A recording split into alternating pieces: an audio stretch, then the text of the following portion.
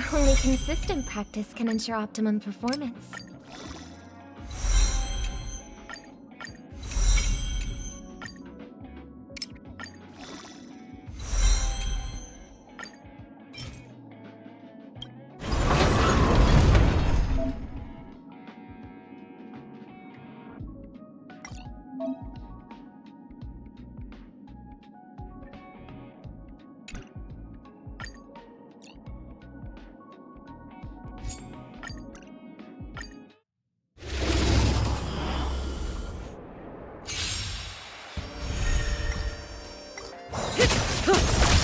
Ill tidings manifest. Eternal. All will be swept away by the wind. Relax. Time to say bye. Boom.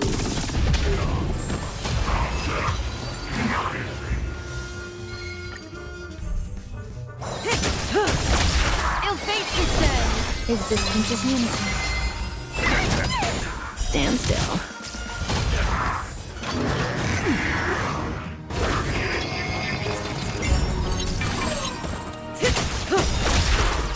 Time to say bye.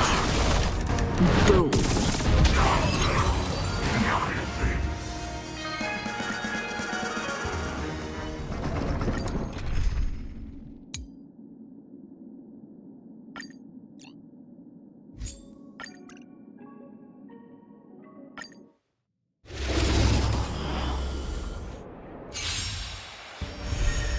Lend me your strength. Still waters uplifted. I weep for the departed. It gives a fall.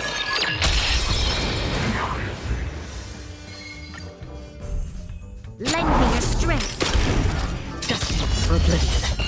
Ready for another? Netmark festival. Time for a good old counterattack. I weep for the departed.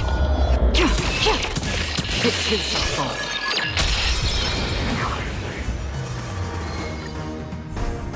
Lend me your strength. Still waters uplifted. I weep for the departed. It gives a fall.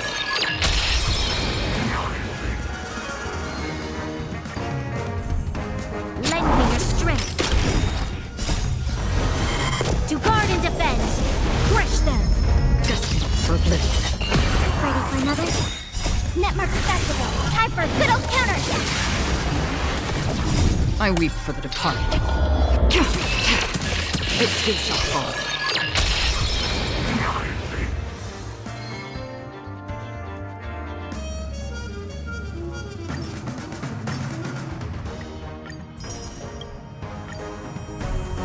Lend me your strength.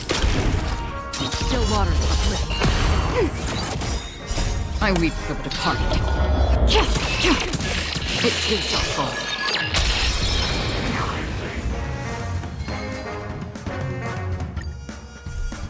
Lend me your strength. Destined for oblivion. Ready for another?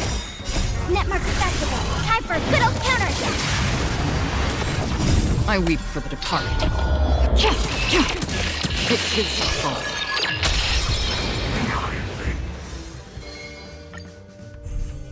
Lend me your strength. Still waters uplifted. I weep for the departed. It gives a fall.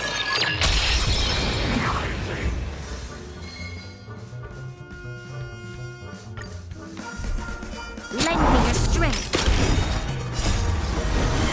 To guard and defend. Crush them. Destined for oblivion. Ready for another? Netmark festival. Time for a good old counterattack. I weep for the departed. It gives a fall.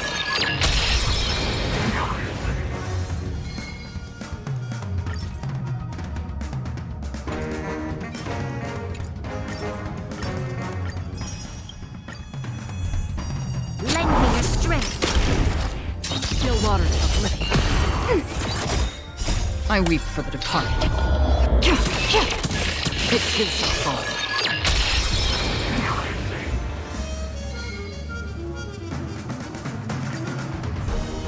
Lend me your strength. for oblivion. Ready for another? Netmark Festival. Time for a good old counter. I weep for the departed. It too shall fall.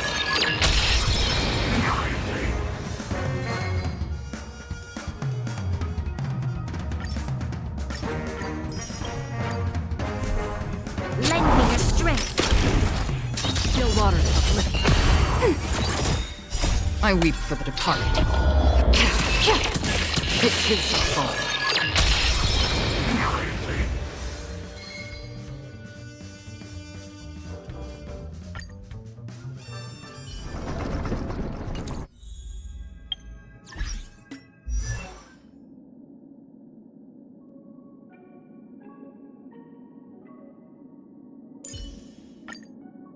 Only consistent practice can ensure optimum performance.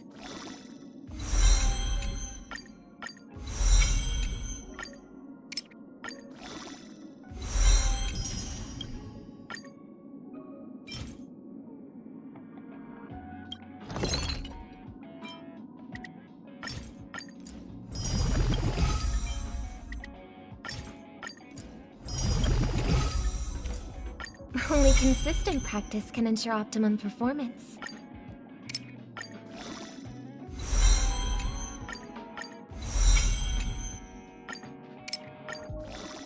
Everything is ready.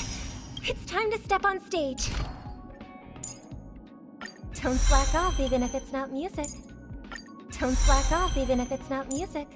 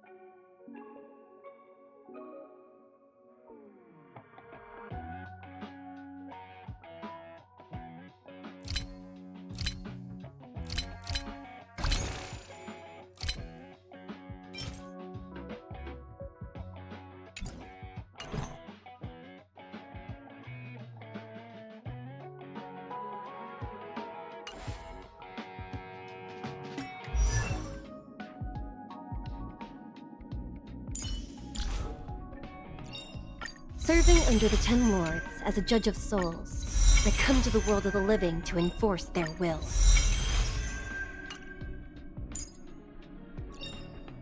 In the obscure prophecy of Dream, a star from the heavens has enlightened my path.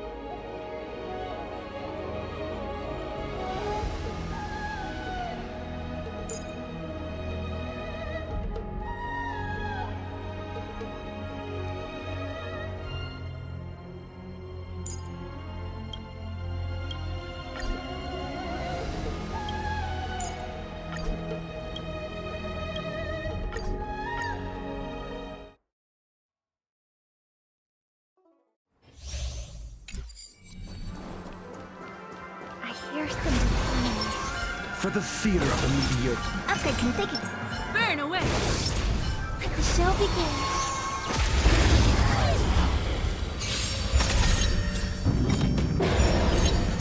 Still together.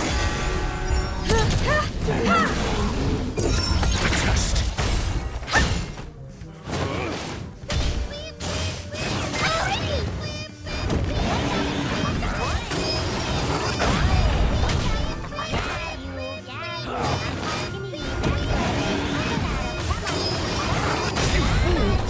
Knowledge, the measure of truth, and falsehood.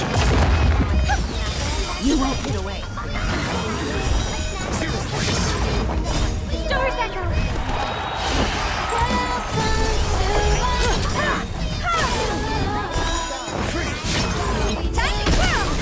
You won't get away.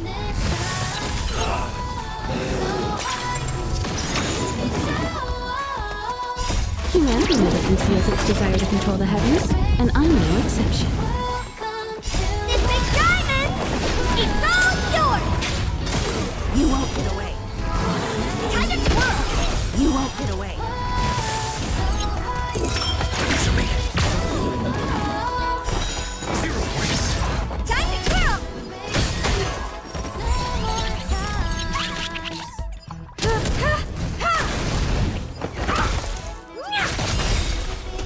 This big diamond, it's all yours. You won't get away. Time to twirl. Humanity never conceals its desire to control the heavens, and I'm no exception. Knowledge, the measure of truth, and falsehood. Time to twirl.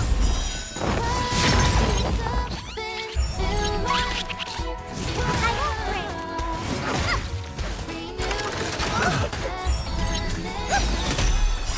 Stars echo.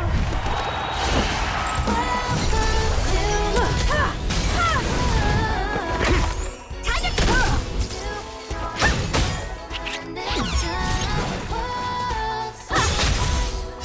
Humanity never conceals its desire to control the heavens, and I'm no exception. Test. 0 points. Time to twirl. This big diamond, it's all yours. Knowledge, the measure of truth, and falsehood. Time to twirl.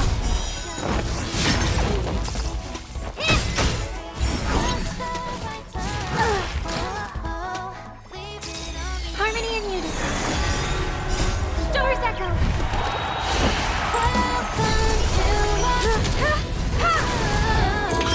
Answer me. 0 points.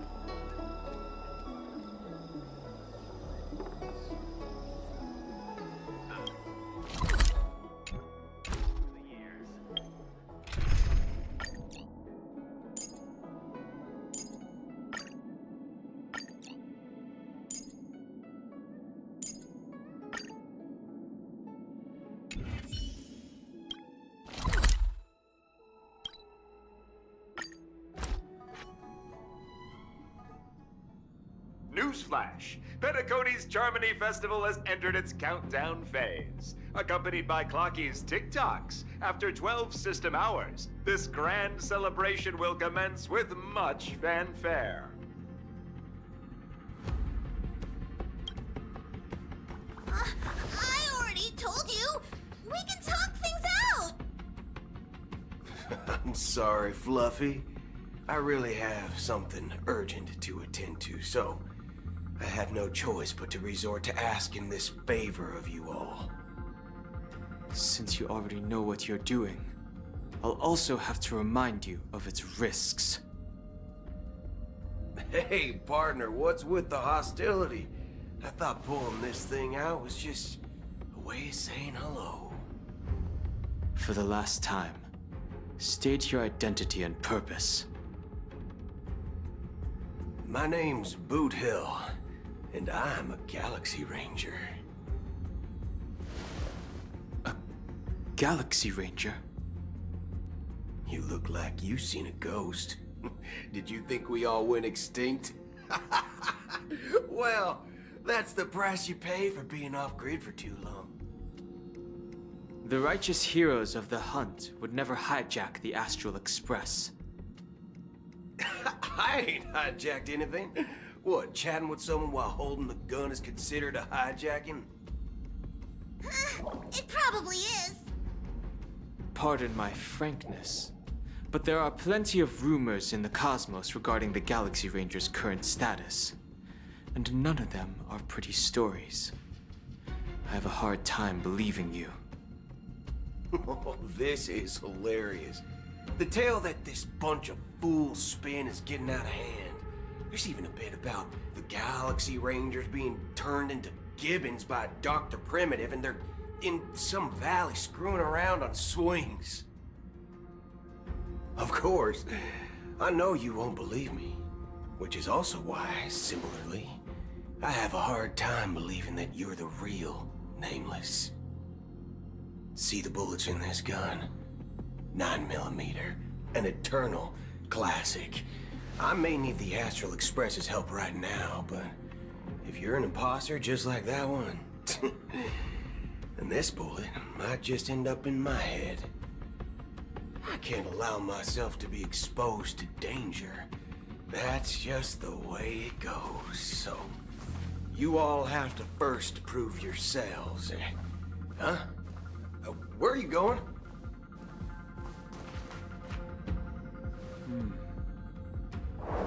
Recognize this?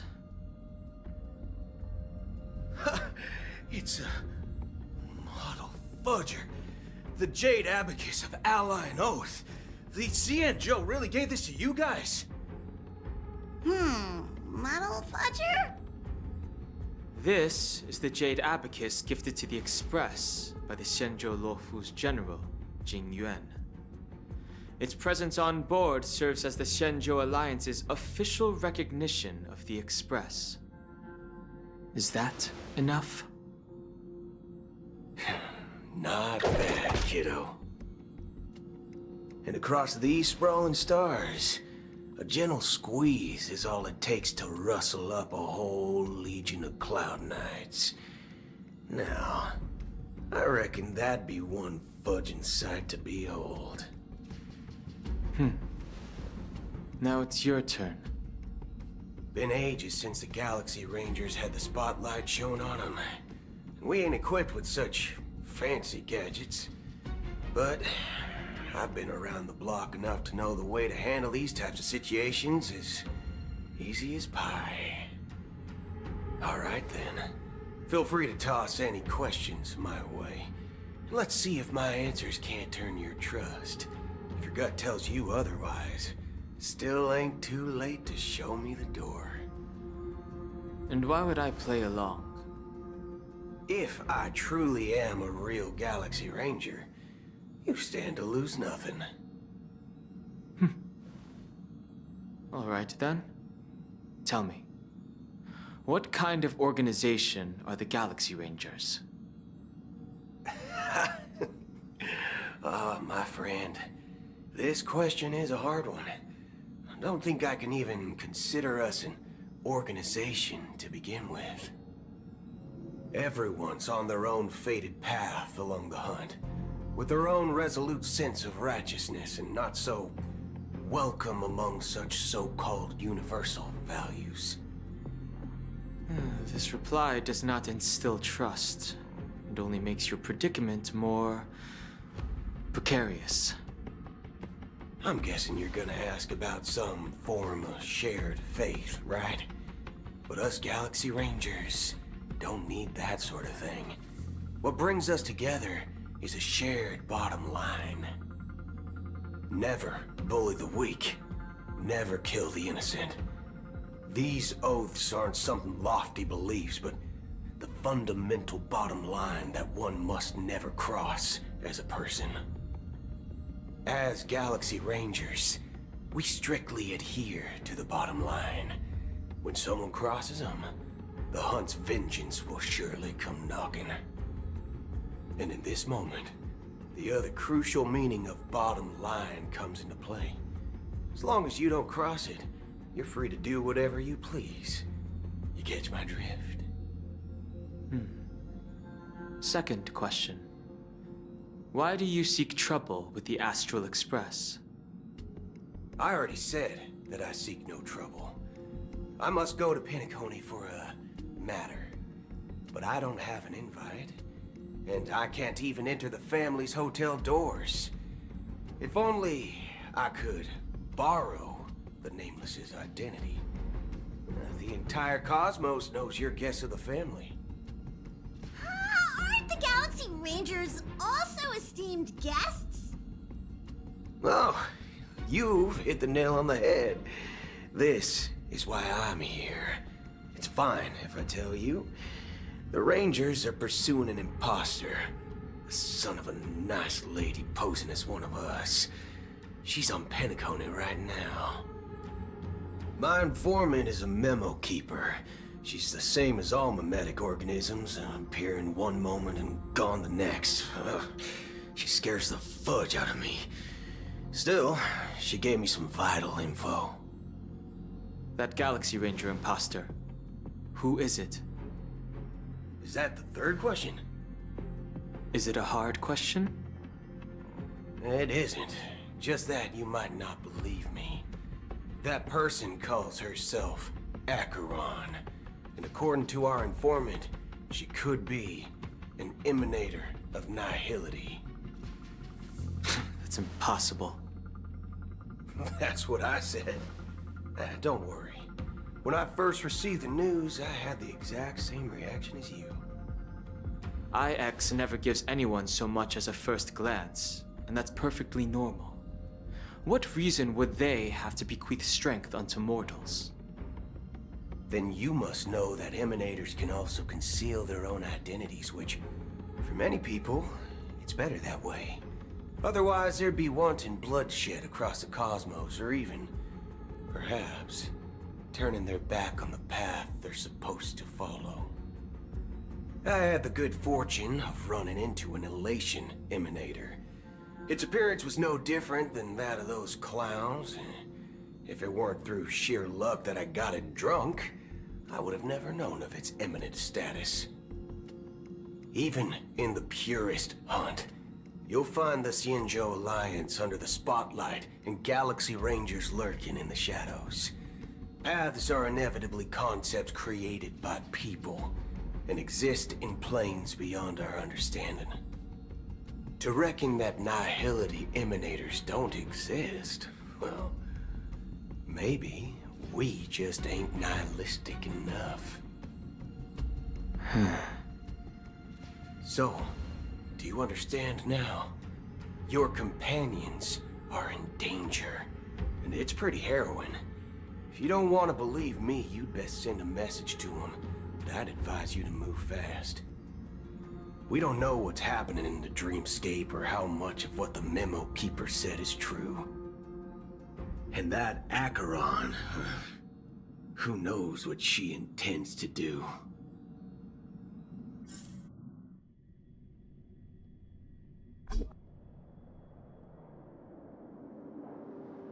I don't intend to do anything. That's not up to you. Did you know? People who come to the land of dreams for the first time, they'll subconsciously stop to reaffirm that they're still walking on solid ground. And then they will unanimously raise their heads to gaze at the sky. Be it reality or dream, staring at the sky is instinctual for humanity. Since the day that the golden hour was completed, it's always been there, watching over every single night of decadence. But now this night sky has been mercilessly severed, dyed with the mist of nihility. And this whole event happened within the course of a single slash of a blade. A single slash of a blade isn't really accurate. It was actually 2 blades, just that the second one was faster. That's not the point. Many guests who weren't supposed to be invited have gathered at this banquet. Even if the harmony is all-embracing, I have no choice but to show some of them the door. For the sake of Penacony and the peace. The planet of festivities has no place for you, a puppet of nihility. Those who live in the shadows do not bear the right to tread the illuminated stage. Speaking of living in the shadows, there's probably not much difference between us. It's only polite to reveal your true self, at least when speaking to others. Penacony's Dream Master.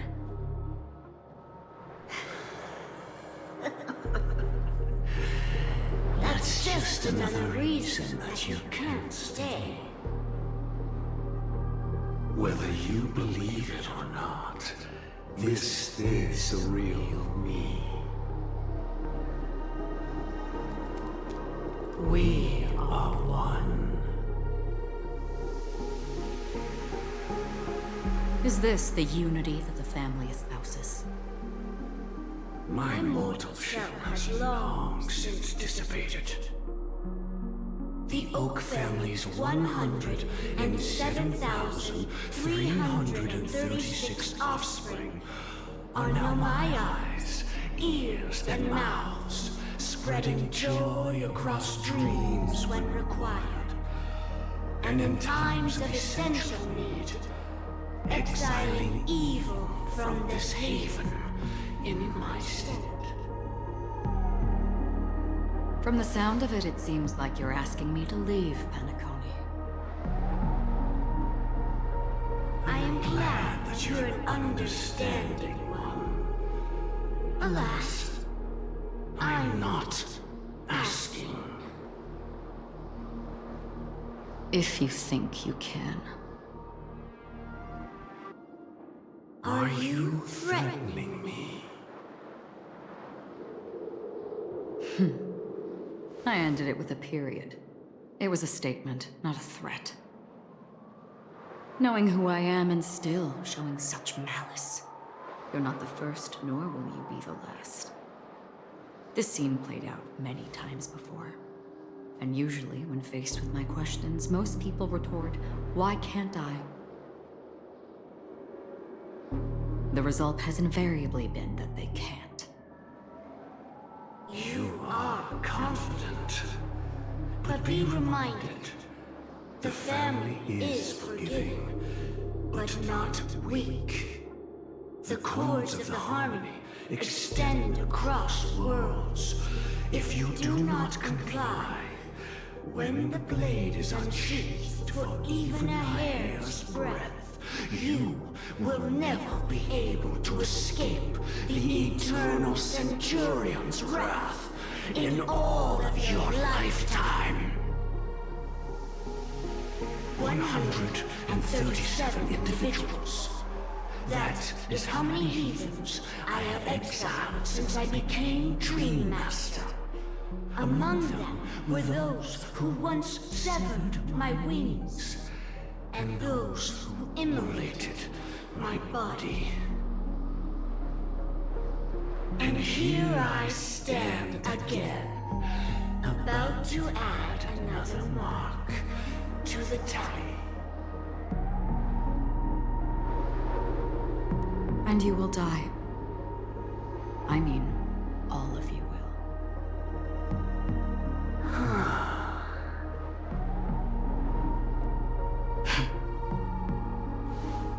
But that won't come to pass. I'll do as you ask. I'll leave. A wise choice. I wasn't aware there was a choice. To you, that surely is the only option. Please bear in mind, you and Penacony are of different worlds. Those born on the far bank cannot seek solace across the river. Leave and never return. The radiance of the planet of festivities is overwhelmingly bright, luring in tricksters, wrongdoers, and criminals. But even the harmony itself will never welcome the self-annihilator of nihility. And even more so, when this self-annihilator heralds the destruction of everything. Your strength is obviously a gift of the sleeping and shapeless, immeasurable and fathomless, like a tributary spawned from the abyss that brings death and sin to all. Acheron, a befitting name. Take it from someone on the other side of your so-called river. You know better than I do that Penacony has already deviated from the harmony. Whatever your intentions may be, I foresee only one outcome. Its future holds nothing but nihility. Just like all the worlds that have drowned in their shadow.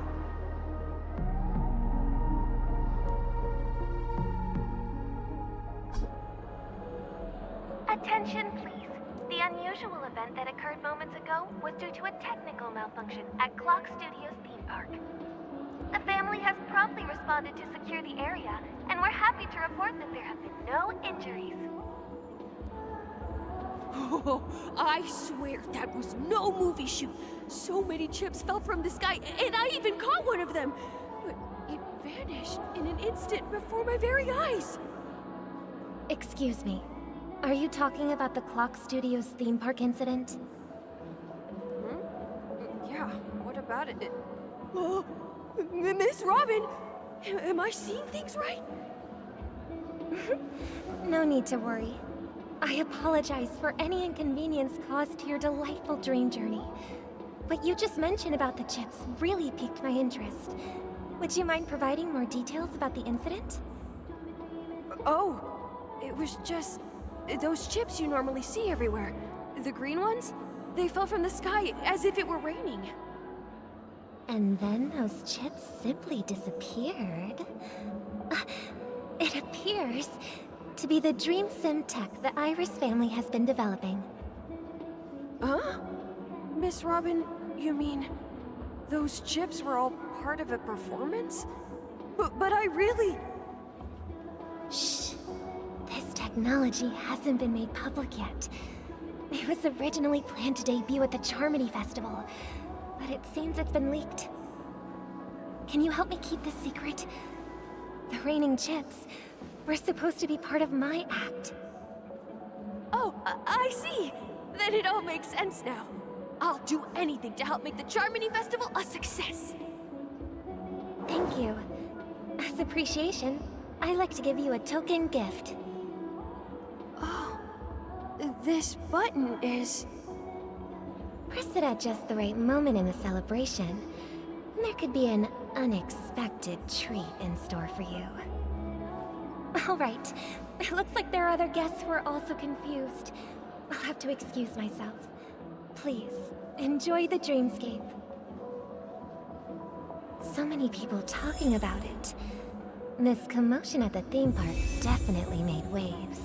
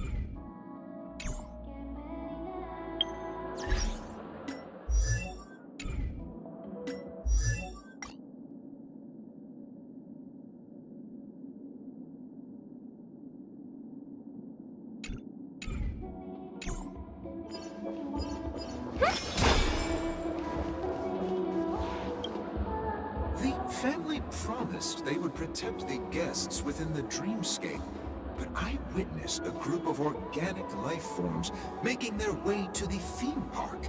And soon after, a rip tore through the sky, and black rain started leaking out of the void. The family needs to provide a reasonable explanation, or I'll take my loved ones and return to reality. I thought the dreamscape was supposed to be a paradise. If it's not, then there's no point staying here. It appears the good sir has seen many great events. And it's true that an uninvited guest has unexpectedly entered the dreamscape. However, their target is not the ordinary guests, but the ambassadors of the IPC.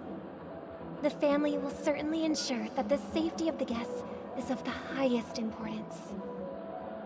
Miss Robin, I know the Bloodhound family has already sealed off the theme park and has control over the situation, but it won't resolve the problem.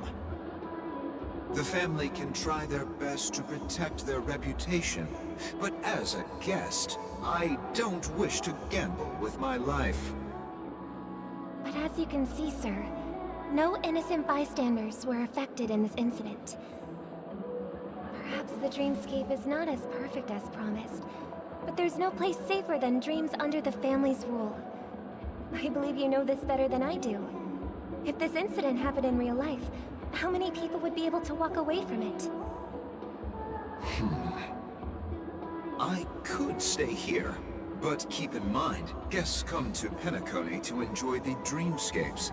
They do not wish to be entangled in a conflict between the family and the IPC, so let's not have any more unnecessary incidents. Of course. With the Charmony Festival about to commence, we will spare no effort in our preparations. Rest assured. To express our apologies, the family has arranged this gift for the guests. Thank you for understanding.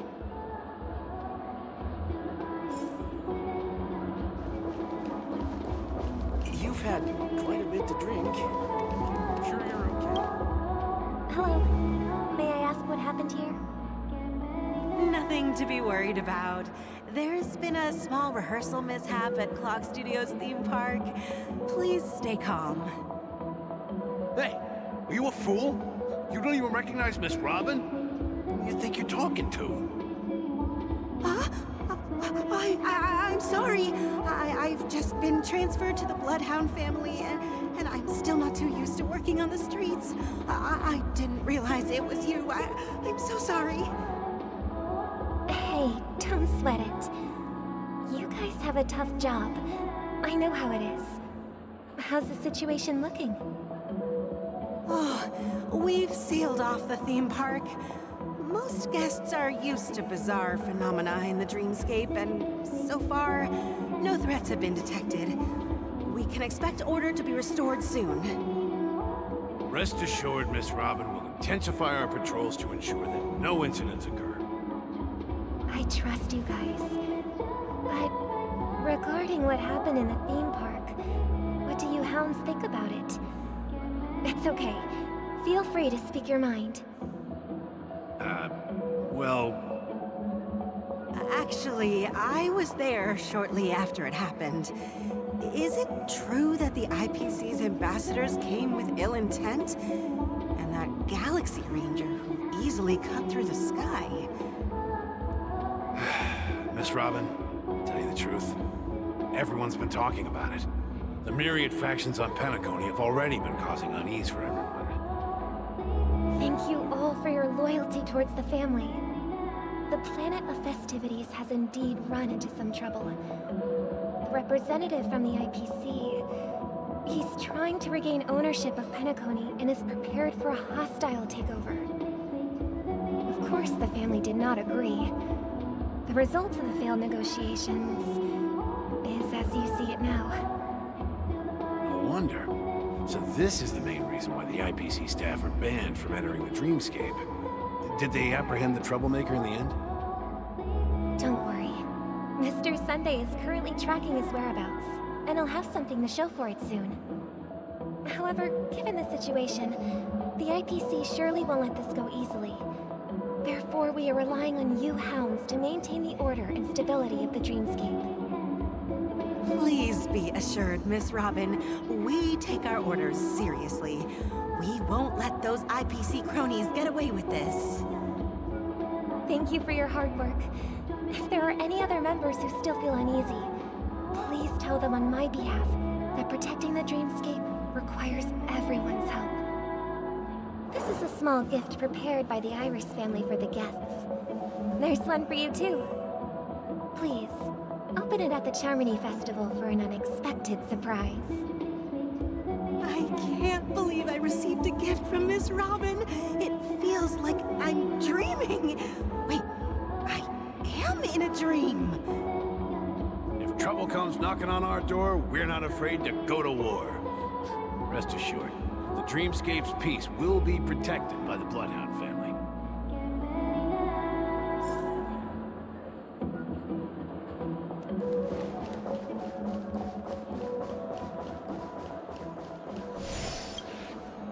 Miss Robin? That's the renowned cosmic superstar, Miss Robin! I didn't expect to meet a fan here. I'm honored. Welcome to Penacony, a world filled with wonderful dreams. I can't believe I'm actually meeting the real Robin! Shouldn't you be preparing for the Charmony Festival? Preparation is important, but the ceremony is fundamentally about sharing the Great One's harmony with everyone. If there's a chance to sing with everyone, I will not refuse. Regarding the recent mishap, I understand it negatively impacted some of our guests. As a member of the family, it's only right for me to come forward and offer my apologies to everyone. But, are you sure it was actually a mishap? Everyone saw those chips descending like rain and the red light tearing through the sky. Claiming it was merely special effects seems a bit far-fetched. Plus, I met that generous gentleman. He looked really out of it and kept talking to himself. Is this also part of the performance? Everyone, please do not panic. I believe that the family will give everyone a satisfactory answer in due time. Even if you say so, Miss Robin, it's hard to believe. Some people just never listen, do they? It's never ending. It just goes on and on. I'm getting really tired of this. Miss Robin? Still, I suppose I should keep on helping everyone. I am the epitome of joy, kindness, and goodness, after all. Huh? What was I just doing? And, who might you be, miss? Here, take this, little guest. This gift has been specially prepared for you by the family. Make sure to take good care of it until the opening of the Charmony Festival. Then, when the show reaches its climax, press the button together with the others around you. You never know. Something very exciting might happen.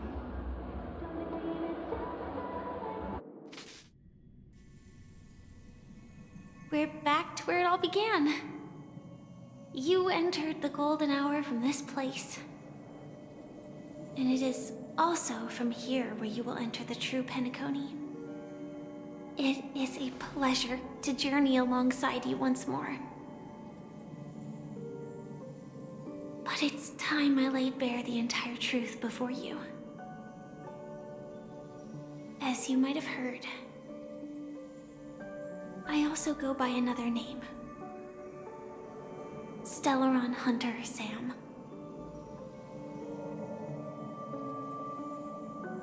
I'm fine.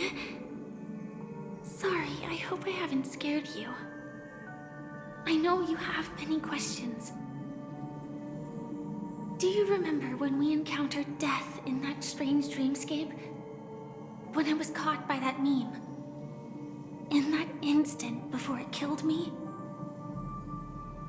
I saw the reflection of another dreamscape in its ghastly pupils. So, following the clues in the script, I came up with some theories about the meme. That's why I instructed Silverwolf to issue invitations, drawing everyone to the Dreams Hotel. I intended to call upon death before you arrived, to solve the riddle using more direct means, and then invite you to join. However, contrary to my wishes, I couldn't defy the script. And I didn't get a chance to explain it to you. It is how you see now. I was impaled by the bladed wings of death. The heavy pressure of concentrated memoria miasma exploded in my mind as if it was actually reality. But after the momentary numbness subsided, I found that my body was absolutely unscathed. I was still alive. And it was just as I thought. I had arrived at a place starkly different from this beautiful dream. Beneath the dreamscape of Penacony lies another, more chaotic, more primal memory zone. Its name? Land of the Exiles. And so, then I returned to the hotel in the dreamscape, hoping to tell you of its existence. Yet I could not reveal my own identity. So, I could only divert your party's attention and lure you away from the battlefield. And after all my attempts proved futile, it wasn't until not long ago when a crimson blade of light shattered the high wall of the dream, causing you all to fall far into the abyssal depths of the dreamscape, that I was able to awaken you and your companions one by one. And that's it. That is all that's happened so far. I know it's tough to believe all this without reservations. I just want to say, you are very close to the final answer. Just one more thing needs to be done. And then I can prove it to you. Now, let's leave this place. Please close your eyes. Take a deep breath and visualize the dreamscape's outline in your heart. And remember, you must not open your eyes at all times. 3, 2, 1. Don't be afraid. The one who has come to greet us has arrived.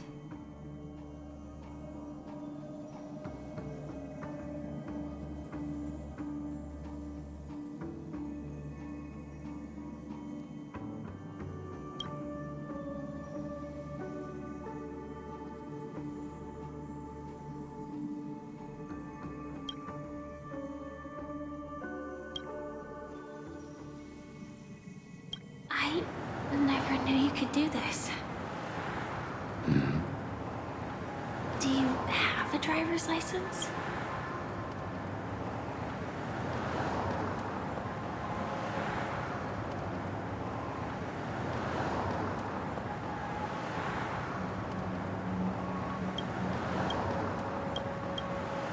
I do. That is surprising. Why? Because this is Japella, the city of sins? No, it's nothing. I'm just thinking that you haven't slept in 20 system hours. Are you sure you're okay? I'm fine. I'll survive. Same goes for you. I'm not so sure about that. Slow down a bit. Infiltration is over. Feel free to activate Sam anytime you like. There's still some time before the next part of the script unfolds. Let me stay a little longer in this body.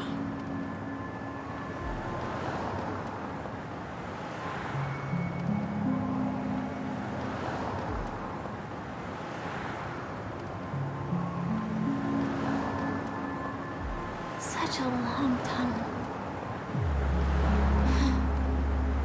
Didn't feel this long when I set off. In half a system hour, it will lead us to Kafka. And then comes the downfall of the Japella Brotherhood. Is that also part of the script? It's in your script too. Sorry. I didn't notice. Their destiny won't change just because of your selective ignorance. I told you before, it's a bad habit. What about you then? Is this the moment you finally find the death you've been looking for? As always, it's a blank slate. It's not on this planet. Why the sudden inquiry? Because I'm currently in a car with a sleep-deprived driver. I just want to get there in one piece. This car has full self-driving capabilities. I'll just put my hand on the steering wheel. Will that do? Hey, don't take everything so seriously. Elio would always say there's only one type of destiny. The inescapable type. He can see the future, and we, likewise, are aware of our predetermined end. But before that moment arrives, we can still choose what we do. But we all have this right, don't we? After today, Japella's name will disappear from cosmic history, and the Everflame Mansion will take its place. In the not-too-distant future, you'll receive an invitation. That's your next stop. Land of the Dreams. Penacony. I hope you find whatever you seek there. Be it answers or salvation.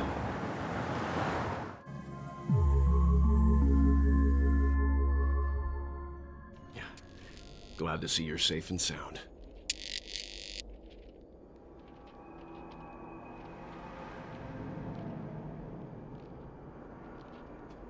Close your eyes. This is the answer. Isn't it incredible?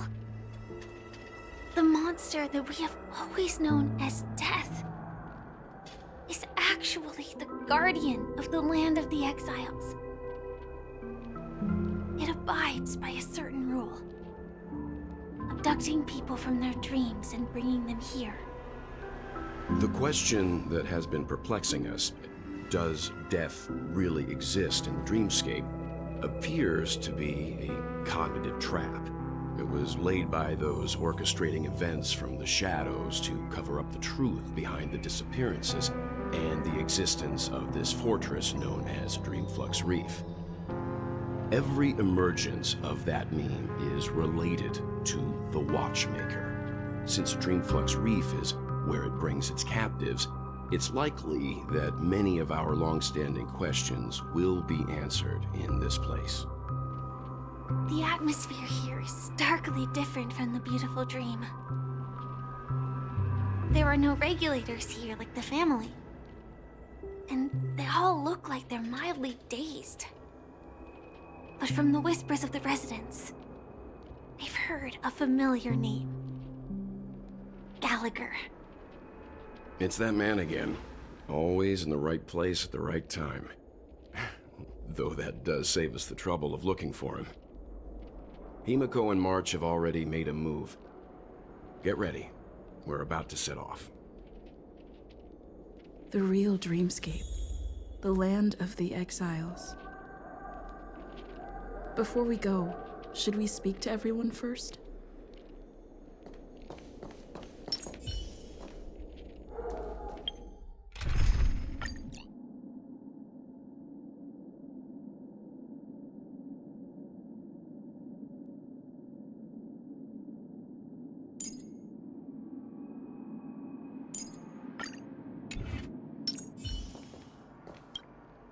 I'm really sorry for waiting until now to tell you everything.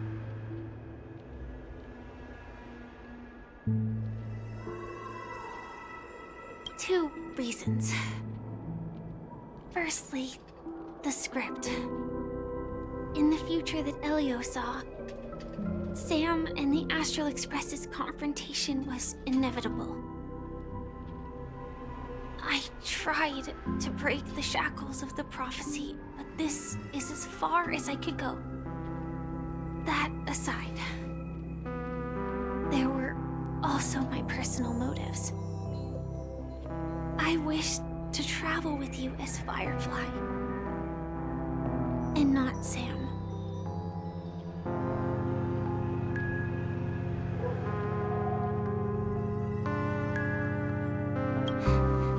Thank you. Elio only gave me one instruction. Allow the Astral Express to pursue the Grand Legacy. It means that the Watchmaker's legacy holds great significance to trailblazing. And to you. Elio's scripts used to revolve and expand around certain specific Stellarons. But with your appearance, this condition has apparently ceased to be appropriate. Perhaps he also saw the impossible in the future. Do you still remember that medical cabin I told you about? Well, that's Sam. It belongs to the Iron Cavalry of Glamoth's Firmament Frontline. A Firefly Type 4 tactical heavy assault mech. It is the cradle of my vitality. And the meaning of my birth. And for the longest time it was how I should have looked to the rest of the world. The timescale of Dreamflux Reef differs from reality, so we mustn't lower our guard. You're sensitive to Memoria. A slight misstep, and you you could get lost in this memory zone.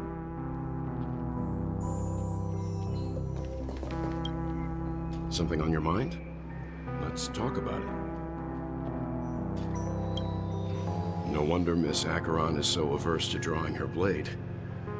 It's hard to imagine such terrifying power could reside in an ordinary sheath. If it weren't for the fact that Aventurine's power originated from the preservation, the entire dreamscape would have been affected. Don't feel burdened by this.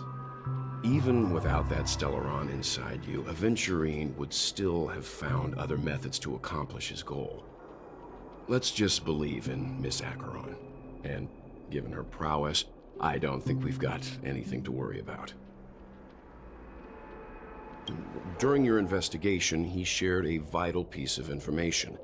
Mikhail, the former watchmaker who collaborated with the family to construct the Penacony we're familiar with today, had a falling out with the family for specific reasons. But this is precisely where the problem lies. You were clearly investigating a murder, so then why, as a security officer, is he changing the subject to talk about his past with the watchmaker? And now, with Firefly mentioning his name again, it's hard not to be suspicious. Before we found you, she'd already revealed her Stellaron Hunter identity and shared a lot of information. Who would have thought that the Molten Knight's true identity was actually a young girl? For her, this is a secret that she cannot allow others to know. That being the case, I think we can believe she's willing to cooperate. But she didn't reveal all her secrets. I just can't shake the feeling that her situation is different from that of the typical dreamer. And I hope that doesn't lead to any dangerous predicaments. I hope you've regained a little composure. We'll move out when you're ready.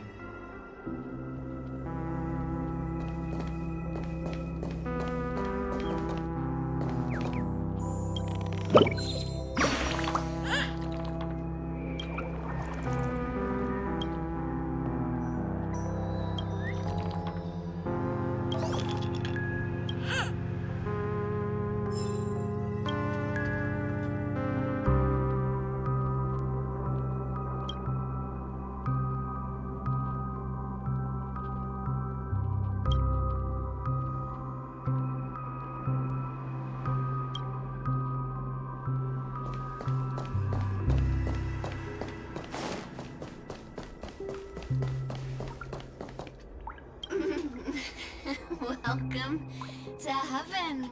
Dreams, true or false, all are ephemeral. Might as well drink more Soul Glad instead.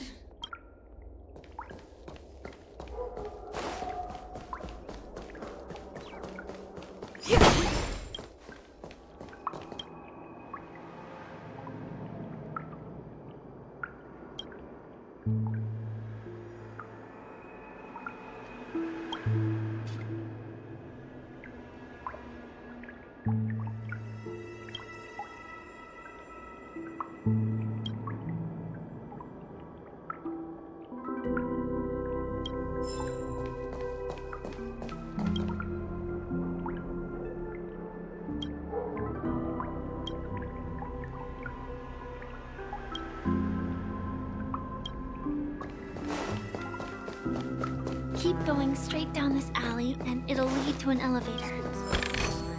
It'll take us to the center of the land of the exiles.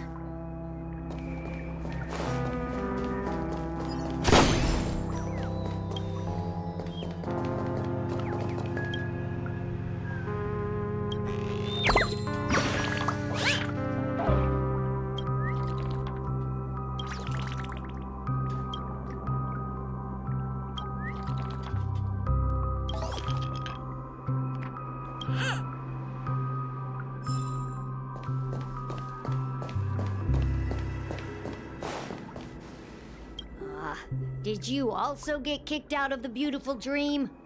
I want to go back. But then I don't want to go back. Tell me what I should do. I don't know what to do.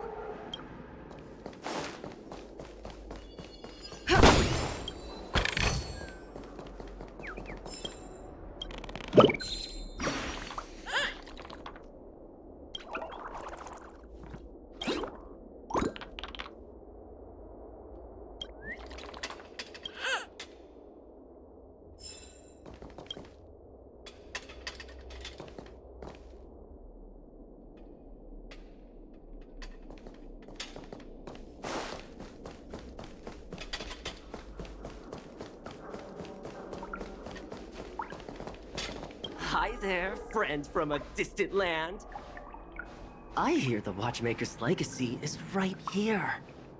Let's say we go treasure hunting.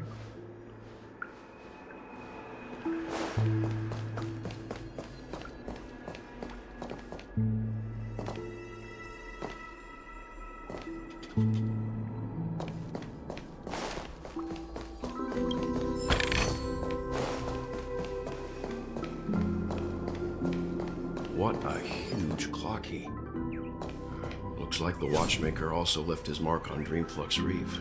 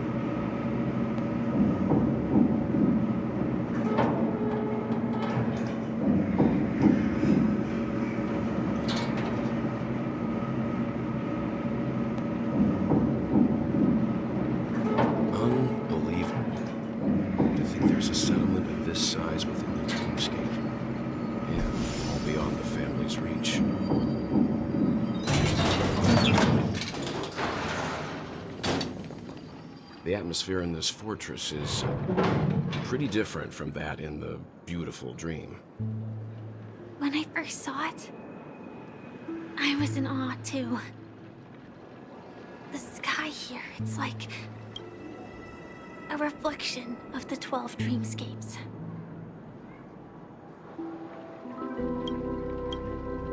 What's even more bizarre is that this place is also separated into trade and residential areas. The layout may be simple, but the facilities are very comprehensive. It seems that there are quite a number of people living here. Though both dreamscapes have distinct styles, the architectural designs are quite similar. Works of the same hand, perhaps.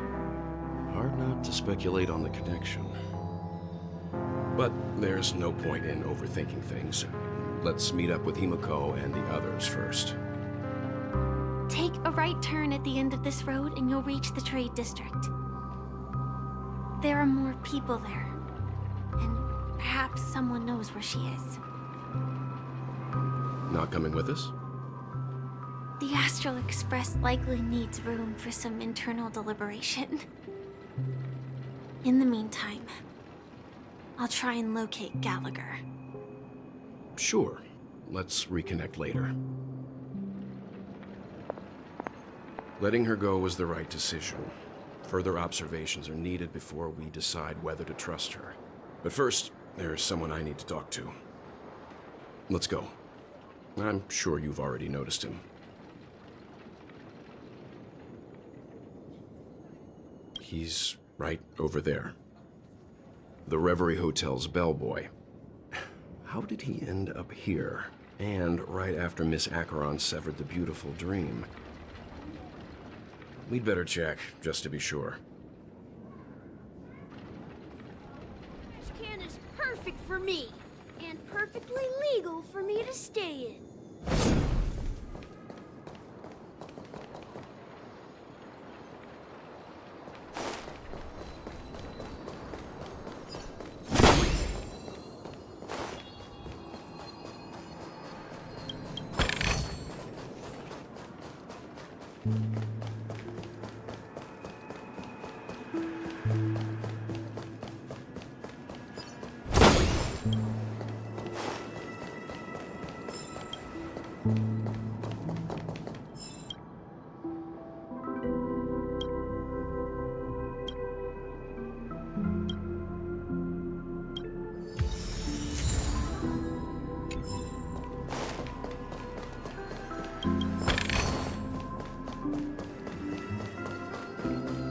Let's see how you handle a stroke of genius like this.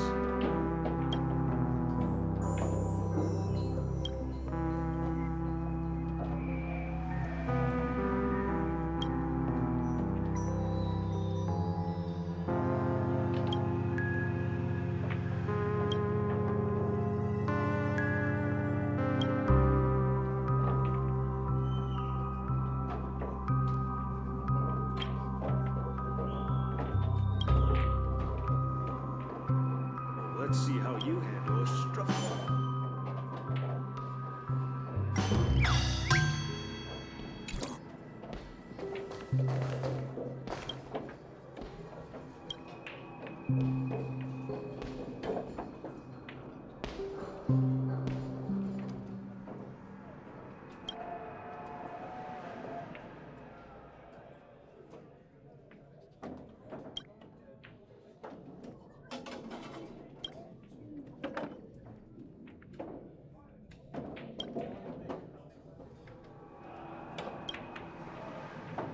A stroke of genius like this.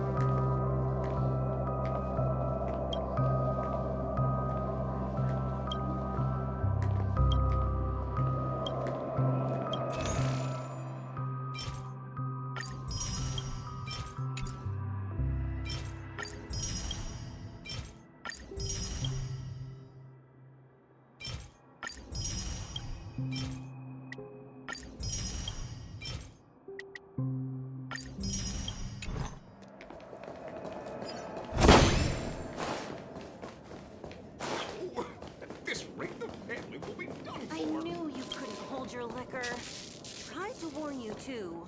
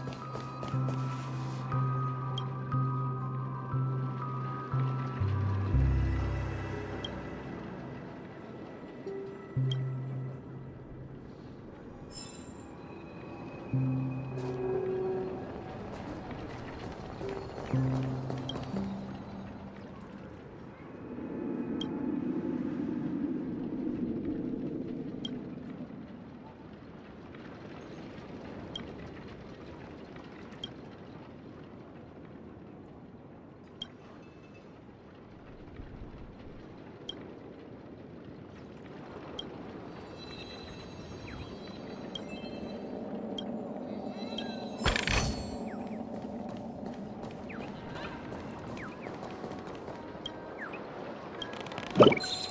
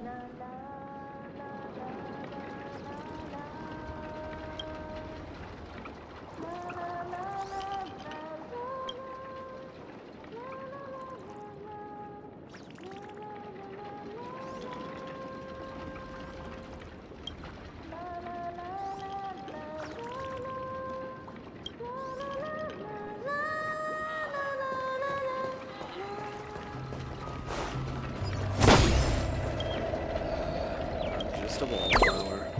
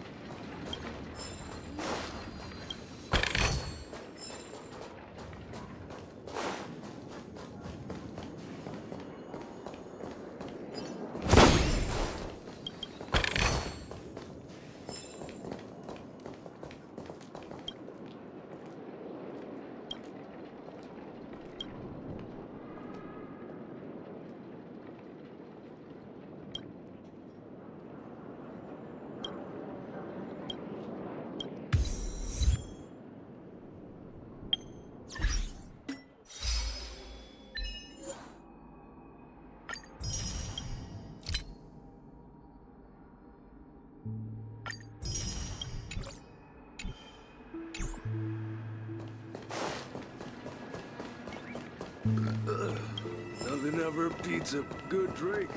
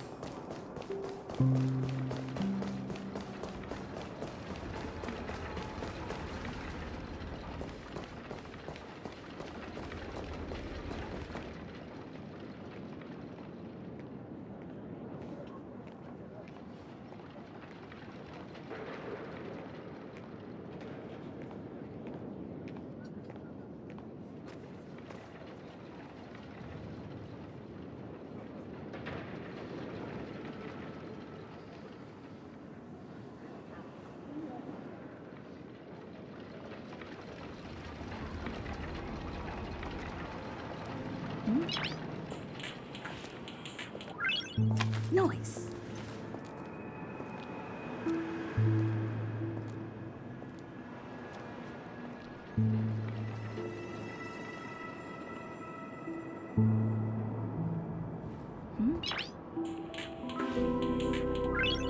Noise.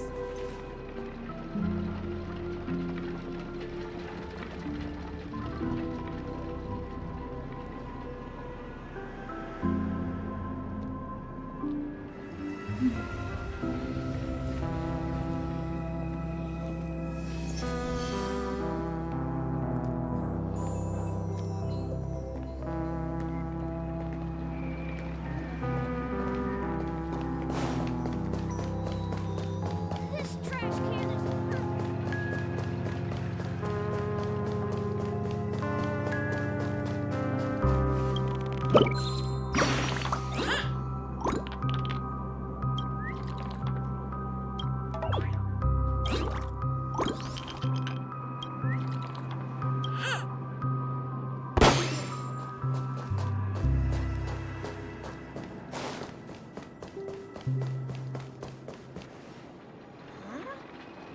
You were the guest from before. We meet again! And a new friend. Forgot to introduce myself. I'm the hotel's bellboy, Misha. Hello, Misha. I'm Welt. We met in a dream. Oh, and who might this be? Tick-tock! Old friend and new friend! Let's high-five!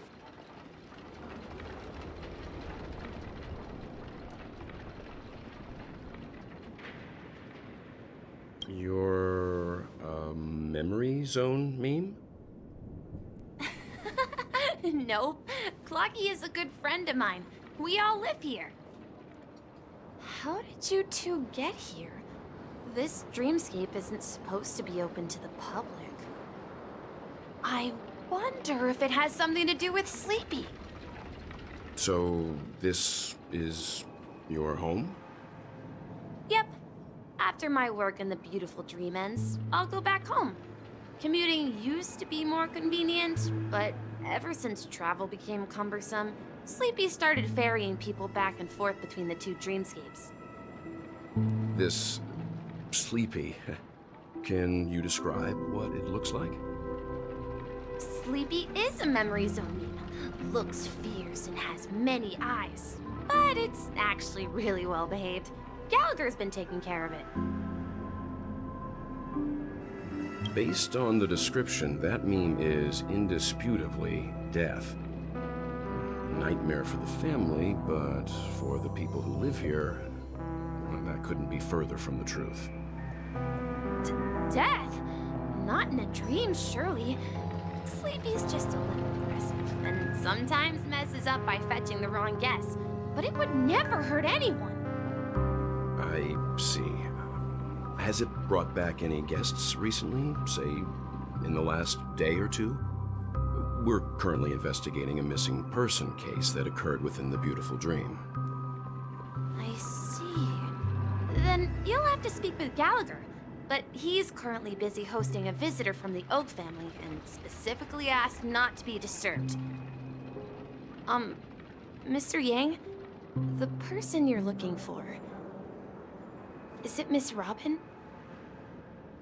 Just as I thought. Considering what happened with Miss Firefly, this doesn't come as a surprise. If you're looking for Miss Robin, I can lead the way. She told me that she'd be willing to meet with outside guests. If it's not too much trouble.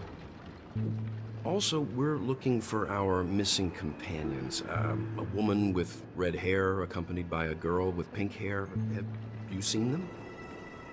Oh, I haven't. But please, rest assured.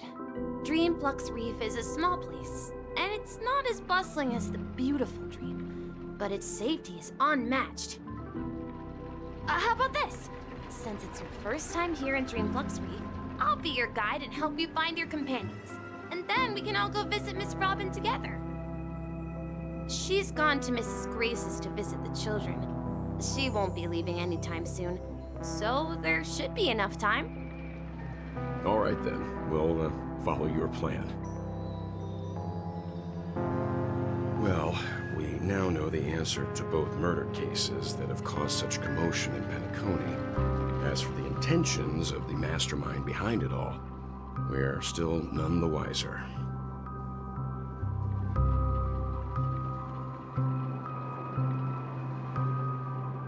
Yes, and I believe their relationship with Gallagher may run deep. Why else would they be so clandestine about their discussion? Regardless, we have to find Gallagher. Say, you mentioned before that you saw Clocky that only you could see, right?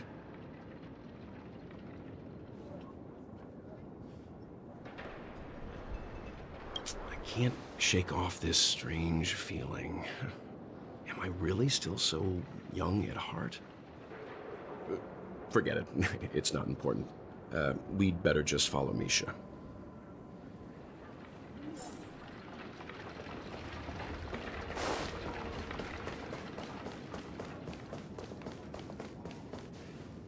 Everyone, look! From here, you can see the most spectacular view of Dreamflux Reef. A black hole? No. An accretion disk formed from consolidated memoria? Was Dreamflux Reef built on such unstable memoria? Oh, so Mr. Yang is also versed in Memoria dynamics. I was just trying to figure out how to explain this huge hole to everyone. I bet you guys have a lot in common with Miss Kami.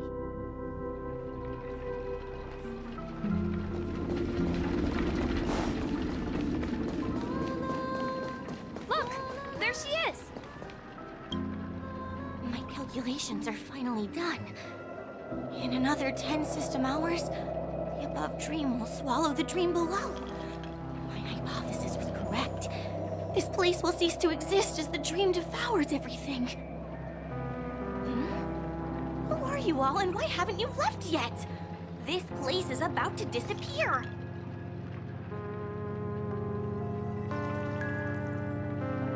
I'm Kami, a dreamscape surveyor specializing in Memoria dynamics, and this is my life's work that I'm researching.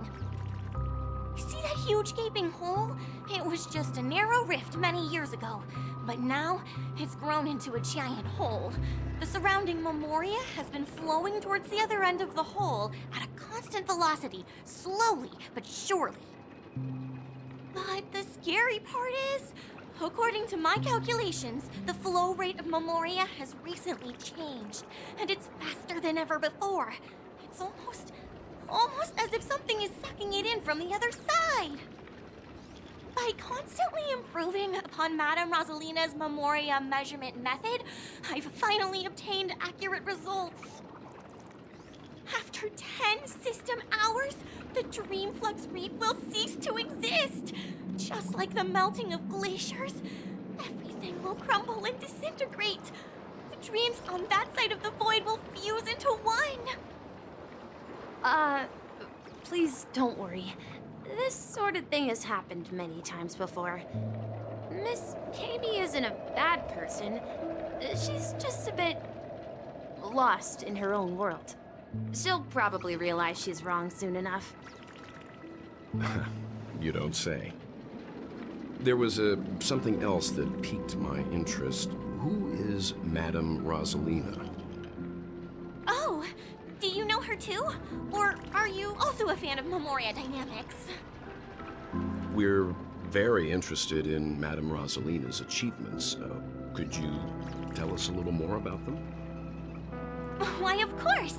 She's an excellent scholar of Memoria Dynamics, and the first person to apply Memoria rate measurement methodology on interstellar travelers. Regrettably, due to the presence of the Garden of Recollection, ordinary people don't pay much attention to the nature of Memoria. She departed this world without much fame, leaving only a few thin journals behind. I came to Penacony to learn more about my idol, and went to great lengths to seek out Dreamflux Reef, all because this is her final resting place. Prodigies always meet their demise prematurely. If only Madame Rosalina had more time, she would have discovered a way to reverse the flow of Memoria. I felt it.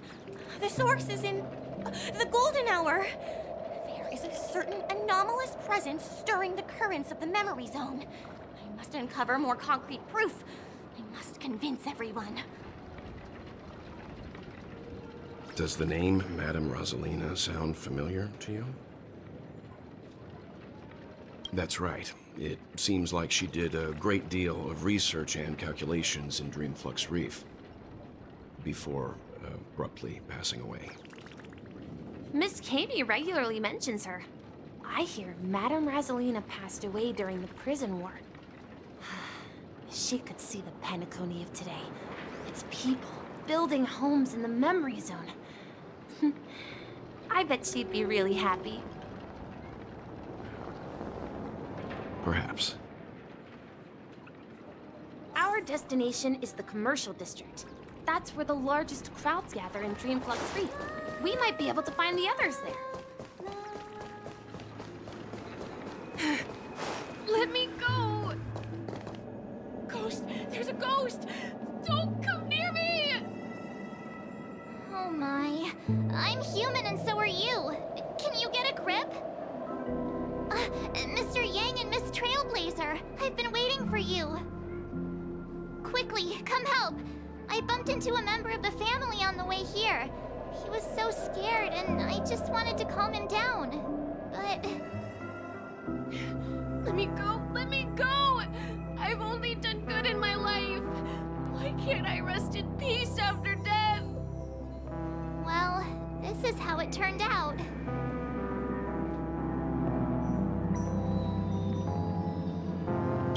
Me? A ghost? Don't make me hit you. He thinks he's dead. Although, when I first fell in, I also thought the same. Dear guest, this is not the afterlife. This is Dreamflux Reef. That's right. Did you hear that? Repeat after me. Dreamflux Reef. You're talking to someone invisible. If I'm not dead, what am I? I shouldn't have pushed my luck and tried sleeping in my dream. Curiosity kills the Papeshi.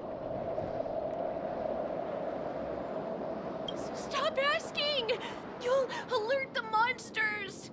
All the dead are right here. All of them! You're not talking about the Memory Zone meme, are you? Don't say that name! It's all your fault. They're coming!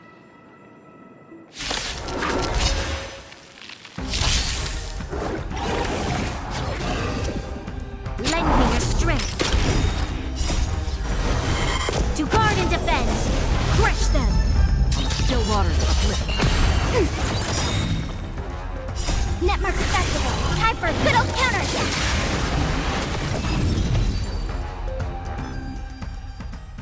He passed out. His intense negative emotions attracted the nearby Memory Zone memes. I see. But why aren't the other people around here scared? Unlike in the Sweet Dream, people here don't see Memory Zone memes as dangerous monsters. And even if they pose a threat, people can easily escape by forcing a wake-up call.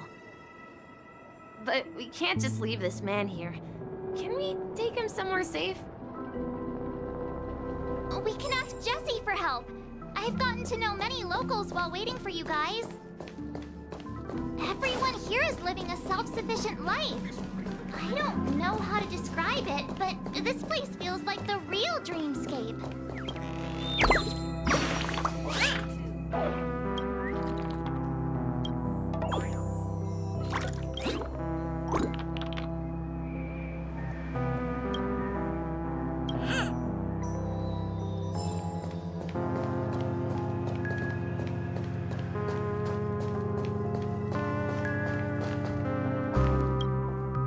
Don't ask where I'm from. A hero's roots don't.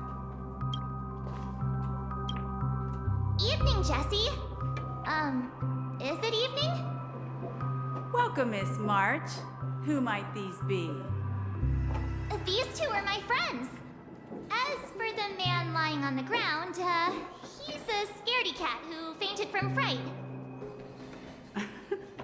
I see. Another poor guy who accidentally ended up here. I'll take care of him. There have been a lot of new faces lately. Things must be tough in the beautiful dream. The few remaining havens of freedom in Asdana will soon face trouble. Do such things often happen here?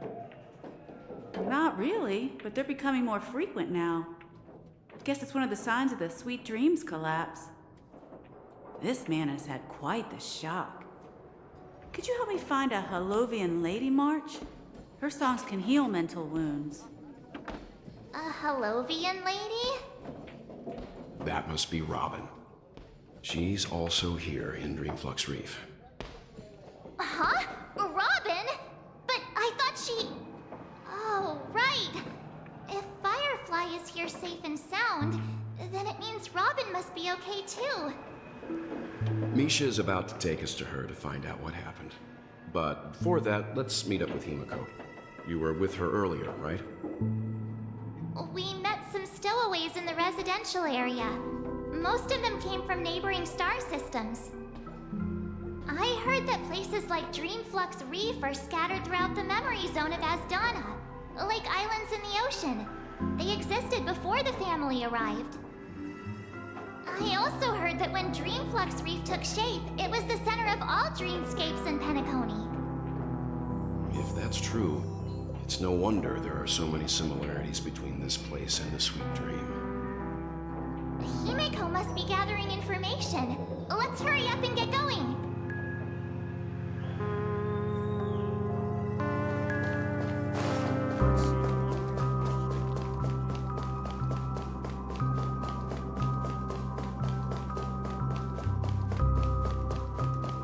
This is where we split up. She can't be too far away. So that's how it is. I never imagined we'd gather the remaining details here. To borrow Gallagher's catchphrase, what an unpredictable twist of fate. Himiko, here they are.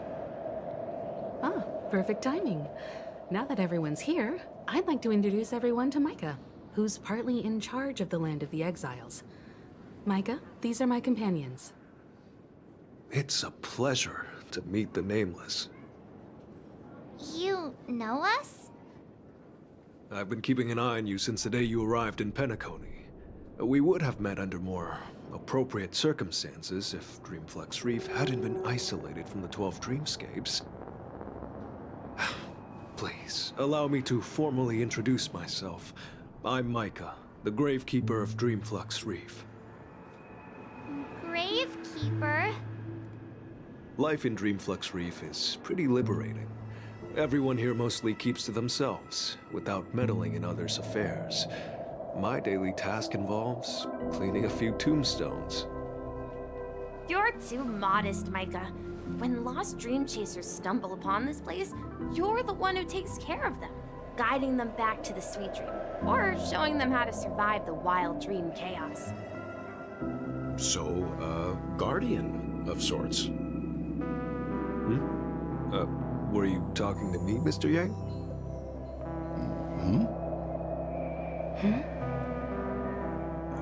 On that note, Mr. Mika, which tombstones are you referring to?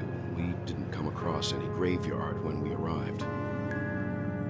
They're actually just symbolic stones. But since you're curious, Mr. Yang, I'll take you there. I have a feeling you might find something of interest there. But before that, you have an important guest joining you. An important guest? Who could it be? This way, please. The roads here in Dreamflux Reef are a bit run down, so watch your step.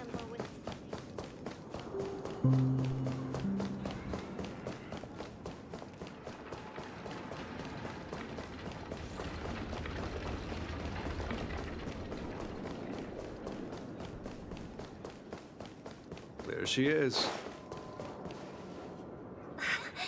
Everyone sang so wonderfully. It's not often that I tried this music style, but I've gained some valuable insights from it. Oh, I can't thank you enough, Robin. Well, these kids have made incredible progress in only a few days. It was nothing, Grace. I merely taught them how to sing. It was you who brought hope into their lives. Life must be quite difficult for them in reality, I imagine. That's right. Whenever it's time to say goodbye to these kids, they're reluctant to leave. But I've explored every corner of Dreamflux Reef, talked to everyone I met, and they all told me the same thing. This shattered dream is not worth clinging to. It seems you truly are a child of the Harmony. Emma and Andy are orphans I took under my wing. Carol there, with her blind eyes, used to work at a nutrition center in the outer ring of Penacony. And as for Gary, he's been living with autism since he was a child. They're not old enough to enter the sweet dream managed by the family. If we compare people to birds, these kids are like fledglings with impaired wings. But in this dream, well, they can fly freely. Even if they stumble along the way, well, they're still relying on their own strength. And me, an old lady with no legs. Well, without this dream, I couldn't even walk toward them. I'm glad that you found a new life here in Penacony. It's just... Don't worry, Robin. Dreams have their significance, but they aren't everything. Both the children and I understand this. No matter how long we fly through this dream, we will one day return to reality. But you know what? Emma and Gary aren't plagued by their insecurities anymore. No, and Carol is learning how to cope with her blindness. And Andy is livelier than ever. Well, even I've become more optimistic. You see, in dreams, we learn how to live. Once we return to reality, we learn how to survive. And should our feathers be damaged, then we share our wings with one another. There's no need to covet an illusory sky in dreams, because we have the right and the ability to fly towards a broader horizon. It's a relief to see you safe and sound, Miss Robin. It's nice to see you all again, Astral Express crew. I heard my disappearance caused quite the commotion out there. I'm really sorry about that. Since you're here, can we assume that you're fully aware of the situation in Penacony? Ever since I returned to Penacony, my voice started to change, until it gradually faded away. At first, I thought it was a temporary ailment, perhaps due to having been away too long. I thought maybe it just takes some time for my body to acclimate to the high concentration of Memoria and Asdana. But now it seems the root of the problem goes way beyond me. There are elements around me that don't align with the harmony. And losing my voice is just one of the signs of the Sweet Dreams collapse. Sweet Dreams collapse. That memo keeper mentioned the same thing. So it's real. While I was away from Penacony, the boundaries of the 12 dreamscapes kept expanding outward.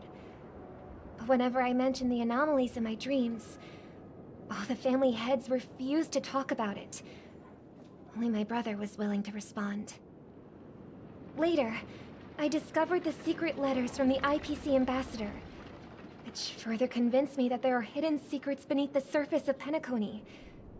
So, following the clues in the Oak family's dossiers, I found my way here. The land of the exiles, concealed by the family under the guise of death. A dream within a dream, where Penacony's past is buried. Hearing you speak, it sounds as if your voice has made somewhat of a recovery. I hate to admit it, but the harmony in this place resonates more broadly than within the Sweet Dream.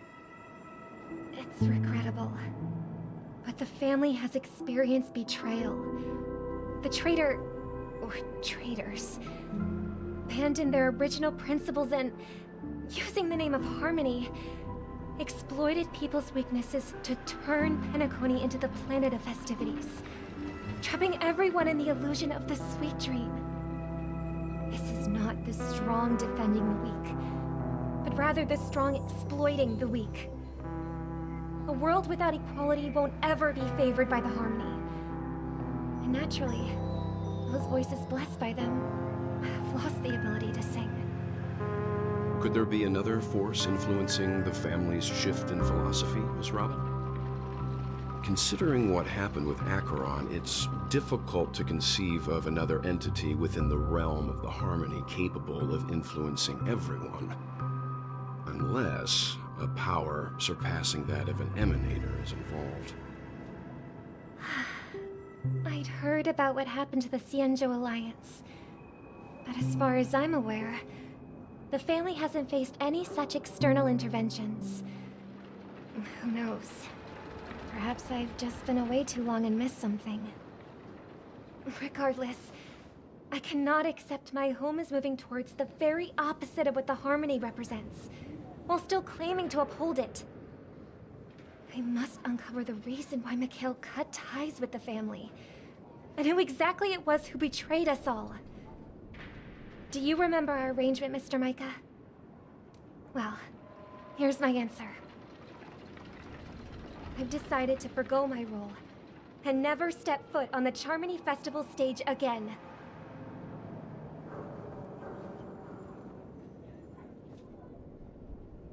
Look here, brother. A little bird.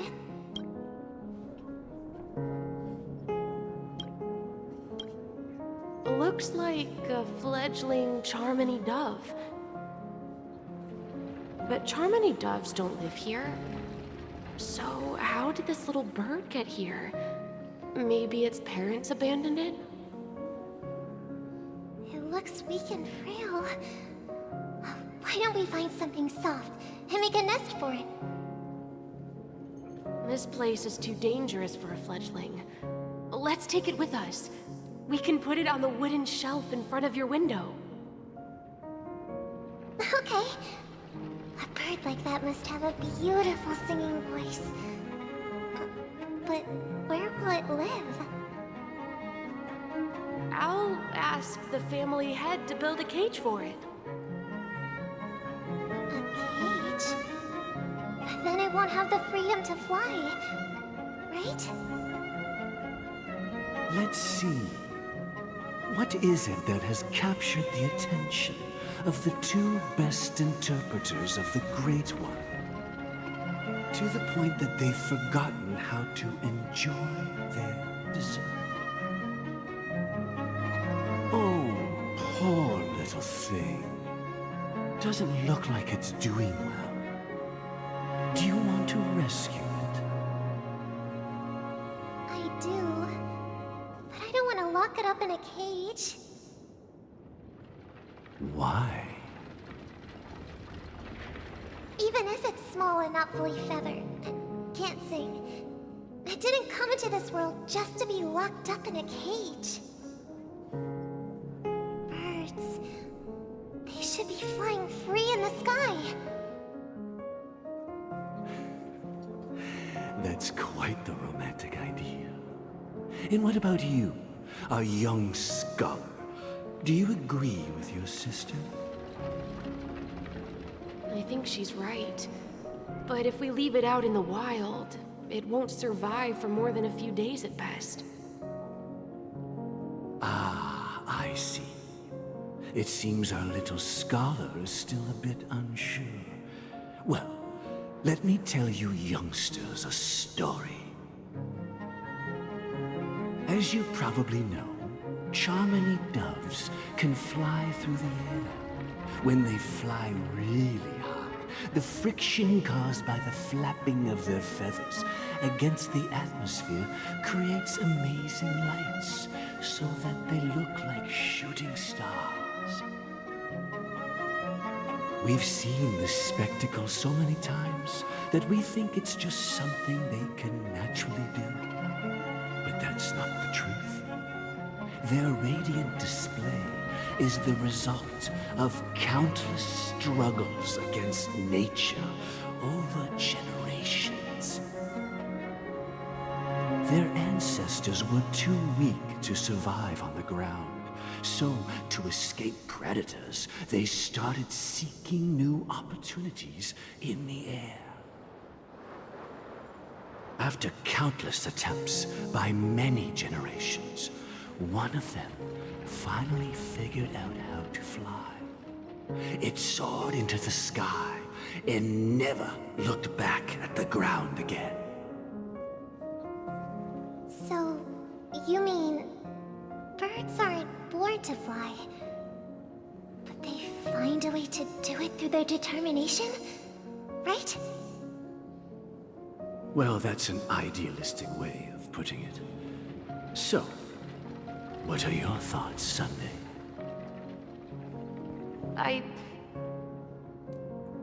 I think people believe birds are meant to fly because they've never seen those birds crashing to their death. That's an interesting perspective. So, have you decided what to do with the bird now? For now, I'll keep it in a cage until it can take care of itself because I want it to live, no matter what. Well said, kids. It seems each of you has found your own answer. Your insights are truly remarkable. And I hope they come true in their own way. We will take good care of it, won't we, brother?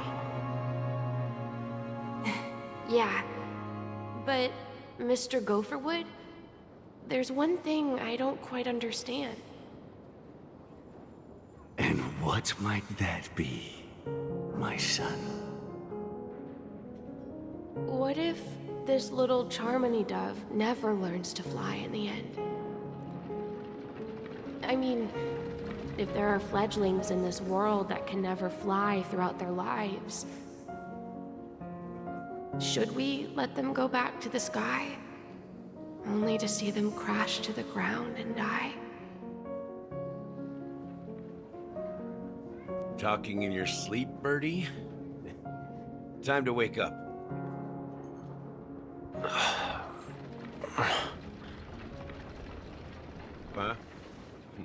Need a hand? I'm still alive? Yeah. Happy about that? Where is Robin? Tell me. Now. I knew that was going to be the first thing you'd ask. Don't worry, your sister is here, safe and sound. She's probably walking around the streets now. If I were you, I'd be more worried about myself. After all, right in front of you is the guy who just stabbed you in the chest with a dagger. If you wanted to kill me, you wouldn't give me the chance to speak. Just tell me your demands, lackey of the Watchmaker. So, you figured out who I am, huh? No wonder you had the guts to go against the Dream Master and the Four Families. Looks like I made the right choice. Choice? You are aware of my plan and see through my act. Time is running out, so let's drop the charades. I'm suggesting we cooperate. Cooperate? What makes you think I'd cooperate with you? The fact that the famous Robin has chosen my side. Plus, some clues about a traitor and a bright future for Penacony. Any of that catch your interest? I find it hard to believe a man who's full of deception. Fine. You don't have to trust me. What you should trust is the sense of justice inside of you. Show me Robin first. All right, as you wish. Here she is. Huh? What's your trick this time? Just kidding. I mean, this lady will lead us to Robin, right? And the crew, too. There are too many people who you owe an explanation. That'd be great. Please follow me, Honorable Oak Family Head. Now, all the actors are on the stage.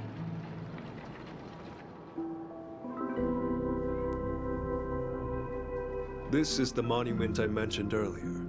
The names inscribed on it should be familiar to all of you. Rosalina and Tiernan. When Penacony was known as a frontier prison, it was the Trailblazers who connected it with the stars.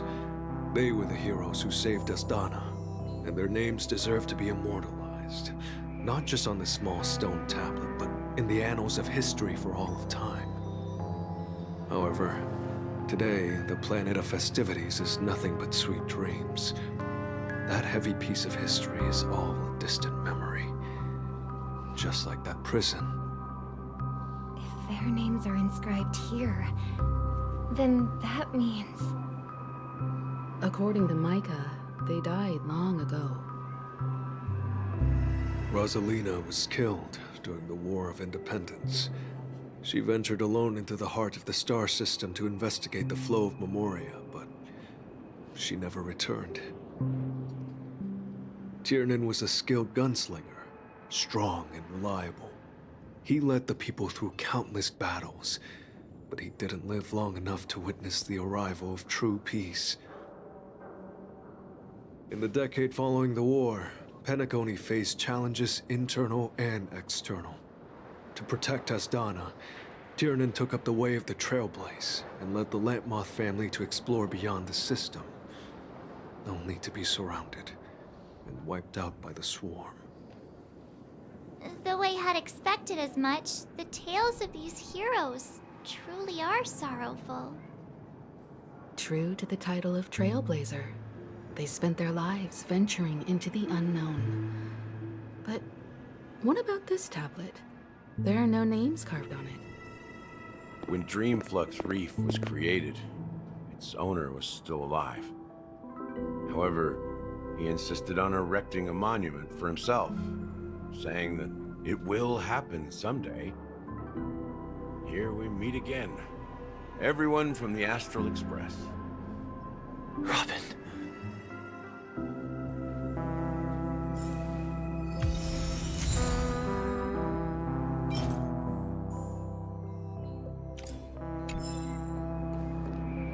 brought Gallagher here. It's time to face the truth. Huh.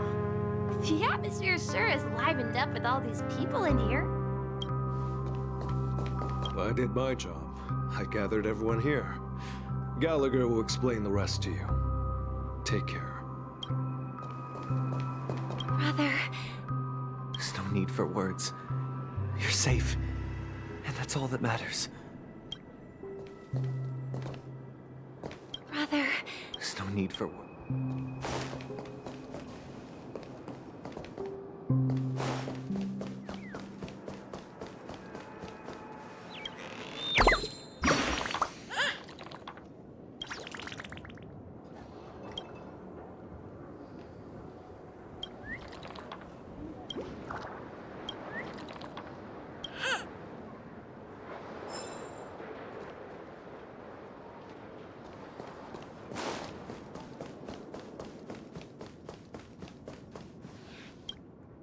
I promised to give the siblings some privacy, so let's talk about our business first. What do you say? That sounds sensible enough. Since you went through the trouble of gathering the family heads, the crew, and the Stellaron hunters, I'm guessing you have something important to say, Mr. Gallagher? Oh? Is it that obvious? The look on your face is practically screaming, I'm the one behind all this. You're right, Mr. Yang. It is indeed time to come clean on everything. The siblings already know what they need to, and they've made their choice. But you, Nameless, arrived a bit late. So it's only fair that I answer your questions. Before we begin, let me reintroduce myself. I'm the founder of Dreamflux Reef, the deputy of the Watchmaker, and the one who sent out that invitation. As Gallagher, the history fictionologist, I humbly extend my greetings to you all. History fictionologist? So what, everything you told us was made up? Well, don't worry. Almost everything I shared was true. Well, except for the part about the family accepting me back. I double-checked with Micah, and everything he said about the family, the Watchmaker, and Mikhail is true. Thank you for your understanding. Now let's get down to business. I'm sure you're all wondering why I went through the trouble of setting up this battle for the legacy, inviting different factions, and stirring up a ruckus all over Penacony. Well, it all boils down to something very familiar to all of you.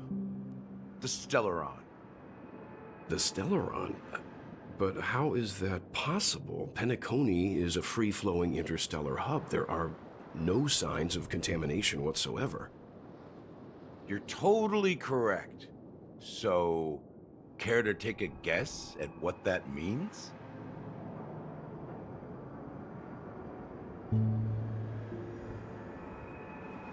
How keen. Well, what should I say? I expected nothing less from the person here who is the most familiar with Stellarons.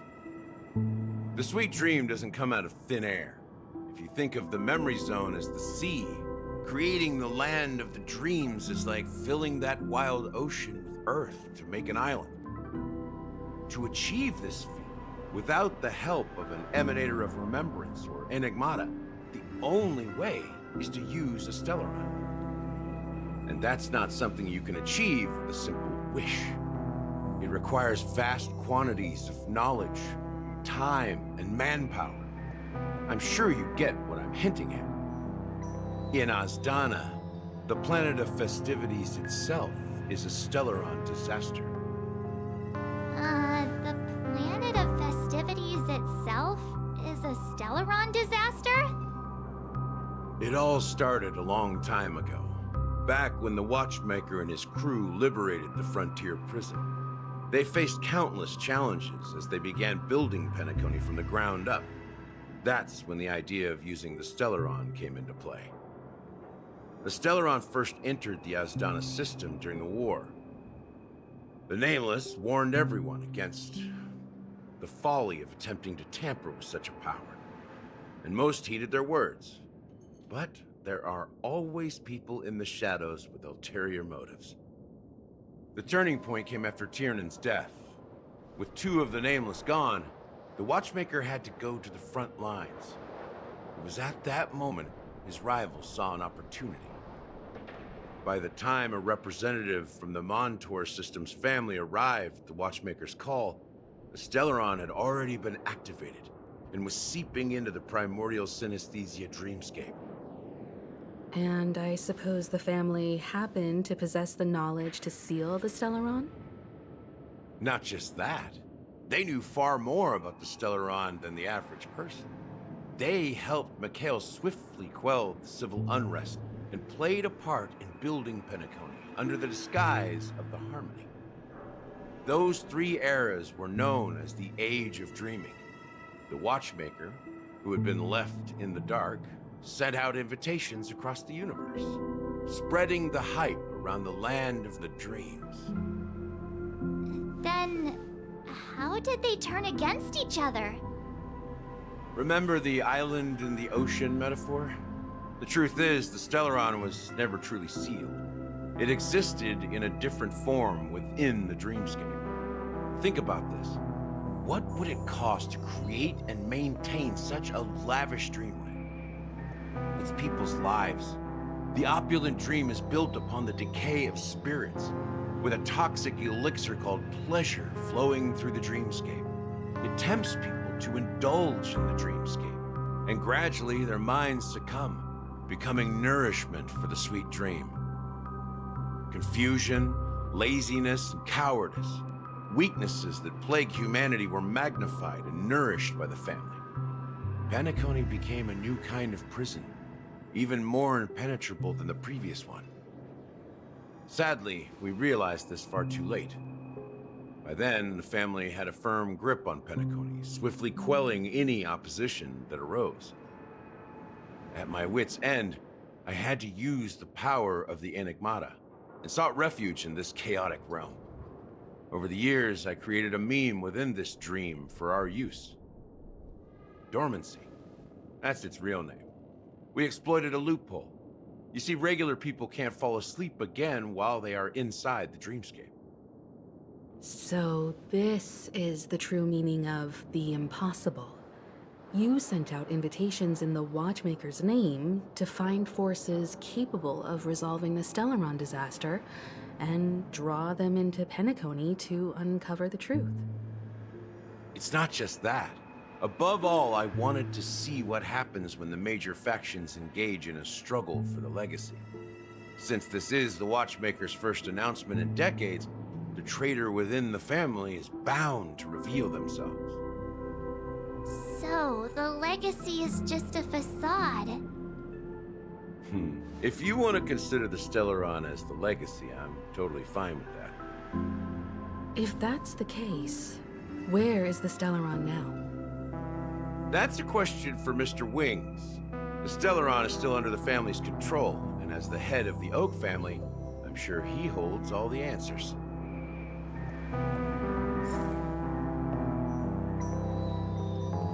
As I suspected, the core of this issue lies within the Stellaron. You all look quite serious. Is there anything I can do to help? Go ahead. I'm sure Mr. Wings holds all the answers.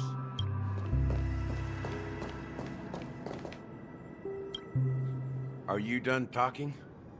So, will you tell us where the Stellaron is? It is the Penacony Grand Theater itself. As I suspected, it's the embodiment of the family. The edifice that first materialized within the Sweet Dream. That's what turned Penacony into its current state. As for the person who employed its power, it is in fact Mr. Gopherwood, the current Dream Master. Well, that was easier than I thought. Did you conduct your own investigation already?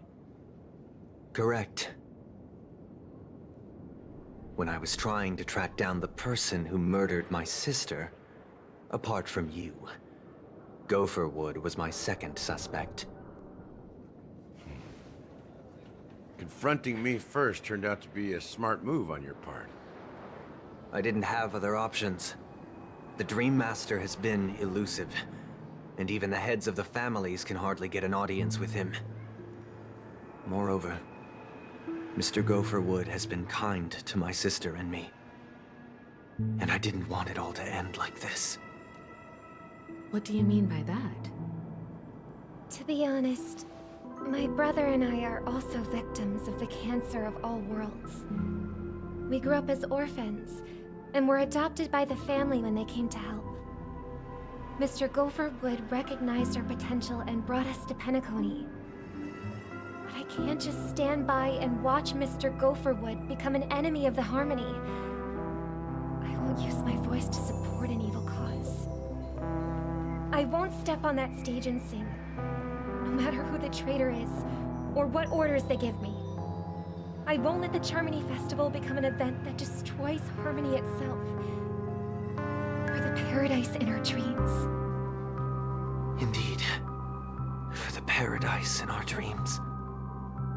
As the head of the Oak family, I'm responsible for ensuring Penacony's promising future. Robin and I will head into the Sweet Dream and confront the Dream Master. And if it turns out that the family has truly strayed from the Harmony, I'll fight alongside you. We'll put the Charmony Festival on hold and make sure Mr. Gopherwood pays for his blood debt. The enemies you are about to face aren't like this old dog here, who can barely even bark. Since our interests are aligned, why don't we team up? Maybe, just maybe, we'll have a shot at success. We have always been following in the footsteps of our nameless predecessors, and there's no reason to stop now. Yeah, we Nameless won't back down from a challenge. Isn't that right, Miss Trailblazer?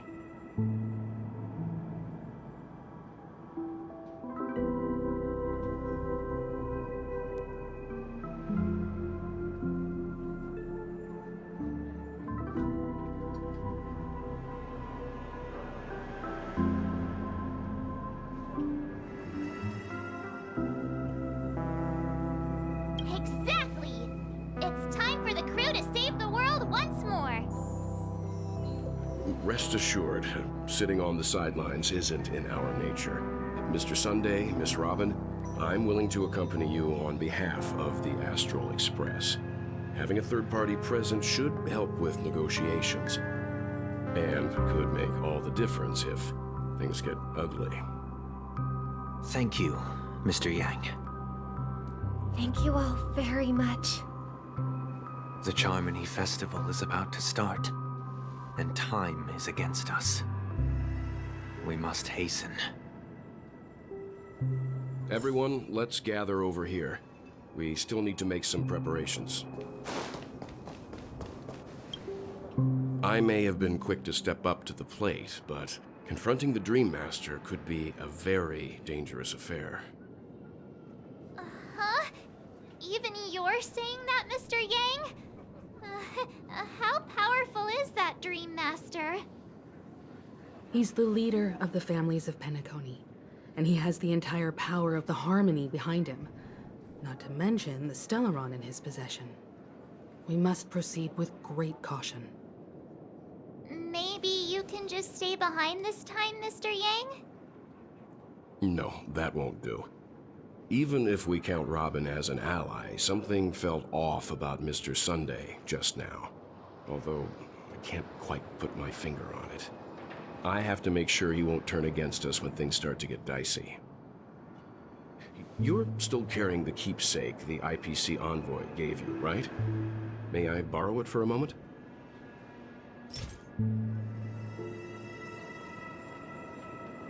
Ah, I knew it.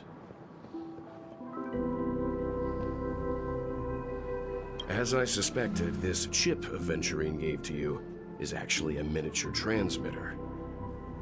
If I'm right, He intends to use it to track your location or contact you when needed. As it so happens, this may actually be of some use in the current situation. Aventurine? Is he still alive? And what does he have to do with our mission to confront the Dream Master? Remember what I said earlier?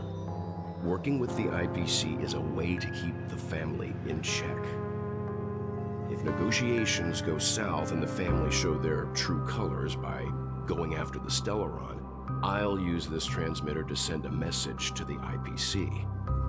It'll be just the opportunity the IPC ambassador was hoping for.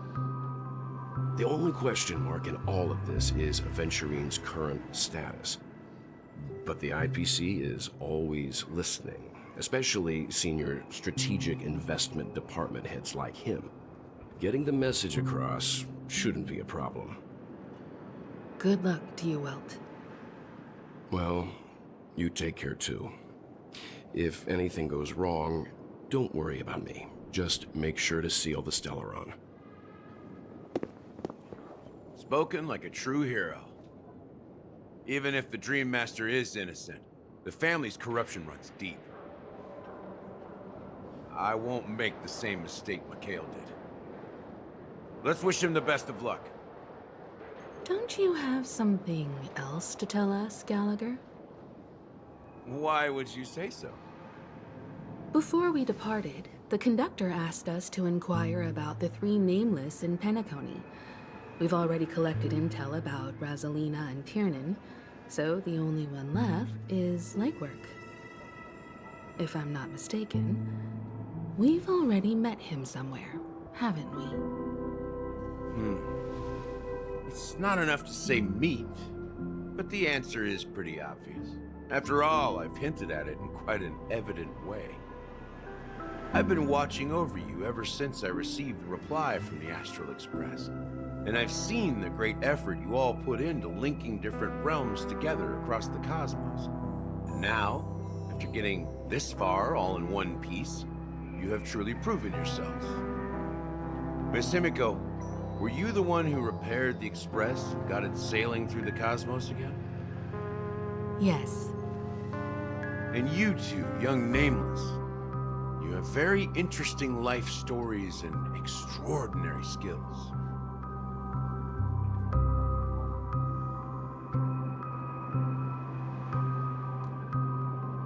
What? Hey, you can't just make up titles like that. You're full of energy. Please send my regards to the conductor, Pom Pom.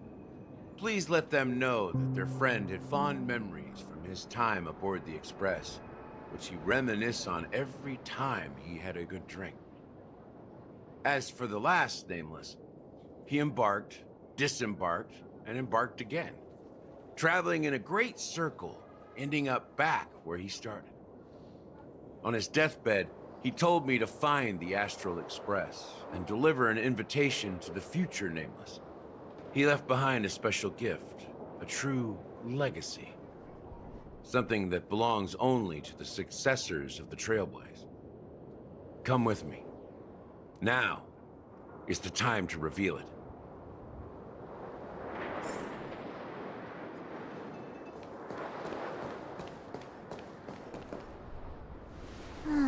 Back here again. Sometimes I feel like you're still alive, old friend. Like you've still got so much to say and do. I've kept my promise. Brought the future Trailblazers you've waited so long for. I don't know why you were so obsessed with that train. But I remember your last words. Don't let us down, old man.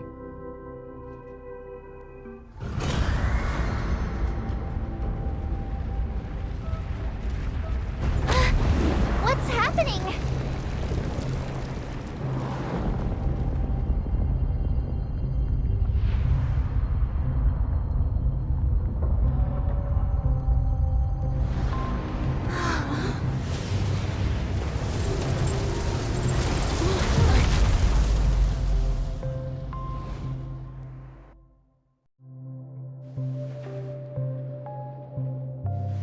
Go ahead. His resting place lies in the garden up ahead. The first and last nameless of Penacony. Mikhail Char Legward, the Watchmaker.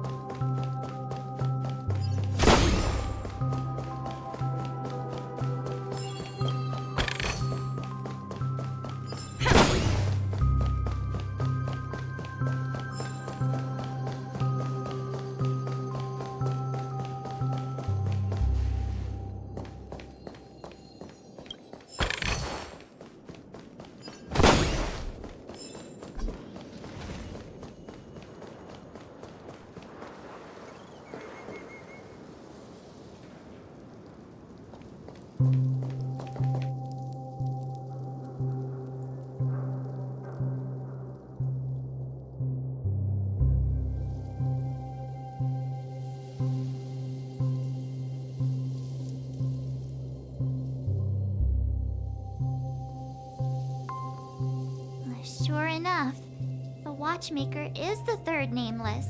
Even I could guess that one. The legacy he left behind was a dream bubble. I believe inside that bubble, there's something that holds meaning only for the nameless. After all, when I checked its contents, I found nothing inside. Maybe some Trailblaze runes? Even more mysterious than me. Well, let's have a look.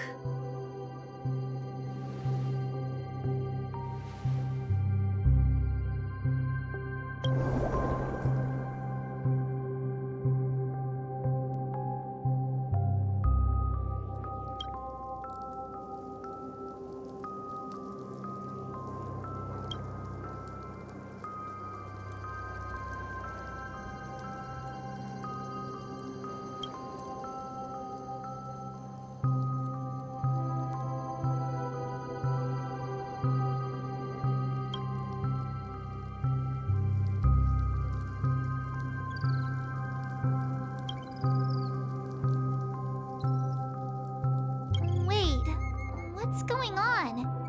Seriously? There's nothing inside this dream bubble? How could a dream bubble be empty?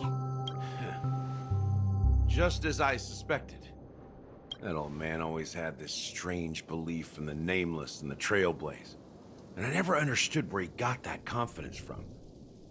Especially since he never managed to get in touch with the Express while he was alive.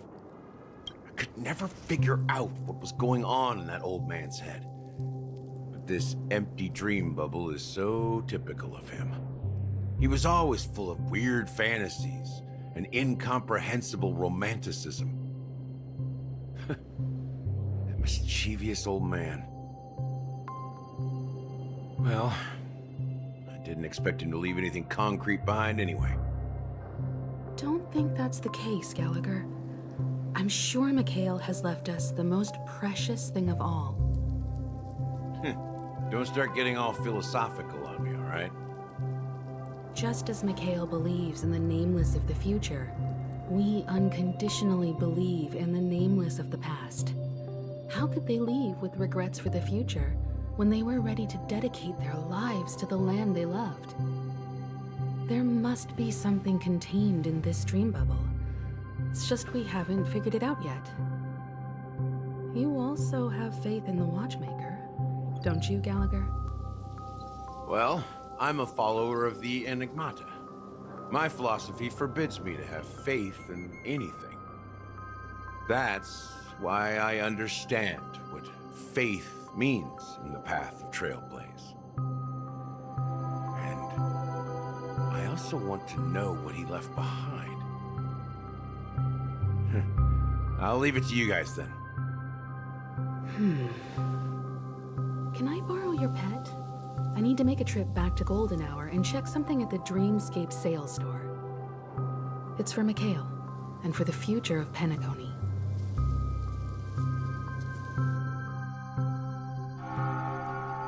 Welcome to the Reverie Hotel. How may I help you?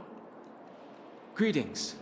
We're the Nameless from the Astral Express, and we'd like to check in. The Astral Express? But I thought... Yes, my companion's already checked in. My name is Dan Hang, and I believe my personal information is recorded in your system. I see, but your companion said you wouldn't be coming due to a change of plans. Now the plans have changed again. And you are... Me? I'm Pom Pom, a new Nameless who's also with the Astral Express. He's my fellow Trailblazer. We responded to the family's invitation before he boarded the Express, so he wasn't registered in your system. Is it possible to accommodate him as well? Oh, I see. Another one of the Nameless had a similar situation. Seems like a lot of people are joining the Trailblaze these days. Since there's a precedent, it shouldn't be a problem. Just give me a second to contact your companions. I'm sorry, dear guests, but it seems I'm unable to reach the other members of the Astral Express. What do you mean by unable to reach them? My apologies. This is the first time I've encountered a situation like this. However, the system indicates that those guests are still in the Dreamscape. How about this? Give me their room number, and we'll go check on them ourselves. I'm afraid that's not possible. I need to verify both of your identities before I can share any guest information. How about you just wake up someone? Let's say, Wilt? I'm sorry, but there are strict rules regarding forced awakening. It cannot be done without the proper clearance. So nothing works, huh? What's your solution then? Are you saying we sleep here? At the reception? Please be patient. We need to contact your companions in order to confirm your identities. And now it seems you need to confirm our identities before you can contact our companions. It seems so. Oh, fudge! Look, nothing personal, but if you can't handle this, go find someone else who can, okay? Please calm down, dear guests. I do recall that Mr. Sunday, the Oak family head, personally handled this issue earlier. Oh, please wait a moment while I contact him. I don't think she's trying to give us a hard time. She really just doesn't know what to do. I have a bad feeling about this. You tried to contact them on the Express earlier, but they didn't respond. Something doesn't seem right. I need to leave for a moment. You can stay here with the receptionist. Sure thing. Just don't keep me waiting forever. Don seems pretty worried about his companions. I should give him some space. Stressing out about it won't help anything.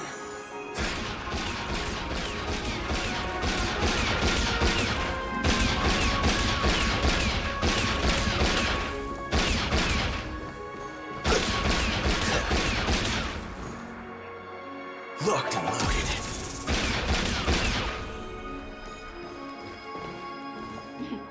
At night. The Charmony Festival is about to start! I'm so excited! Hey! You guys here for the Charmony Festival too? here specially for the festival. Honestly, I don't really even know what it's about, but I heard it's a lot of fun! Well, back in my homeworld, Anaria, we have festivals like that all the time. My dad threw me a birthday party one time that was just as extravagant as the Charmony Festival. Oh, come on! The Charmony Festival is a once-in-an-Amber Era event! How can a birthday party compare? Well, you never know, right?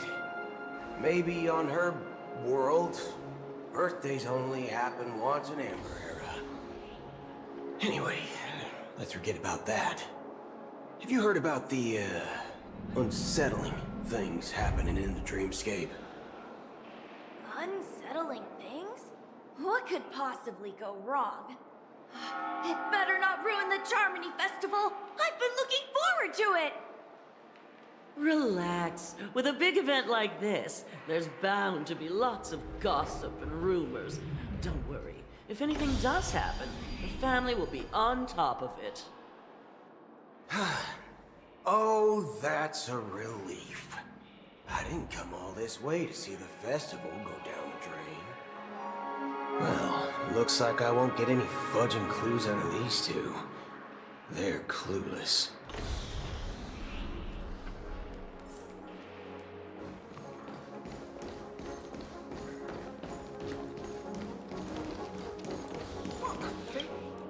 Greetings! I'm Cody of the Bloodhound family, head of security for the hotel. How may I assist you? Hello. So, there's something I wanted to ask about. I've been hearing some unsettling rumors about certain incidents that might affect the Charmony Festival. Do you think there's anything to be worried about? I've traveled all the way from the Hayahi Federation, and I don't want my trip to be ruined. What do you mean? Wait. You haven't heard? I'm not sure where you heard those rumors, but they're completely baseless. I can assure you, as a representative of the Bloodhound family, that everything is going smoothly for the Charmony Festival. At present, all of the families are focused on making sure the festival starts on time. Even the Dream Master himself has arrived. So don't worry, your trip won't be in vain. Ah. That's a relief to hear. She doesn't appear to be acting. So, it seems that even the hotel staff are out of the loop. Back already? Hasn't she returned yet? Nope. I'm starting to wonder if sending her to contact Sunday was a good idea. Neither the staff nor the guests seem to know anything about what's happening in the dreamscape, and wherever we go, all we see is people enjoying themselves. Definitely not a good sign. I agree. Another unusual thing is that the Oak family is supposed to be in charge of organizing the council and managing everything inside and outside the dreamscape. However, I walked around the hotel, but didn't meet a single member of the Oak family on such an important day. Well, I'll be forked. If I remember correctly, the head of the Oak family is that Sunday guy, right? We shouldn't linger here too long. Let's go back to the Express for now. Not so fast. Have you ever robbed the IPC, bro? If you run away now, everyone will be chasing after you. Are you suggesting we sit here and do nothing? I wouldn't say do nothing. But let's stay put for now. Even if the family has ulterior motives, they couldn't have anticipated us showing up here. We're the surprise factor for them. They don't want to attract unwanted attention from certain outsiders, so they won't do anything reckless. See? VIPC lackeys are keeping a close eye on this hotel. If I were a family member, I'd find an official excuse and keep the surprise factors here. If we just wait here, that would be like walking into their trap. Of course, we don't need to walk into their trap. I gave a backup plan to the Memo Keeper.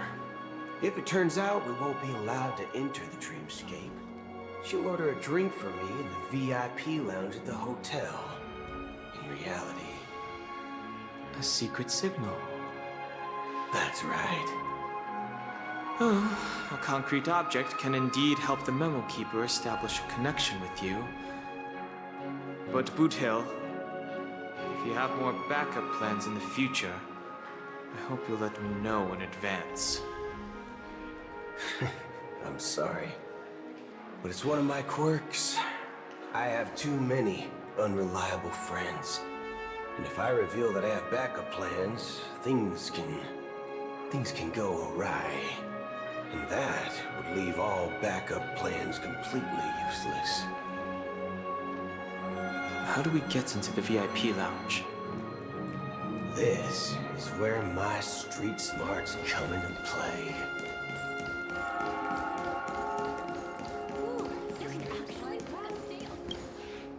You're the lobby manager, right? Yes, I am.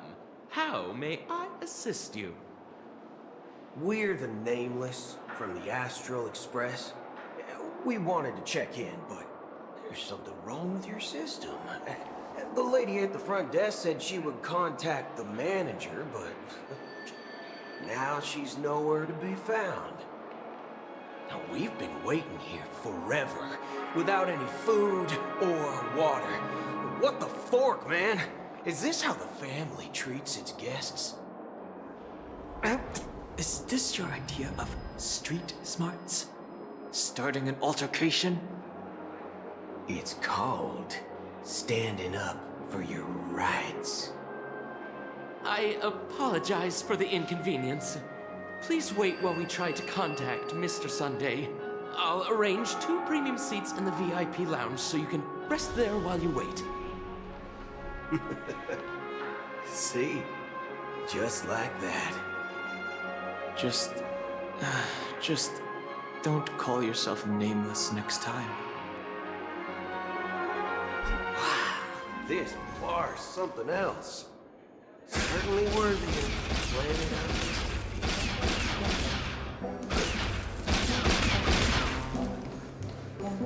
One Peach Soul Glad? Good evening, gentlemen.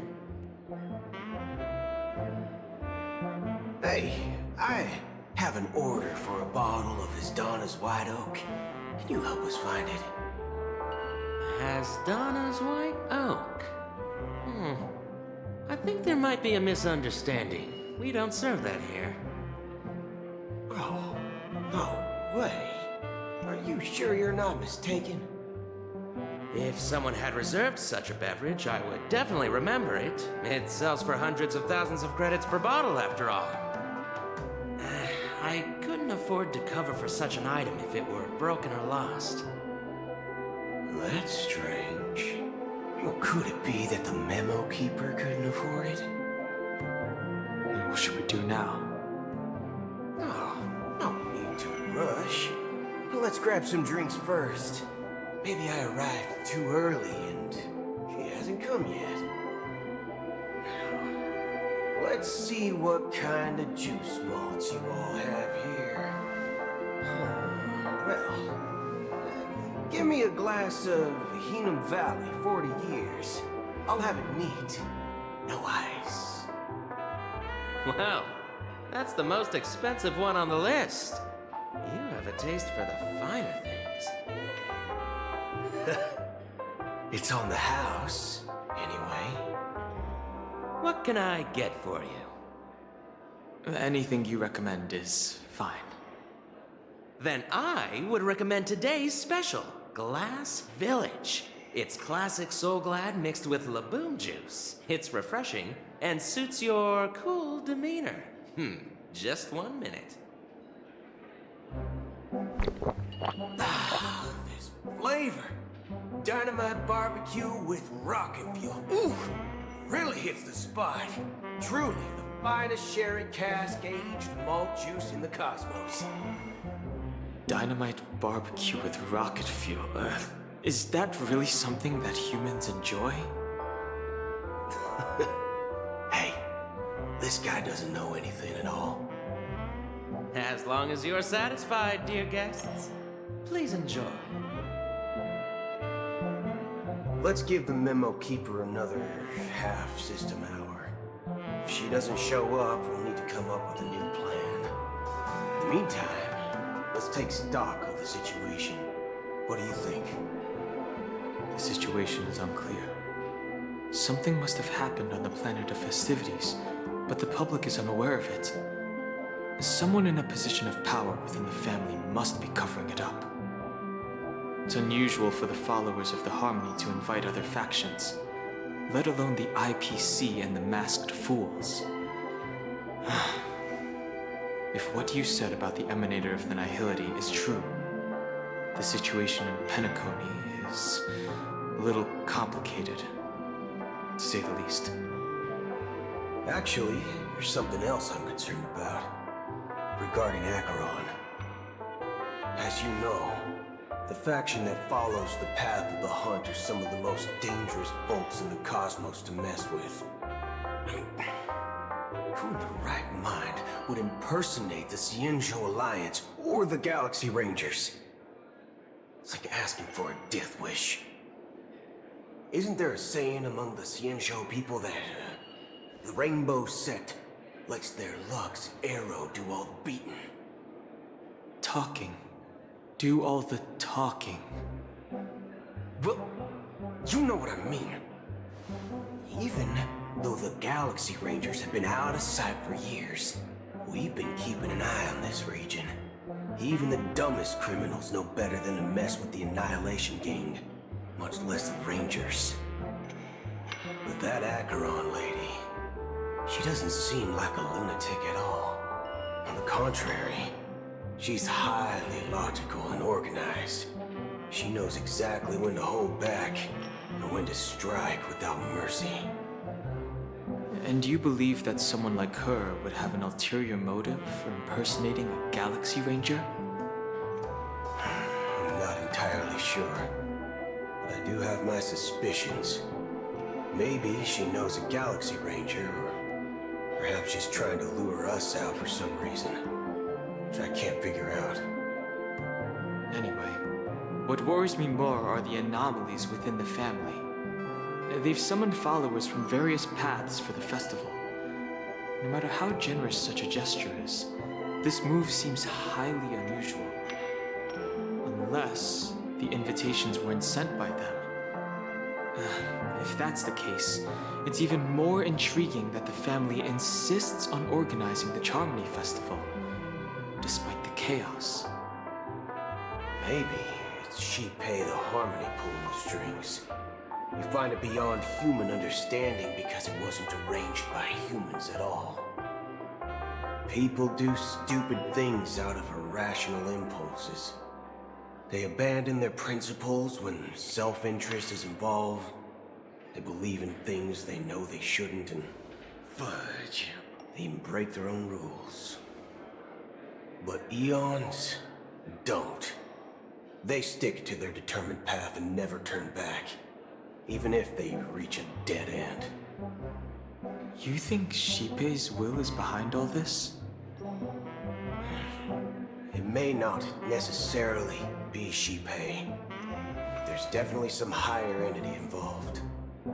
I know it may sound pessimistic, but if human free will were reliable, why would we even need Galaxy Rangers?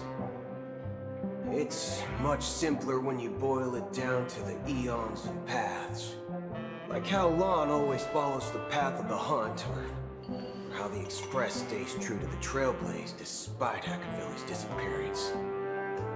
But in my opinion, Akavili's fall holds significance for the Nameless. Oh, so you're saying the Nameless now have to take responsibility for their own choices because their absolutely right leader is gone? Exactly. I believe the purpose of the journey isn't just about following a path that's always considered absolutely right. It's more about doing your best to choose the right path for yourself among countless possibilities, even with limited insight and judgment. I don't know what you've been through, but I agree that people must take responsibility for their choices, because no one else can do it for them. That's why the Galaxy Rangers need to uncover the imposter and figure out her true intentions. Just in case. I have a backup plan if the Memo Keeper doesn't show up. This is my final backup plan. I promise. You sure have a lot of cards up your sleeve. Well, going back to my old career would make things a lot easier. By the way, when you were walking around the hotel, did you happen to see any important-looking guests? What's your plan? It's simple. We just grab some hostages and use them as bargaining chips with the family. Or maybe we can even take their identities. No need for that. We'll return to the Express now. Wait. Are you getting scared? Draw your weapon. Let's make a big scene. Are you leaving, esteemed guests? Would you like to cancel that Asdonis White Oak you just ordered? Huh? Asdonis White Oak? But didn't you just say... Ha ha. Looks like you are a bit intoxicated, esteemed guests. You ordered a bottle of Asdonis White Oak just a moment ago. Looks like your Memo Keeper friend has finally arrived. Oh, right. Sorry, my memory's not the best.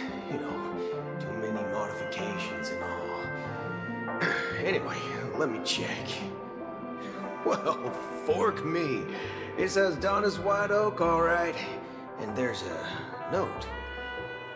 I'll be waiting for you on the Astral Express. No mistake. That's her message to you. She knew the hotel wasn't safe, so she suggested we find another place. Well, looks like we took a detour, but now it's back to the Astral Express. So, what are we waiting for? Let's go.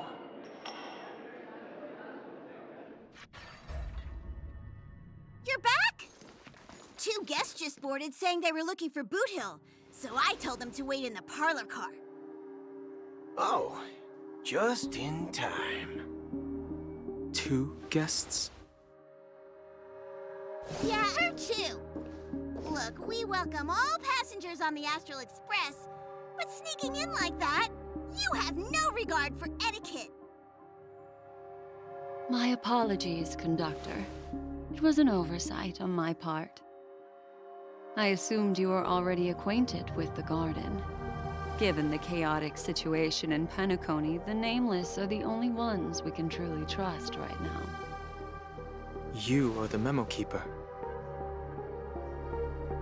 Pleased to meet you, Dan Heng. I've seen you in others' memories. And as for Boot Hill, this is our first face-to-face meeting. I hope you enjoyed that bottle of Asdonis White Oak. You sure have a refined taste. Finally, Memo Keeper. Well, let's cut to the chase. Spill everything you know. That's precisely what I intend to do. But before that, please allow me to introduce myself. My name is Black Swan, and I serve the Garden of Recollection as a Memo Keeper. As for Acheron's story, I'm sure she knows it better than I do. Greetings. I'm Acheron. What? You Garden of Recollection shirtbag! You betrayed me! I apologize, but she did that at my request. Due to certain reasons, I have been exiled by the family. Thankfully, this memo keeper came to my aid and helped me escape their surveillance unnoticed. To be honest, it was more like stalking than helping.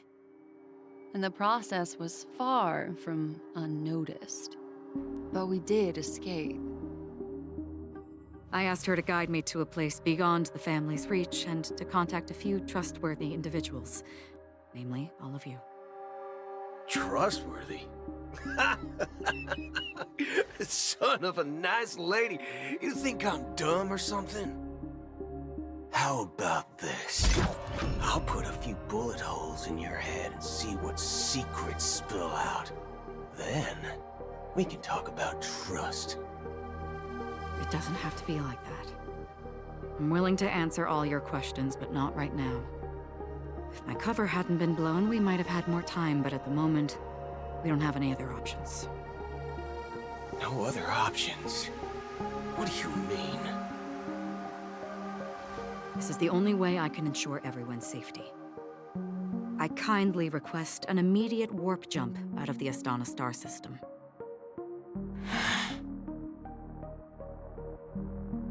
This passenger is requesting... As far as I can tell, she's not a threat, and seems to be telling the truth. I've briefly traveled with your companions and know their whereabouts, Dan Heng. Please rest assured, your nameless companions are safe, but they need our help. As for Boot Hill, you may have guessed. I've been waiting for you. Galaxy Rangers are known for their elusive nature and limited contact with each other. So this was the only way I could reach out to you. Only by doing this can I find a true Galaxy Ranger and fulfill a long-standing promise. To return his relics to their rightful owner. Someone once told me that every rainfall is like a gift from the heavens, a sign of their mercy upon the world. Raindrops are said to be the tears of the gods, shed in response to the sorrows of the world. Their constant pouring is a reminder that the gods haven't abandoned us yet. So, how long has this rain been going on for? I used to believe, just like you, that it would eventually stop. Years and decades passed. And in the end, such hope faded away before the rain did.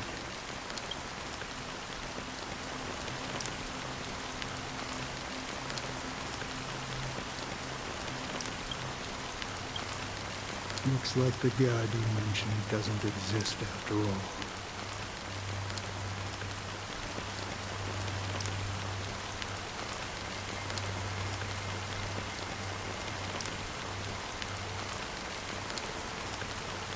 Well, let me share a story. Mortals who walk the paths are like sailors on a vast ocean, leaving behind a trail that creates countless ripples of possibilities. These ripples last longer than the fleeting lifetimes of humans. And for some, their presence leaves such a strong mark that it's reflected in the waves. Like those shadows on the ocean. Sinthirsters, the obsessions of the Pathstriders. They emerge from the depths of our ranks, seeing themselves as masters of their own destiny, unknowingly repeated the actions of their past lives They emerge from the nihility and head toward it, leading purposeless lives. However, these hollow phantoms, who were once my dear companions, a group of Galaxy Rangers. Are you watching over them? Watching over them? No. I'm guiding them toward transcendence. It was a brutal war. A crusade that shook the universe. The universe witnessed the fall of Zulo, the Lord Ravager, but it came at a price. A price so hefty that only those who were there still remember. The unwavering determination of the Hunt followers persists even in death. So someone must guide these lost souls to their life beyond. They were heroes in their time. And they shouldn't be reduced to mere puppets of nihility. As for me, I've suffered too many losses on that battlefield to advance any further. And that makes me the most fitting person to carry out this task. But you know, these sin thirsters, they're not who they used to be. Does this seem pointless to you? Well, some tasks have to be done, even if they are pointless.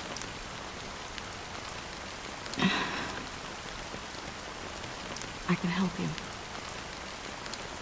For what? For the meaning of the nihility. That's what I've been seeking. I see. After all, this realm is off limits to ordinary souls, right? Thank you, stranger. I wish that you find what you seek. Before we part ways, I have one more question. It is true that their actions and even their entire lives may seem pointless from our perspective. But if, and it's just an if this is what the departed ones expected, should we try to change it? A good question, and a profound one. I don't know the answer. What I do know is that one day I too will pass away. And when I bid farewell to this world, someone will stand at my grave and place a bouquet of flowers on it.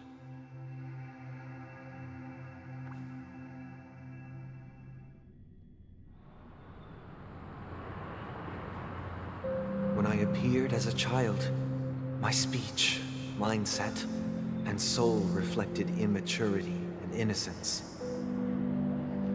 As I grew into adulthood, I left behind my childlike side.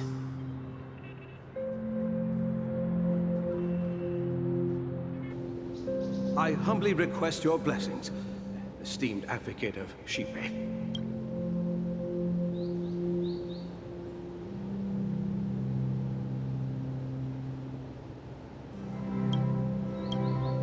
Come to me, my kinship. I have sought their presence with us. As you wish. I have faithfully served the Alfalfa family for nearly a decade, promoting the path of the harmony to the best of my ability. However, I made a mistake yesterday. While I was preparing dinner for the family head, I accidentally dropped a prepared dish on the floor. Out of laziness, I lied and claimed that everything was ready. Although the head has dismissed me as punishment, it has been tough to sleep with the guilt still gnawing at me, as I worried that the seeds of evilness may have taken root in my soul. So, I confess to you now to seek atonement for my sins. Do you sincerely repent and vow to change your ways? Yes. Have you examined your soul and confessed all your sins? Oh, yes. Are you willing to accept the process of atonement? Yes. Very well. Show your dedication and goodwill to the family, and you shall be reinstated among them. Now, please, leave in peace. Oh, praise Sheepy. And thank you, esteemed advocate. Next, please step forward. I wholeheartedly confess to you. Please, pardon my sins. Rest assured, I have implored their presence to be with us. As long as you are sincere, absolution will be granted. Oh, great. You know, I arrived in Penacony as a stowaway. I sold everything to get a ticket. My house, my land, and my 2 children. I see. Please, go on. My children were starving, and I hoped they'd have a chance at survival if they became slaves here. If I can strike it rich here, I'll lift them out of that situation and give them the life they deserve. But the Bloodhound family got wind of it. They're on my tail, hunting me down. I thought I could bring my kids here. It was all my fault. All my fault. The family is ready to forgive all sinners. I'll ask the Bloodhound family to cease their pursuit. You don't need to live in fear anymore. Oh, thank you. Thank you. I'll work my hardest to redeem my children and make them part of the family. Praise the Harmony! Next, please step forward. Hey! Long time no see, Mr. Sunday. The most esteemed individual in Penacony, and the next leader of the Oak family, right? I have sought their presence with us. Let us proceed. Sure. Let's just get this over with. I have sinned. Please forgive me. I wasted half a pizza at breakfast, and a bottle of Soul Glad. That's it. Nothing more. When we wrap this up, I've got a Robo-Ball game to catch, you know? Do you seek to atone for your sins through good deeds? My sins? Wow, starting to sound like a saint, huh? Well, let me tell you something. Neither the family nor you have the right to judge me. You think nobody knows what your precious family has done? About the Watchmaker? Huh? Don't kid yourself, Featherbrain. Those dream chasers might be fooled by your act, but don't fool yourself.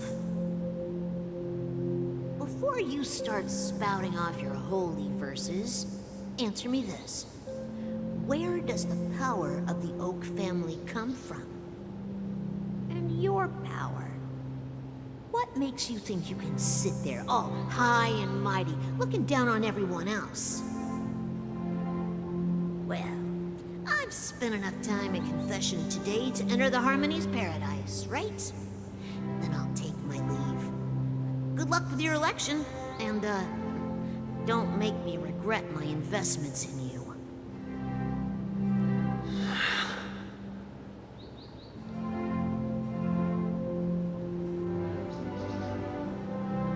Oh, revered triple-faced soul, hear my doubts. Who can judge the strong when their power hides their crimes? Who can vouch for the weak when they will pay any price to survive? Who can comfort the purest souls when even they get led astray?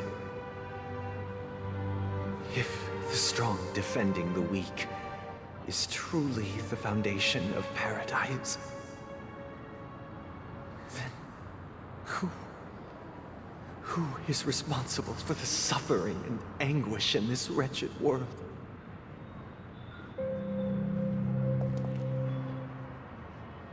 Brother? Brother? Brother, are you all right? I'm fine.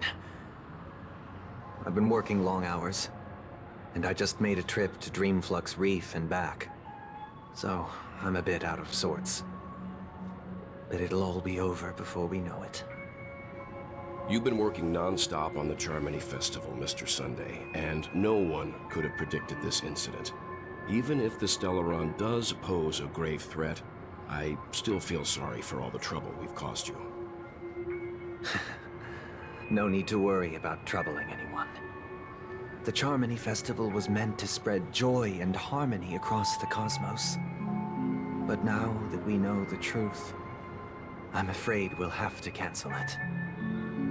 It has always been our wish to make everyone happy, so... we'll do our best to explain everything to the Dream Master. I'm sure he'll understand. Even if the negotiation does not go smoothly, I'll refuse to go on stage. Without the Chord Master, the Harmonious Choir would not arrive, and the Charmony Festival would be just a grand performance, and nothing more.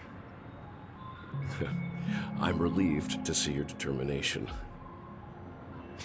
You know, since arriving in Penacony, we haven't had any contact with this Dream Master himself. I'd heard of the heads of the 5 major lineages, but the Dream Master is a mystery to me.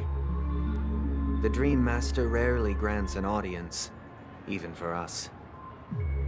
But, given the urgency of the situation, he's agreed to meet us in person.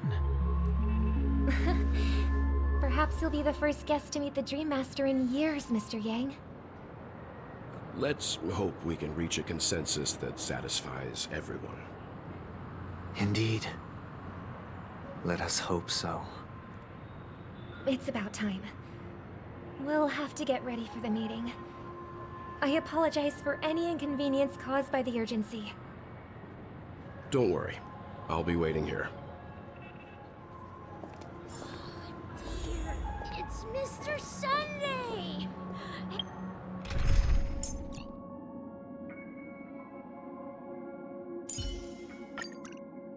Hey! Come over here!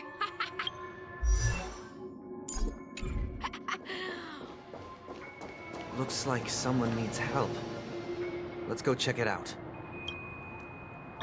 Mr. Sunday. Hey there! Okay, see the moon in the sky? It's about the size of the cap on my Soul Glad bottle. If I just reached out my hand, I could grab the moon, couldn't I? The moon? You mean the Grand Theater? Yeah. Look at me. I've been away from home for too long. I must be missing that moon. But it's no big deal. The Grand Theater here looks much better than the moon back home. It's just magnificent. They told me not to sell everything I had just to come to Penacony. How short-sighted. Selling everything you had? Why would you go to such lengths? Why? Can't you see? Life back home is miserable. It's not really living at all. It's better to be here at Penacony. No pain, no worries about tomorrow, just sweet dreams. You can do whatever you want. That's what I call living. Yeah, now this is the life. Is this truly living? Huh? What did you say, young lady? I didn't quite catch that. Oh, it's nothing, sir. You see, the traffic on Glocks Avenue can be dangerous. How about I ask a Bloodhound family member to escort you to Ideen Park over there, so you can continue enjoying your sweet dream? Oh, yeah, that's a great idea. Wow, no wonder you're the leader of this sweet dream. You're totally a lifesaver. See you around, Mr. Sunday, and it was nice chatting with you.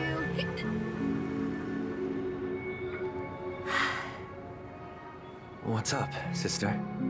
This is the land of the dreams. But why do they live like this? The man we ran into, he doesn't seem happy at all. Even though sweet dreams are nice, they're just illusions. But for him, they're the only way to survive, even if it means giving up on reality. That's not really living at all. I suppose you have a point. But, in my opinion, that's how most people live their lives. Why do you say that? You think that man is not actually living, but that's not quite accurate. Even without Penacony, people create their own illusions called self-value. People believe they have a predetermined value to fulfill. Gaining value means gaining power, and those deemed worthless are seen as the weak. However, value doesn't come out of thin air, and there's a limit to it. To accumulate value, people have to take from others. So, the weak get exploited and oppressed. Are you suggesting that this is not how things should be? Exactly. But, ironically, people don't think there's anything wrong with it, because they uphold the illusory notion of self-value, and even the weak believe in it. The survival of the fittest. That's where all the tragedies in the world come from. People come to the sweet dream in Penacony to escape from that reality and find solace. No tragedies exist here, only happiness. Although in its nascent form, isn't that the same paradise we yearn for in our dreams? Perhaps that man is just an exception. Let's not jump to conclusions. We should experience the dreamscape ourselves. Just as I did at Dreamflux Reef. Yes. Seeing is believing. I'll accompany you. The Dream Master hasn't shown up yet, so we have some time for a stroll.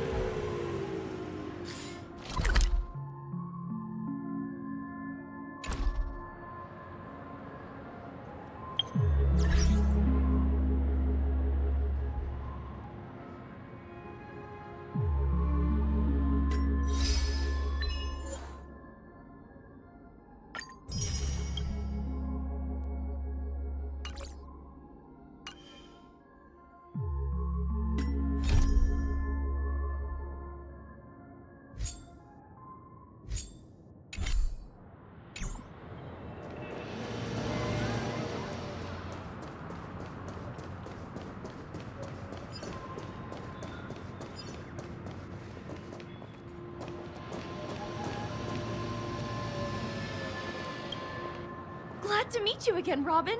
How are the preparations for the Charmony Festival coming along? We're all so excited about it. It's going smoothly. Thanks for making the trip to join the festival. You're too kind, Robin. It's a pleasure to have guests from all over the universe celebrating day and night. I can't stand being lonely or bored, so this jubilant dreamscape is perfect for me. But if this went on forever, would it get boring too? Nah, not at all. Who would get tired of having so much fun?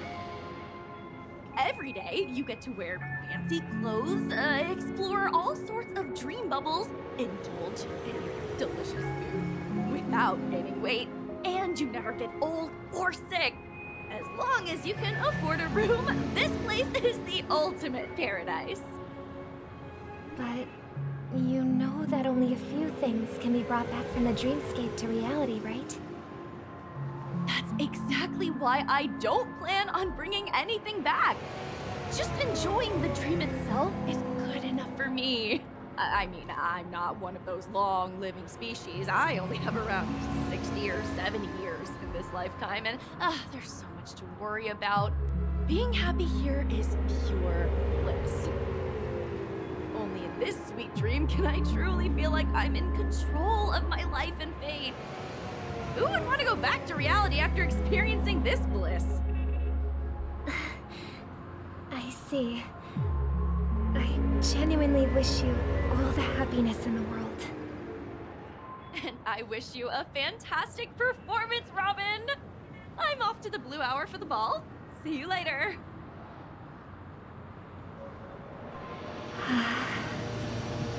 Seems like that guest's perspective didn't resonate with you either. She had a valid point. I could sense her genuine happiness. It's just that... What you're trying to say is, she thinks she's in control of her life.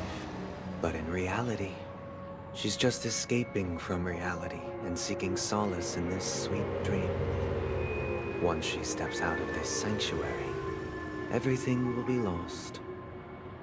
Well, she did make mention of being able to afford a room. Didn't she? However, the paradise in our dreams, it doesn't have to end. No. And the paradise we yearn for shouldn't be just a fleeting dream either.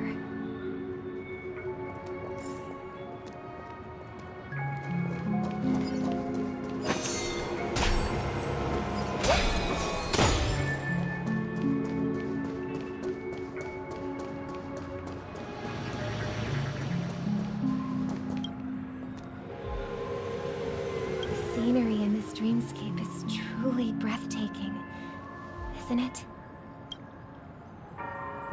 Oh, Robin. Can't believe I'm meeting you in person here. What an honor. You're right. Even though time stands still in this dreamscape, it always feels fresh. I find something new every time. A philosophical mind. I hope I'm not intruding. Oh, not at all. No. With little time left, I yearn for meaningful conversations, especially with someone as esteemed as you. Do you mind if we chat? It's my pleasure. No need to be formal. Just speak your mind. You said, with little time left. Please, forgive me for being blunt. But is that why you came to Penacony? Yeah. I was part of a war, and while escaping from the Sarkosian mothership, I got exposed to some radioactive materials. And then, all my comrades died, and my hometown was wiped out by neutron bombardments. I couldn't bear to live with everything I knew gone. That's when I heard about a possible solution here, so I came. How heart-wrenching. I hope the family has been able to help you. They have. and I'm truly grateful for that. They provided me with a comfortable room, the most advanced life support devices in the cosmos, and a stellar team of caregivers. My physical body is now in the dream pool, sustained by life support. The me you see here is whole, rational, and no different from any other person. But I can't say the same for the me in the hotel room. My true appearance? No. I hope you never have to witness it, Robin. So, you'll be living forever in this dreamscape, right? Just being able to live at all is good enough for me. Whether it's in this dreamscape or not, well, I don't really have much say in the matter. My world has been torn apart, and my life could end any second. So, even if this whole place is an illusion, it's still my paradise, and I'll treasure every moment I spend here. How I envy those everlasting things. Old man's story. It's so tragic. Fortunately, this sweet dream gives him joyful memories to hold on to for the rest of his life. That's precisely why this sweet dream in Penacony exists. However, even the sweet dream has its limitations. While it provides solace to the disillusioned, it can't completely eliminate pain in reality. There will be a way out.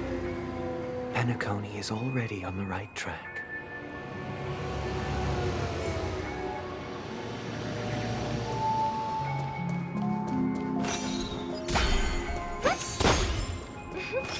What do we have here?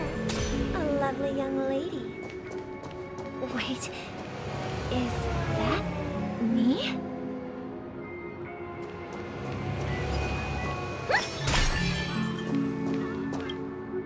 Brother, what a surprise to see you again.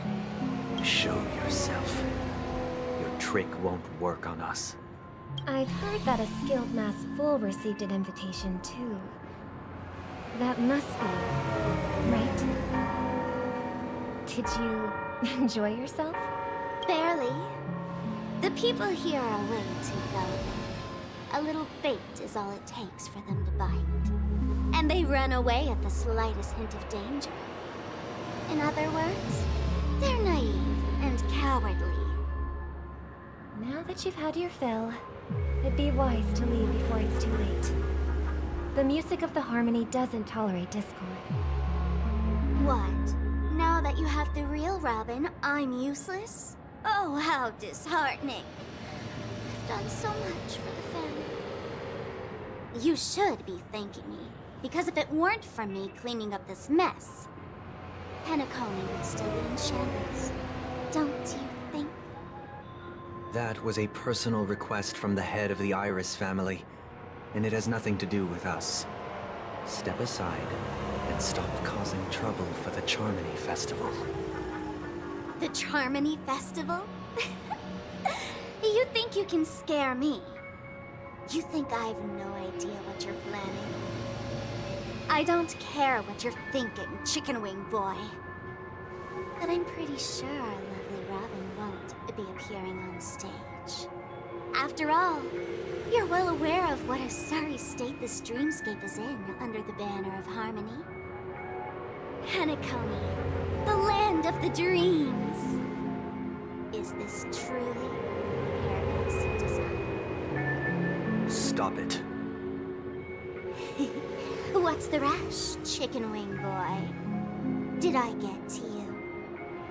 Our paradise is none of your concern, masked fool. Leave now, or the family won't tolerate you anymore. All right. I'll go. But Robin, I suggest you seriously consider this. Do you really believe those living in dreams can escape pain and find true happiness? Well, I've done my part, and Now I'm simply waiting for the fireworks to begin. Here, the last 2 gifts for both of you. And don't lose them. If by some unfortunate chance the Charmony Festival starts against all odds, remember to use them during the show. And it'll be thrilling. Bang! I heard a raven cawing in the distance. It seems the Dream Master will arrive soon.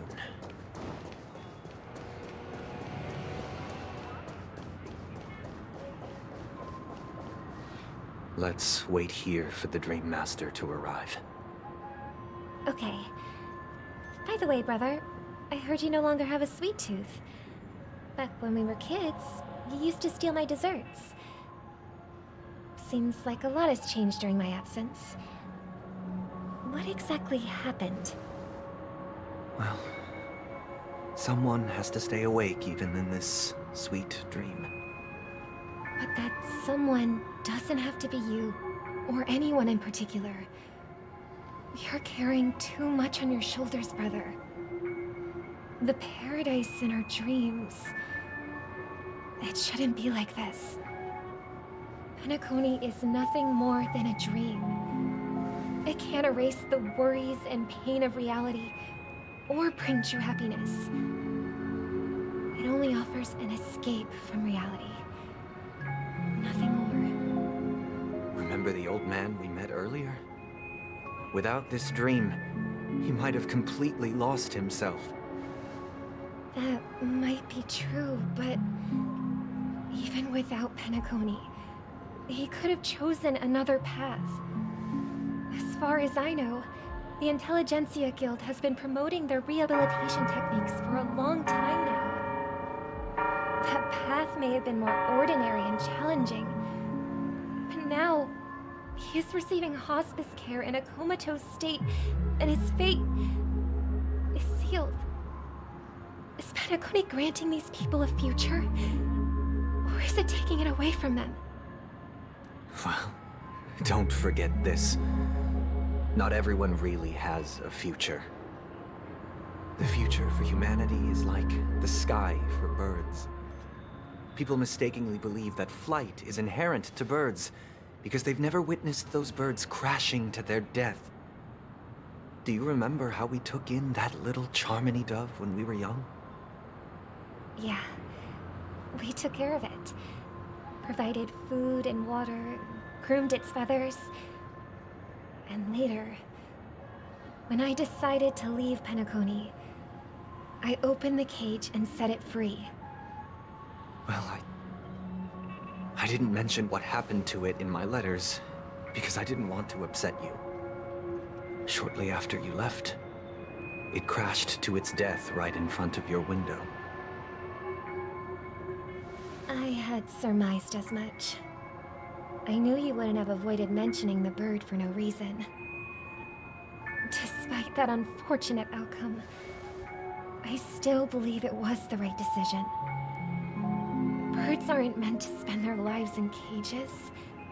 They belong in the sky, even if they can't fly. But here's the thing. If there are birds in this world that can never fly, can we really assert that they belong in the sky? Are you implying that the same goes for humans too? Let's take the Astral Express as an example. The Nameless made tremendous efforts to bridge worlds, gaining fame across the universe.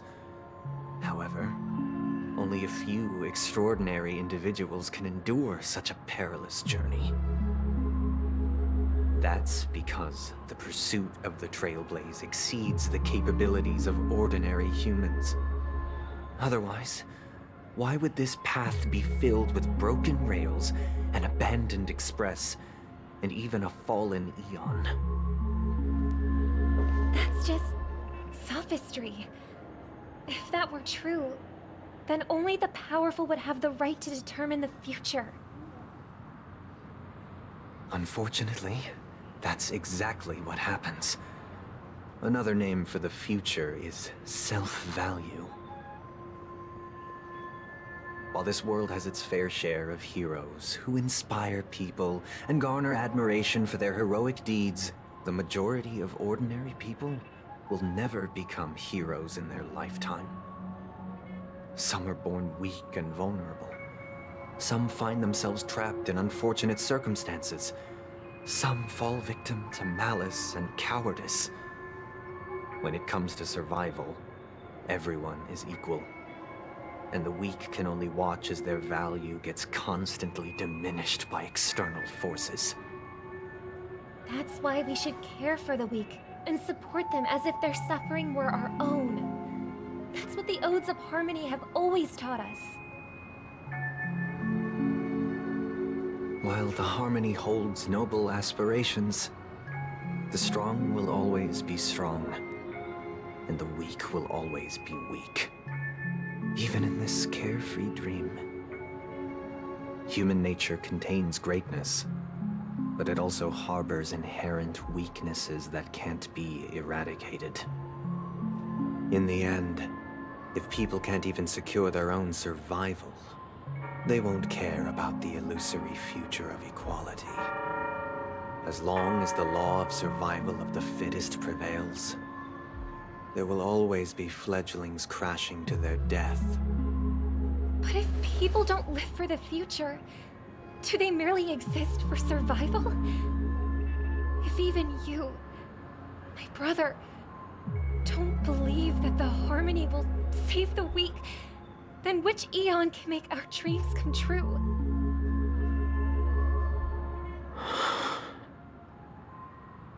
People often forget that when the first bird took flight, the entire world envisioned a future where no more fledglings would ever crash to their death. Are you reading, sister? What are you reading? Mr. Gopherwood gave me a picture book. It's about the story of the harmonic strings. If I could become a chord master, I'd like to summon Dominicus, the harmonious choir. I want to sing with everyone and spread our wishes so that all can feel happiness and joy. I see. Then, I would summon the harmonious choir too. Don't you have a wish of your own, brother? Of course I do. It's just that it includes your wish and everyone else's. I long for a true paradise where everyone can find peace. Then, let's build a stage there and invite everyone to our performance so that both our wishes come true through the power of the harmonious choir. It's a deal then. Yeah, it's a deal. But how can I become a chord master?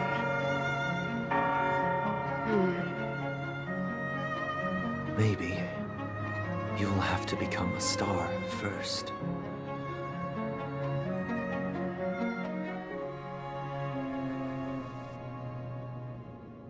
You're back sooner than I thought. Any results? Yes. And now, it's up to us to forge ahead. Since he's already carried out his last wish, my final mission is complete.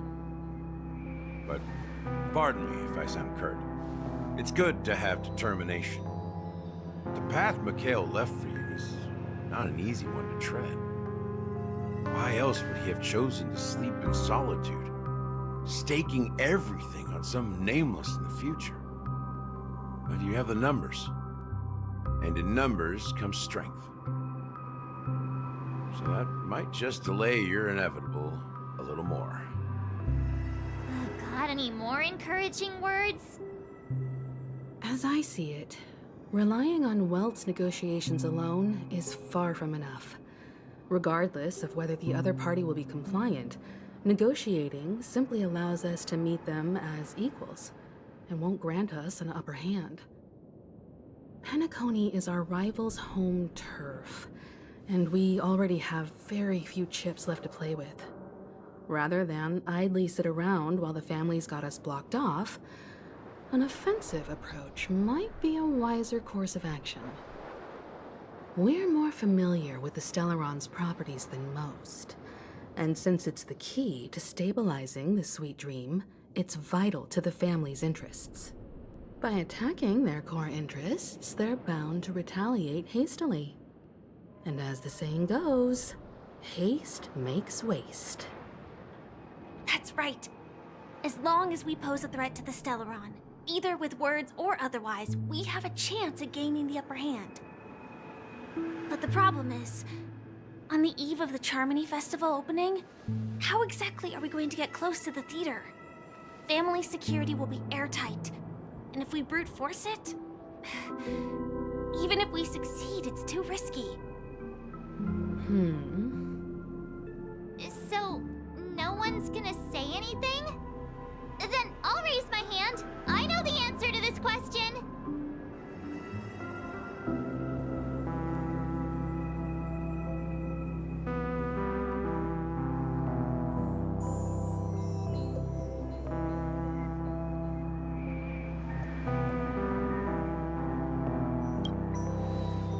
Why are you speaking like the General of the Lawfu?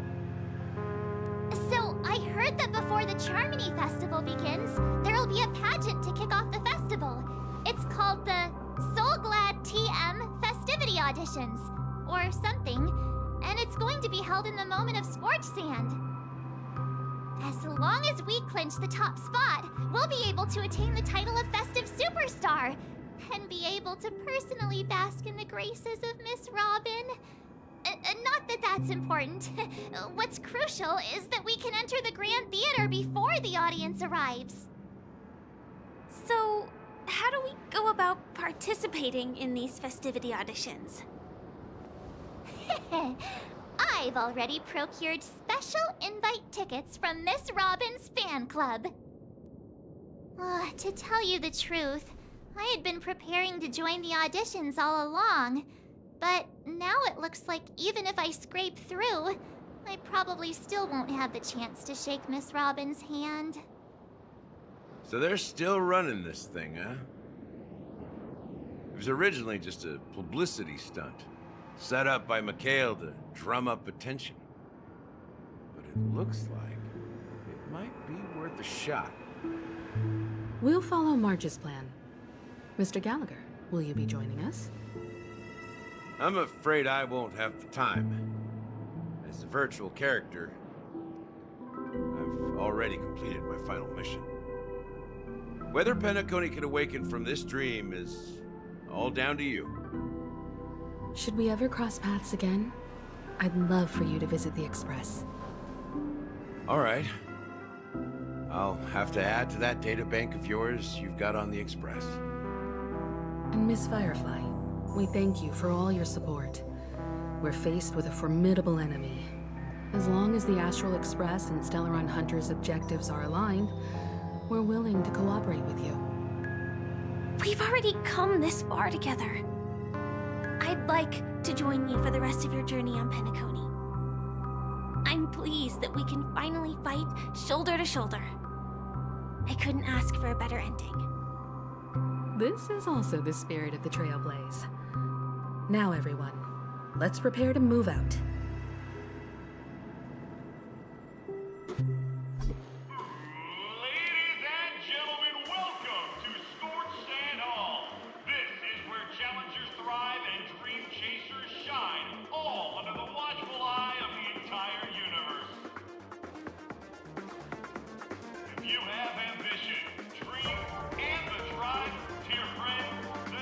Superstar of Penacony's Charmony Festival could be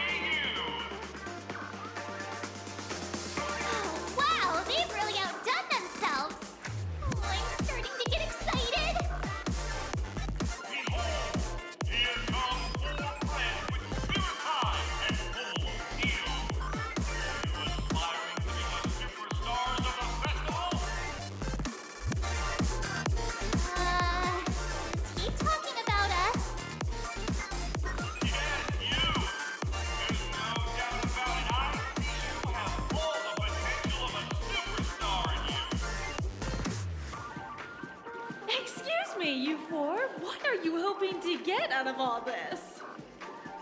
As the last group of contestants, how confident are you in overcoming all of the challenges?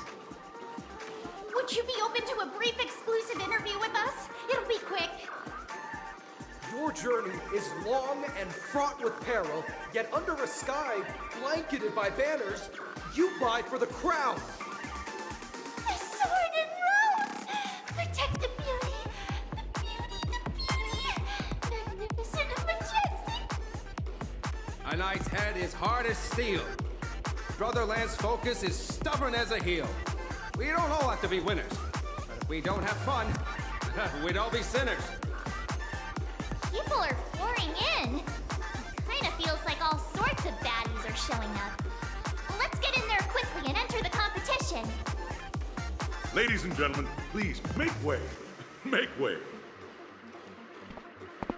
Coming towards us now is one of Penacony's top 10 wealthiest tycoons, and the soul-glad business empire's founder, Mr. Ideen. Allow me to introduce myself. I'm the director of Soulglad's factory, Ideen Leader. My four friends, introduce yourselves to the audience across the cosmos. Hello, everybody. I'm Himiko, a nameless from the Astral Express, and these are my companions. Don't you guys need to hide your identities? Can't hide it anyways. Penacony is plastered with our posters. And because the Astral Express is so well known, the family won't dare to make any rash moves.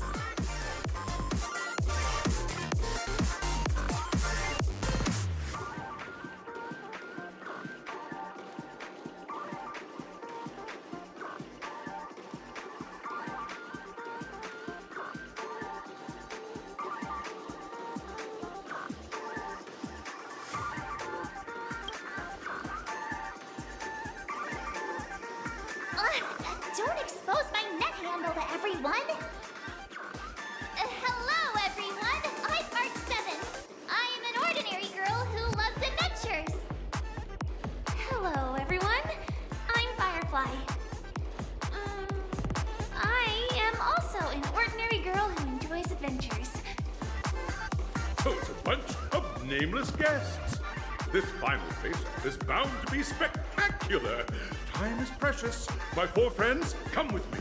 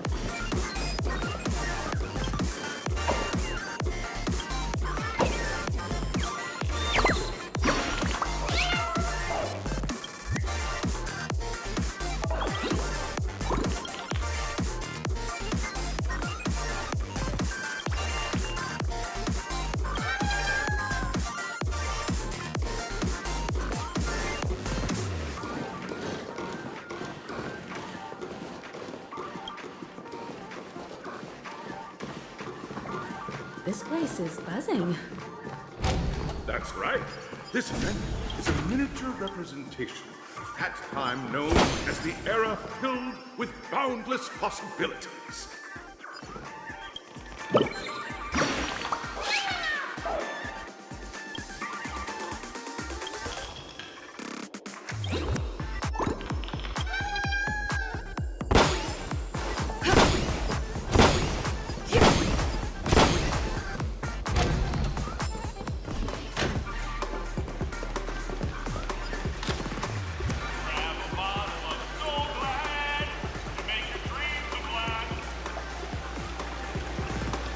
Nameless, your arrival reminds me of the grand occasion when Penacony was first established. I was still a young, bright-eyed lad back then, lured here by the watchmaker's ads, full of zeal and ready to make my first fortune in life. Once, during a particularly grueling day, I passed out and was resuscitated by a drink from Mr. Susak. That sweet taste has since been etched in my mind, and that was what drove me to create the Soul Glad that we all know and love today. The dream-chasing era was truly a wondrous time. Oh, I miss those days, and the watchmaker. Scorched Sand Hall is my homage to that time of boundless possibilities. I wholeheartedly hope you make it to the finish and emerge as the next superstars of Penacony. Now then, is there anything you'd like to say before the competition officially begins?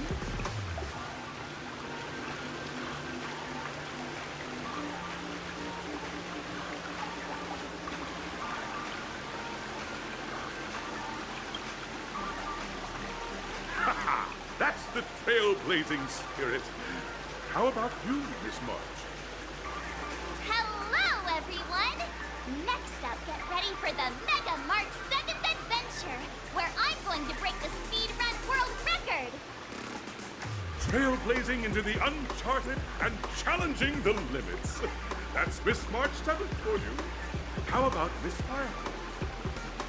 I hope that by the end of this journey, everyone will have achieved the outcome that they hoped for. Ah, a wonderful wish!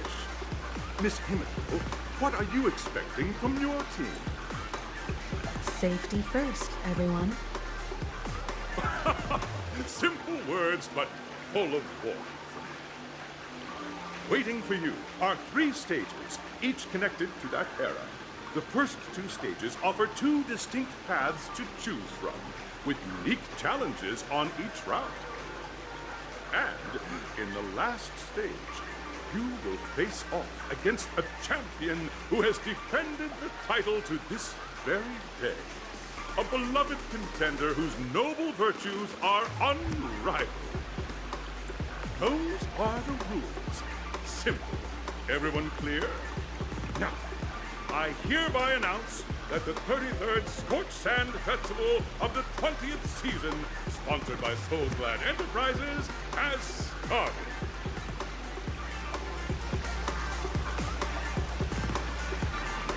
Everyone, as the Charmony Festival is drawing closer, we must reach the end as quickly as possible. Factoring in efficiency and safety, splitting up into 2 groups is the best choice.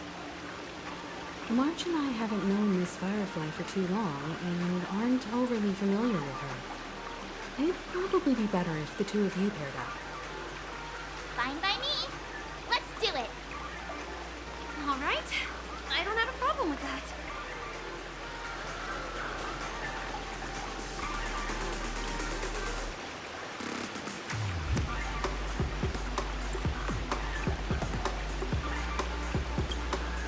We'll split into the assigned groups then.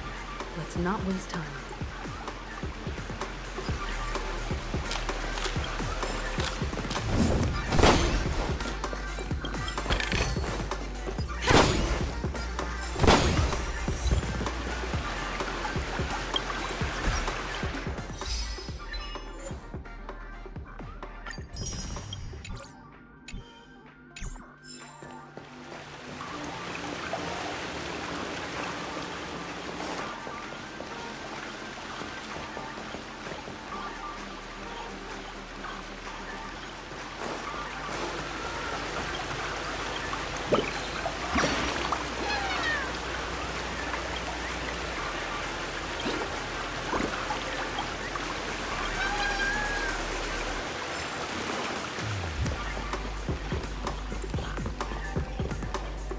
Welcome to the first stage of Soul Glad Enterprises' 33rd Scorched Sand Festival of the 20th season, Dream Play Fantasia!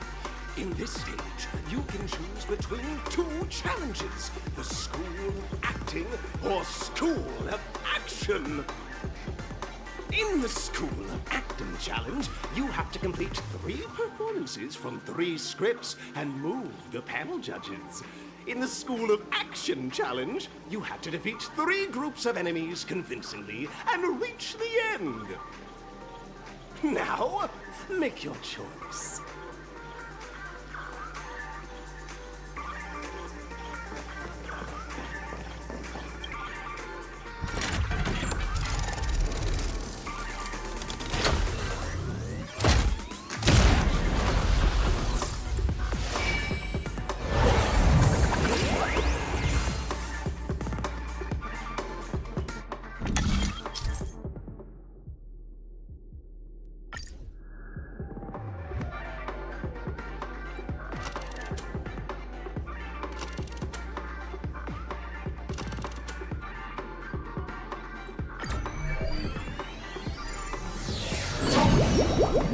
Stage of dreams for those who dare to dream.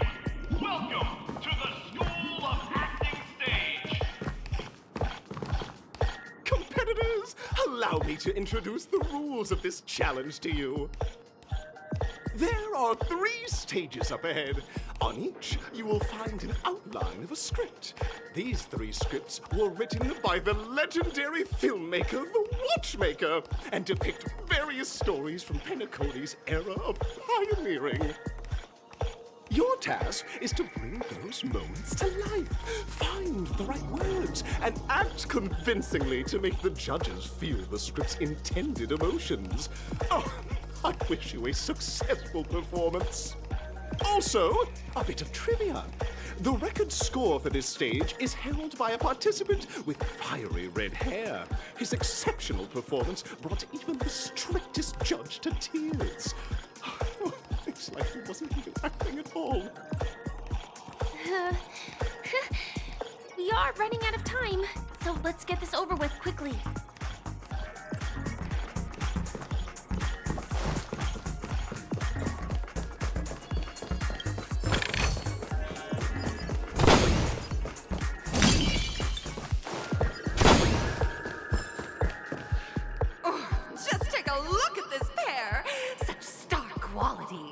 Since you've come as a pair, I'll prep a 2-person scene for you.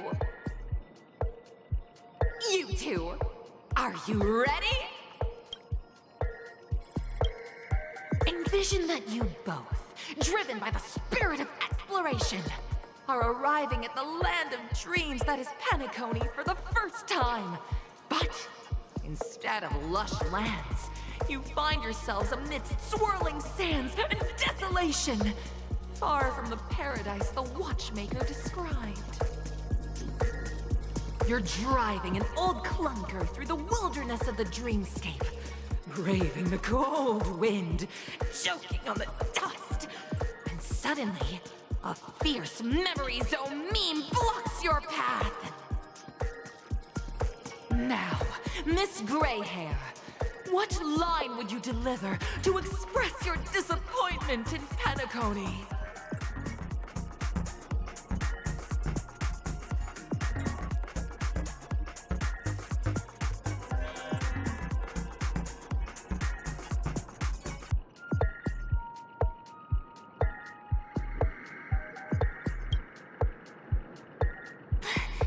Do you usually express disappointment this way?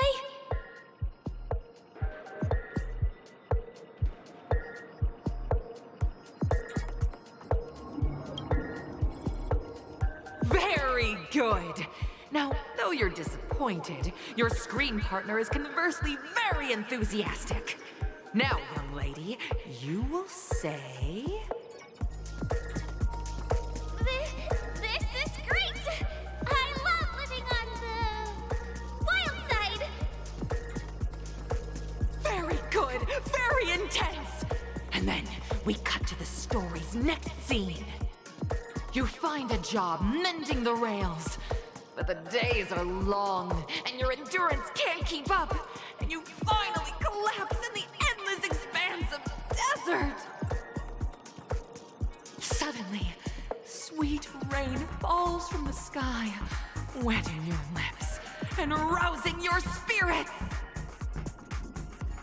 Now, Miss Greyhair, what line will best express your surprise at this moment?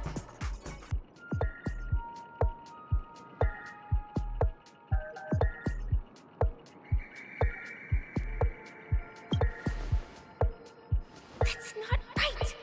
That line doesn't sound very surprised.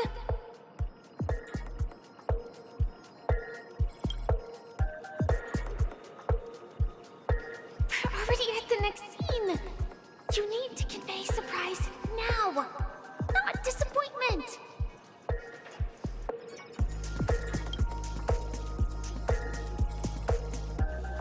But at this moment, your partner yet gazes into the sky, both her eyes closed. The raindrops fall, blurring her vision, and she tragically says, Perhaps we were never meant to succeed. Right? Fantastic! Both of you have an incredibly solid foundation in dialogue delivery. However, lines aren't everything in a performance. Please continue this story on the second stage. Up next, you'll be challenged with a body language test. I hope these tests won't take too long.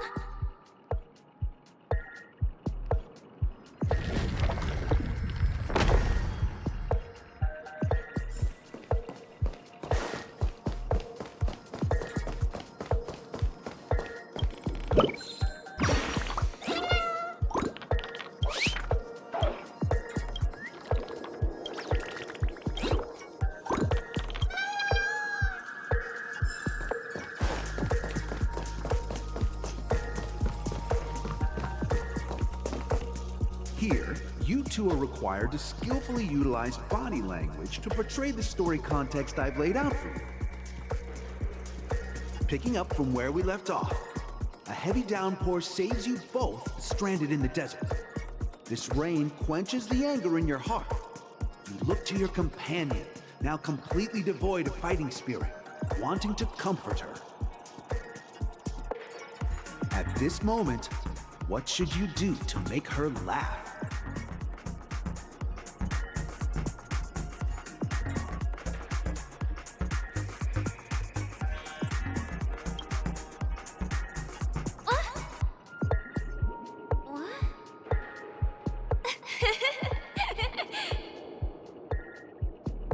Right answer! Your companion sees you rolling about in the sand and thinks about the arduous obstacles along this journey. She can't help but let loose a laugh, rekindling hope in her heart. And so this girl... I'm gonna get back on my feet and keep moving forward.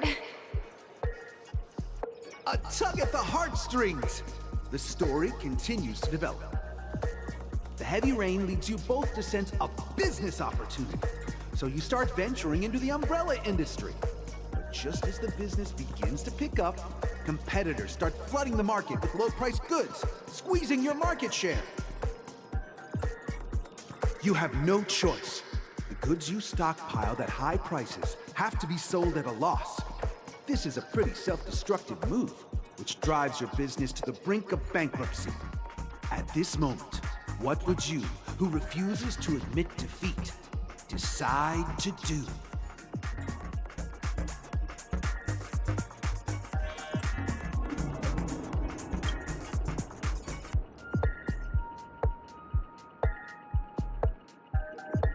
Fantastic! But it's a pity your friend does not agree. Seeing that you're up to your eyeballs in debt, she sees nothing but despair in her future. And then... I leave Penacony in utter disappointment. Is that okay?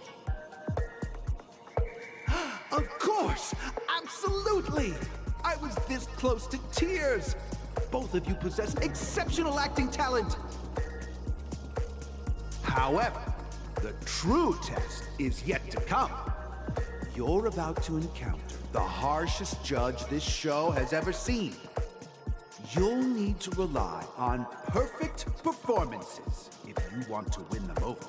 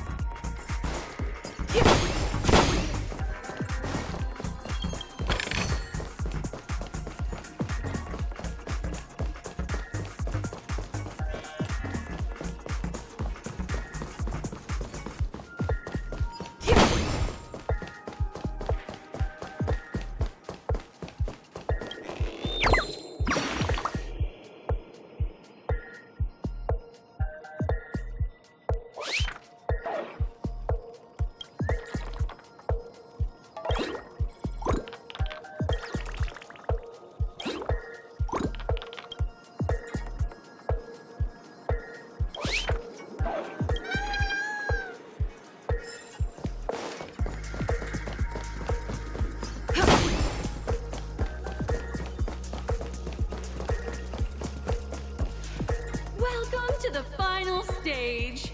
Actually, all the scenarios that you previously encountered were all from the film Once Upon a Time in Dreams. Two companions arrive on Penacony with nothing but a dream. Their desire for achievement is met with continuous setbacks. Ultimately, one continues on, despite spiraling into debt, while the other concedes defeat and leaves. Many years later, their paths cross once more in the thriving Penacony. Yet, they refuse to acknowledge each other because...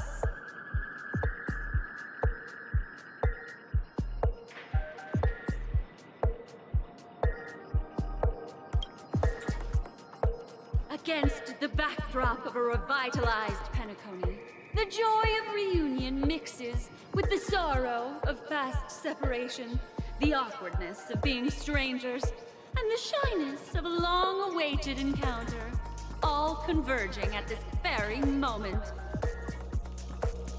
Give it a shot. Try and convey this bittersweet scene to me. Bring it to life with precise and emotive acting. Is this ever going to end? I know! Why don't you try that clockwork thing you used before?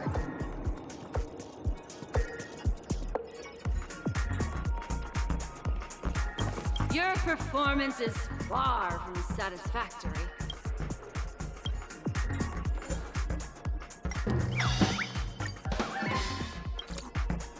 God! I never imagined that such a sad scene could be portrayed by you two in such a joyful and heartwarming way. Two people sharing a long, cherished friendship, as if time and status meant nothing to them. Huh? But we haven't even done anything! Is his imagination running wild again? Brilliant! Your portrayal outdoes the original. It's simply beautiful.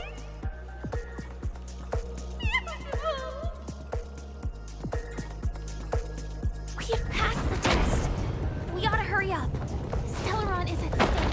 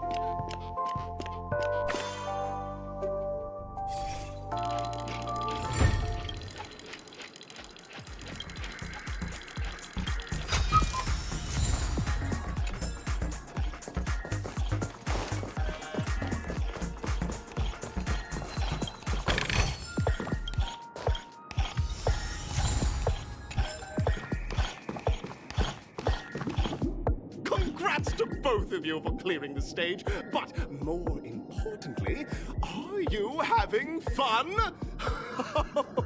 Fun is more important than success. Look at the time. You finished much faster than that red-haired contestant did. That red-haired contestant. Who is that exactly? You'll find out eventually, but only if you clear the next test first. Welcome to the second stage of the 33rd Scorched Sand Festival in the 20th season, sponsored by Soul Glad Enterprises. Gunfire time! You have the option to choose gunfire and undergo Brother Hanu's trial, or time, where you'll face Clucky's trial. Now, make your choice!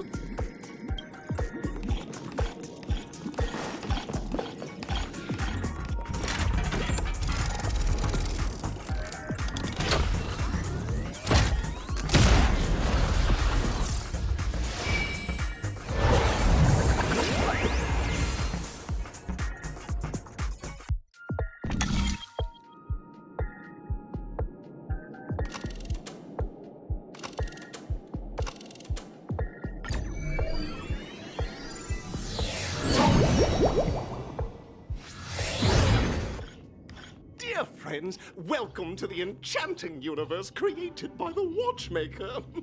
Awaiting you is the morally dubious yet ever charming character from the animated Clocky series, Hanu! It is said that these cartoon characters were inspired by the Watchmaker's own experiences. According to research by Clocky scholars, the original Hanu of reality shared a deep friendship with the Watchmaker, akin to comrades in arms. Enter into the world of Hanu via the TV by the entrance and partake in an enchanting and suspenseful story with him. Good luck in there. If it's a gunfire trial, we should be able to settle this with a fight, right? I hope this won't waste too much of our time.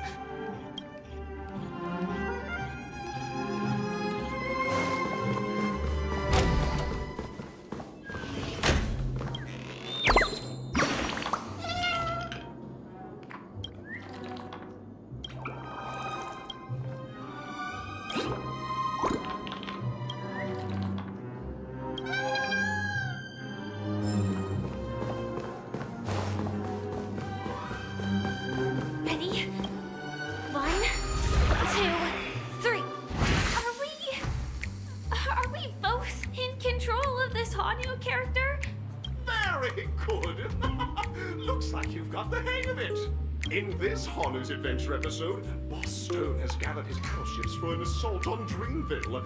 Old Buzzfly, Cousin Wolf, and Bombhead are all ready to go. The brave Hanu must thwart their advance and protect his home. Alas, Hanu presently is ill-equipped to fend off the malevolent mischief makers, which is why he is preparing to seek out the Puzzle Gentleman's aid. Go forth and speak to him.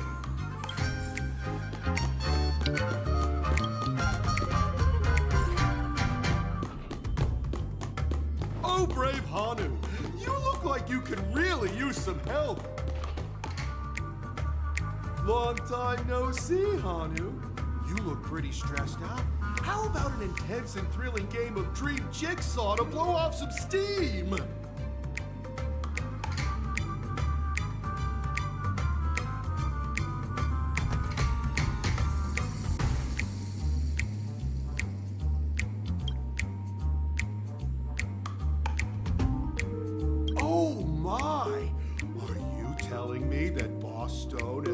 The villains to seize Dreamville? What a dreadful twist of fate! Listen closely, Hanu. I'm aware you're in need of a suitable weapon. And I also know there's one just upstairs. But you know what? You'll have to play an exhilarating round of Dream Jigsaw first. No Jigsaw, no moving forward.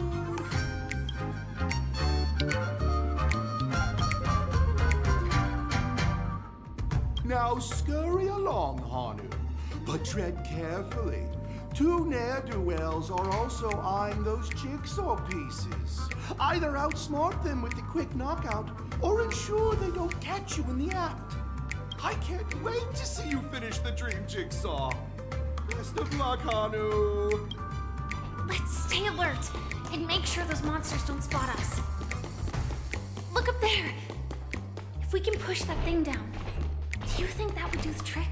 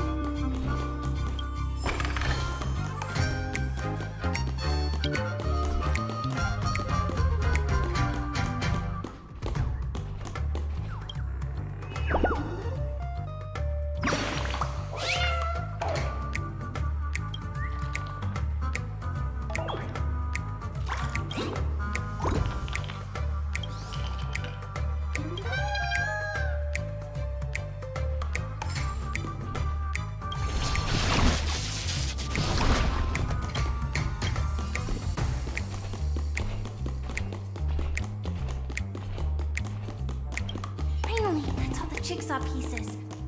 Let's hurry back.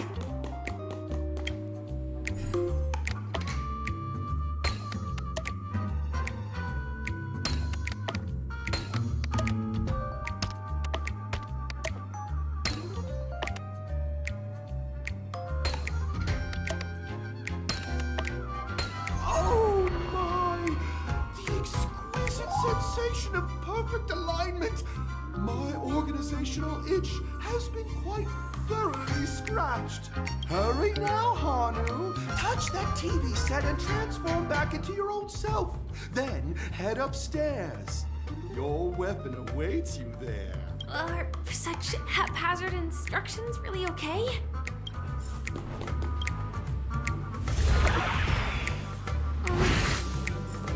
Disconnecting from that thing so suddenly has left me feeling slightly disoriented.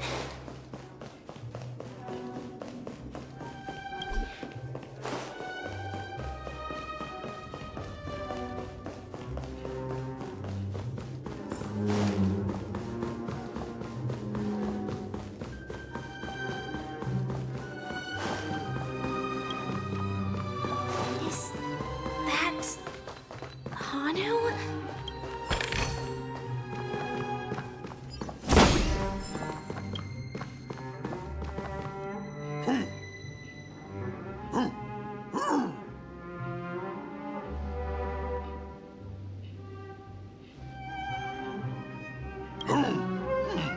What exactly is he talking about? Tick-tock! It's time for me to make an appearance! Clocky? I can also see him. Is this character part of the show? In Dreamville, Clocky is everywhere and can do anything! Like right now! I can be your translator! Tick-tock!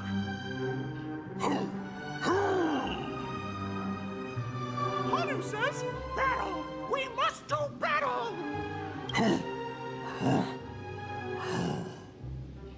The enemy is at our doorstep, and we have no path of retreat for the future of Dreamville!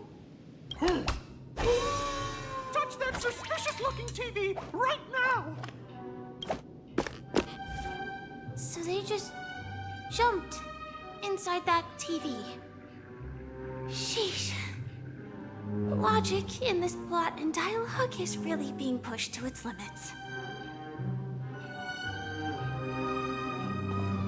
Well,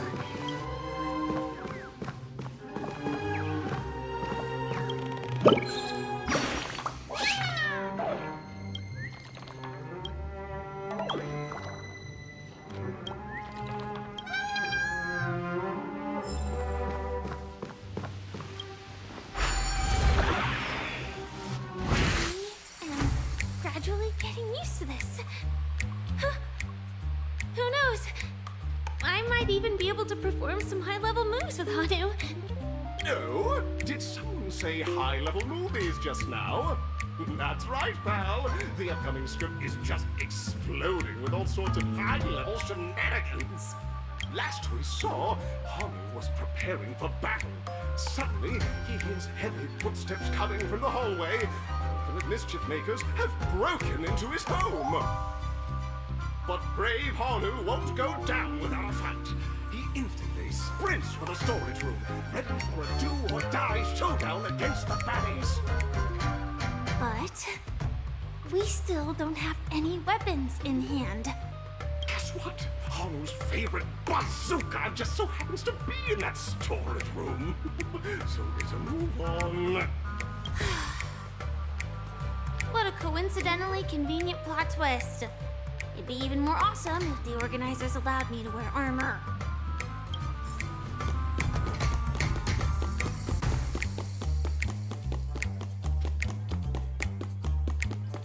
The storage room. It's behind the shelves, right?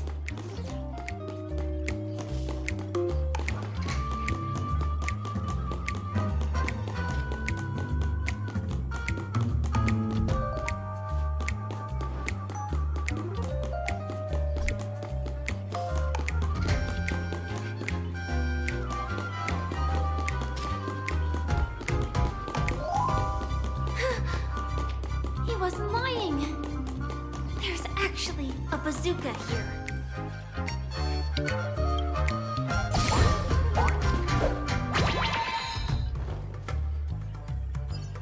Now we should have a way of dealing with those baddies. This thing feels just like the Soaring Locust too.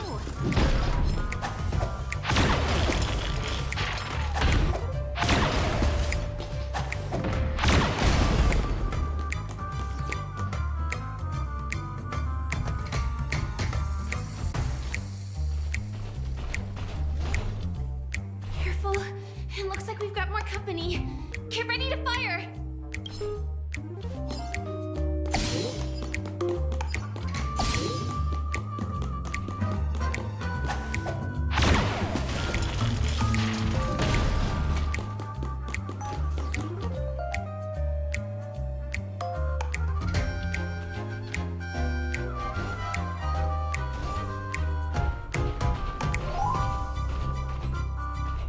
Here we go again. But no big deal. We're pretty handy with this bazooka now.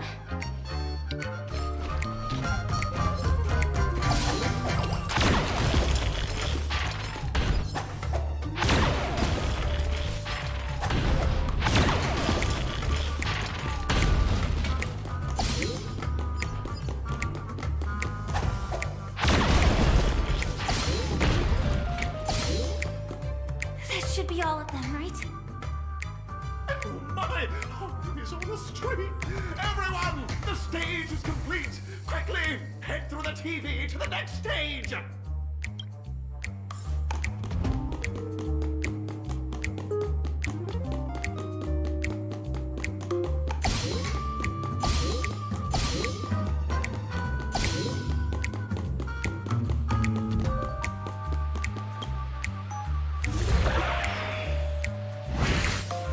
Well, that's that. But it is gonna be hard to let go of this bazooka. Never mind.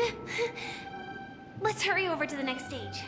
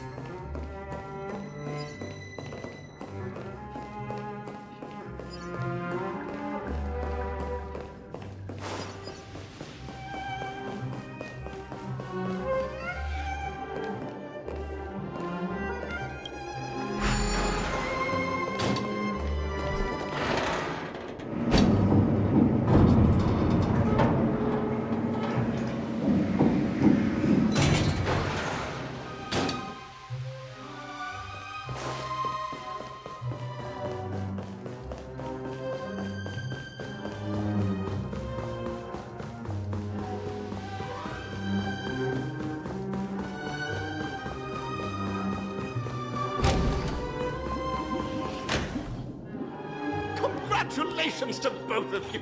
Oh, you've overcome all obstacles and proven yourselves.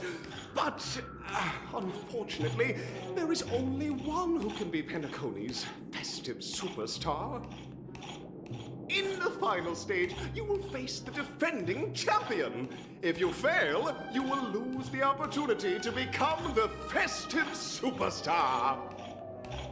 Welcome to the 33rd Scorched Sand Festival's third stage in the 20th season, sponsored by Soul Glad Enterprises, Superstar Showdown!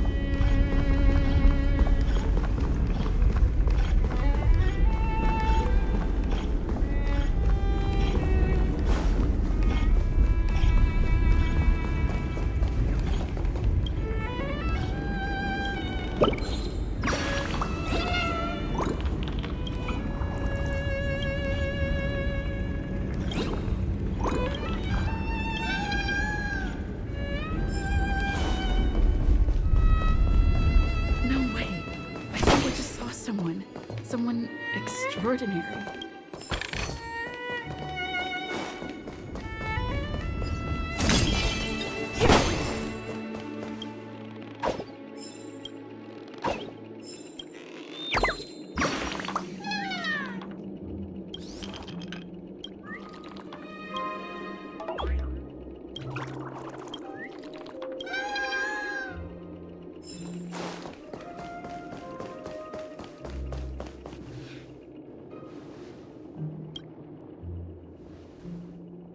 Are you a Knight of Beauty?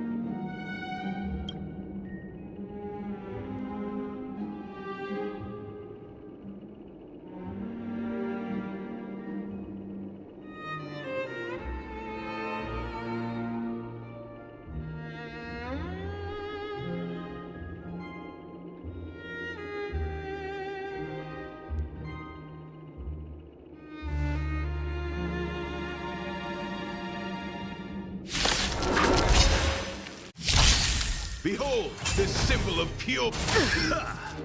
Time to change tactics. Lend me your strength. Another desperate for oblivion. I weep for the departed. It too shall fall.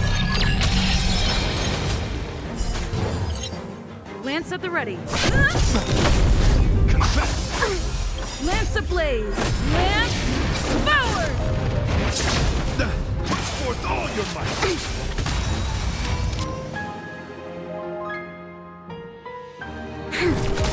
Enemy targets detected. I'm on guard.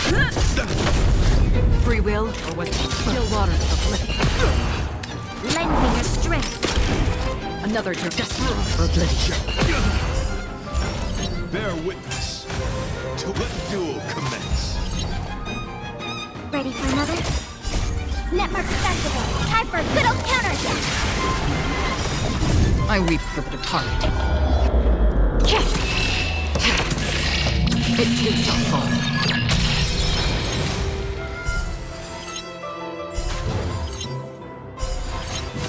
Pledge thy loyalty! Put forth all your might! You'll pay for this. Lend me your strength. We've entered the storm. To guard and defend. Crush them. Still waters of oblivion.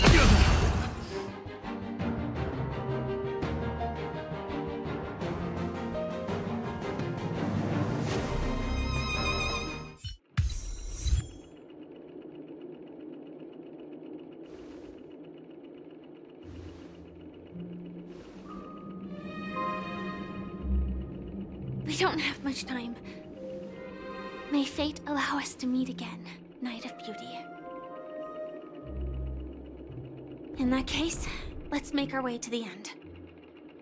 Penacony's really thronging with talent. I hope we make it in time.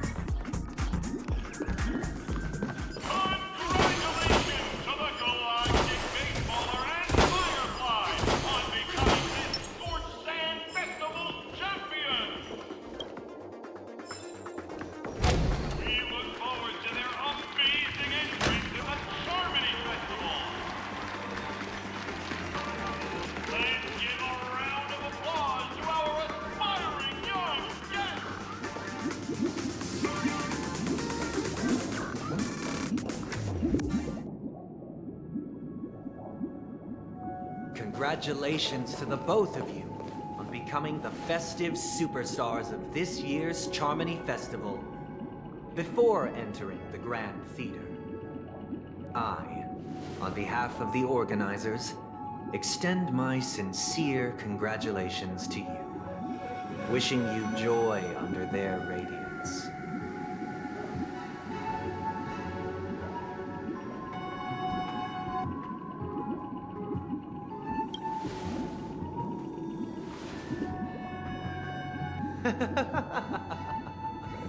Your endeavors are worthy of extra recognition, and I've taken steps to ensure that.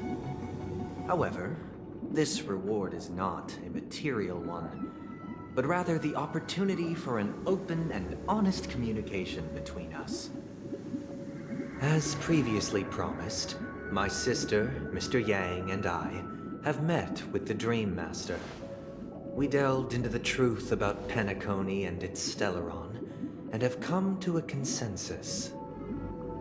Both I and the Oak family cannot acquiesce to your request.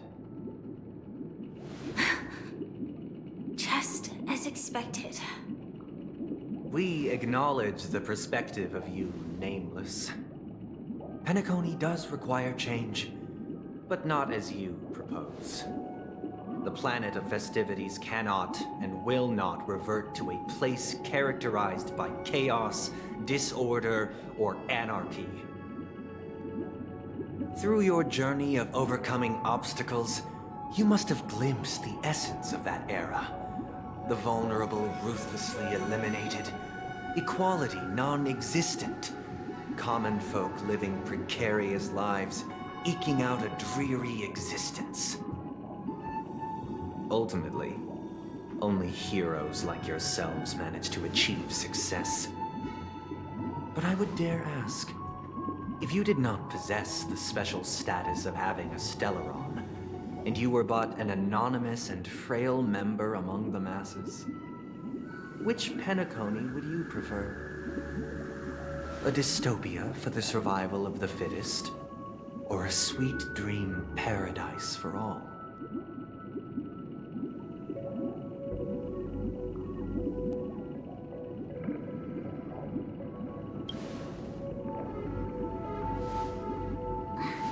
That's not the point! Don't let him mislead you! Mr. Sunday, even if the members of the Oak family can't fully agree on what to do about the Stellaron, now's not exactly the time to be holding an extensive discourse about Penacony's past and future, is it? The Stellaron issue concerns the life and death of everyone on Penacony. If anyone has a better suggestion, the crew is more than willing to listen. Also, it'd be best to tell us the ins and outs of that meeting. This way, we'll at least know what Welt and Miss Robin are dealing with, and the reason why they failed to make our appointment. Ah, Navigator. That is precisely my intention. With all present, let's begin by discussing the details of that meeting. Let's talk about our tribulations and choices, our ideals and beliefs, and our final course of action. The only path to take.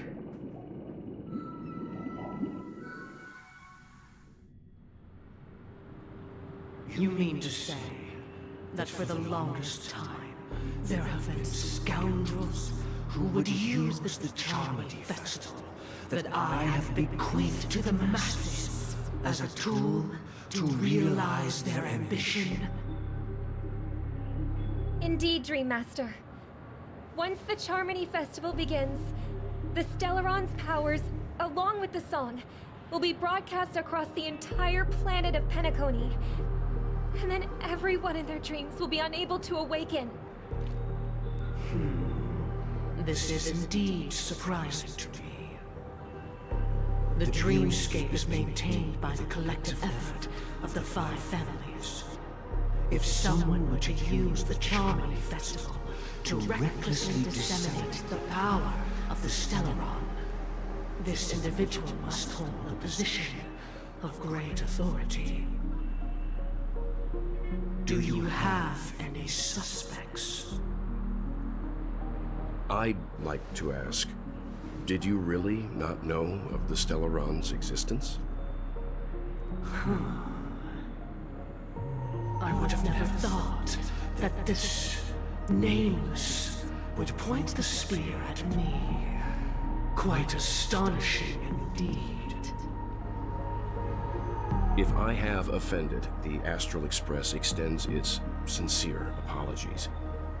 But the current circumstances are dire and leave no room for meticulous inquiry. We're doing this out of concern for the Dreamscape's safety. So, if you could, please alleviate our concerns.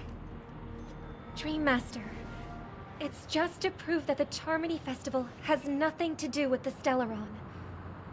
If we're being overly cautious, I will return to the stage to offer tribute in song, just per the arrangement.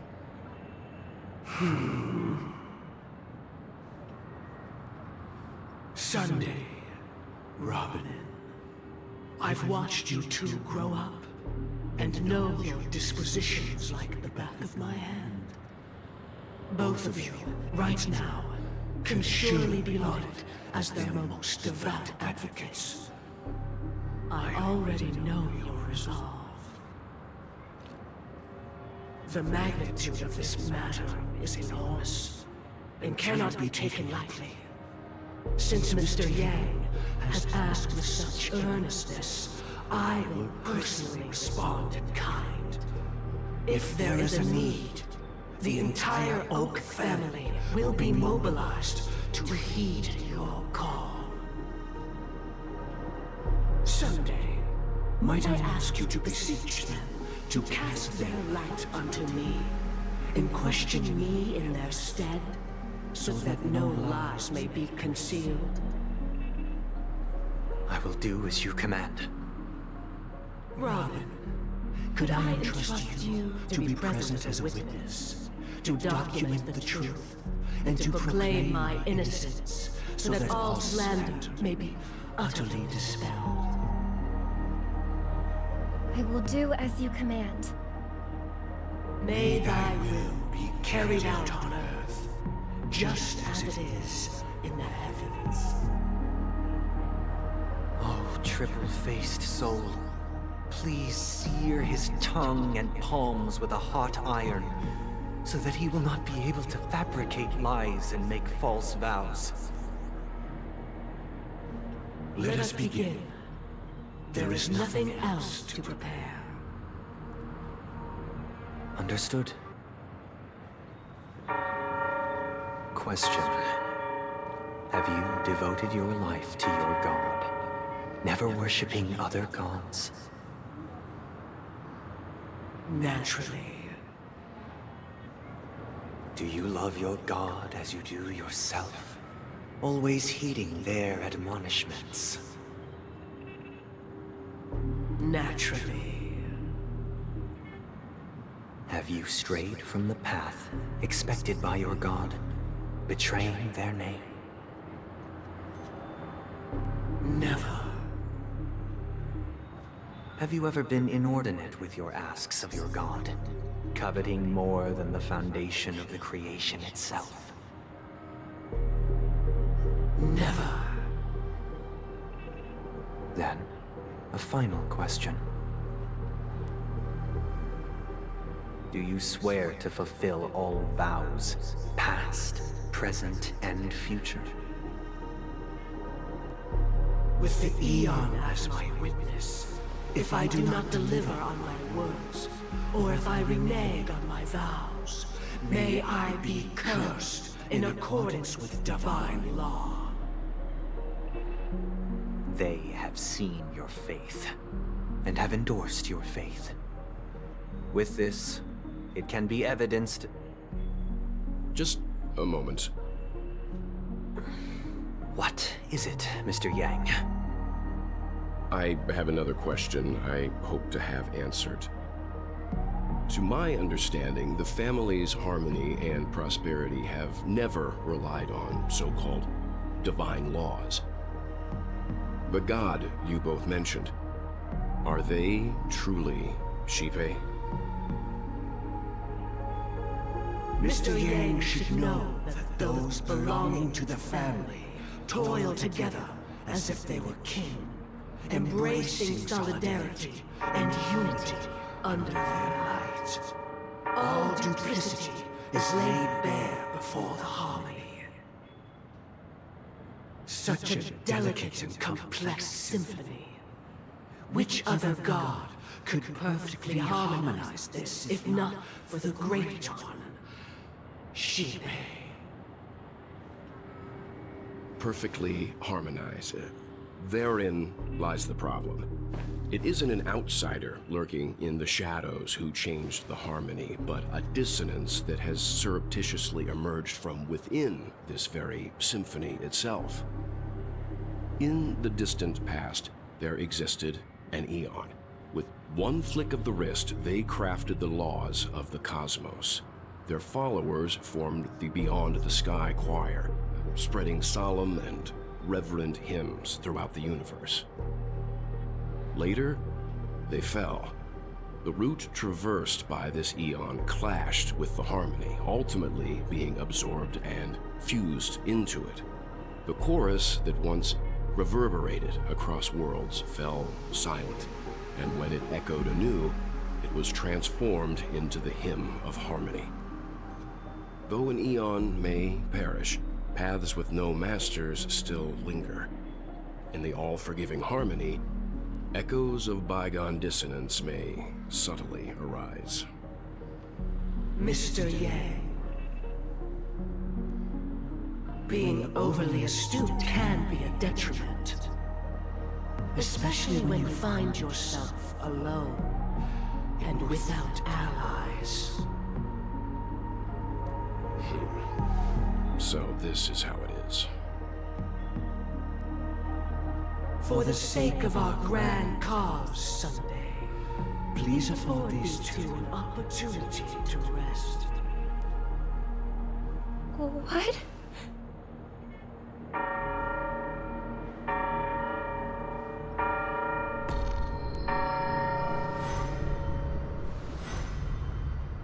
Sorry, Robin. It's just you. I did not wish for you to know this. It's a pity that things have turned out this way. So, this is the true reason I can't sing? The shadow that envelops Penacony is actually... We were never children of the harmony. Our ideal paradise could not have been crafted by Xipe.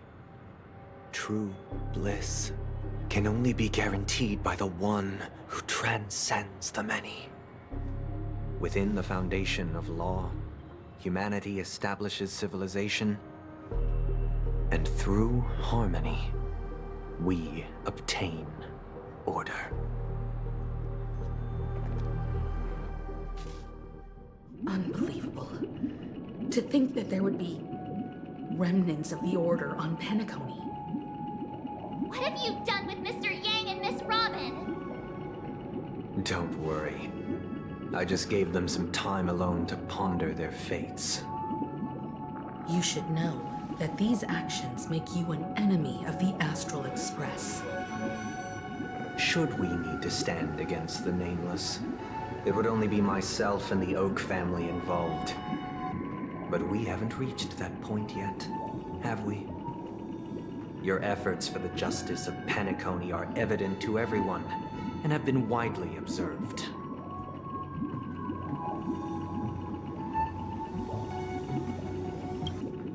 Oh, I intend to.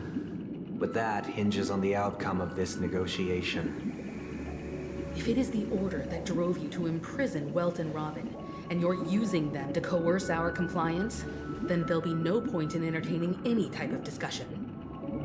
You're mistaken, Miss Himiko.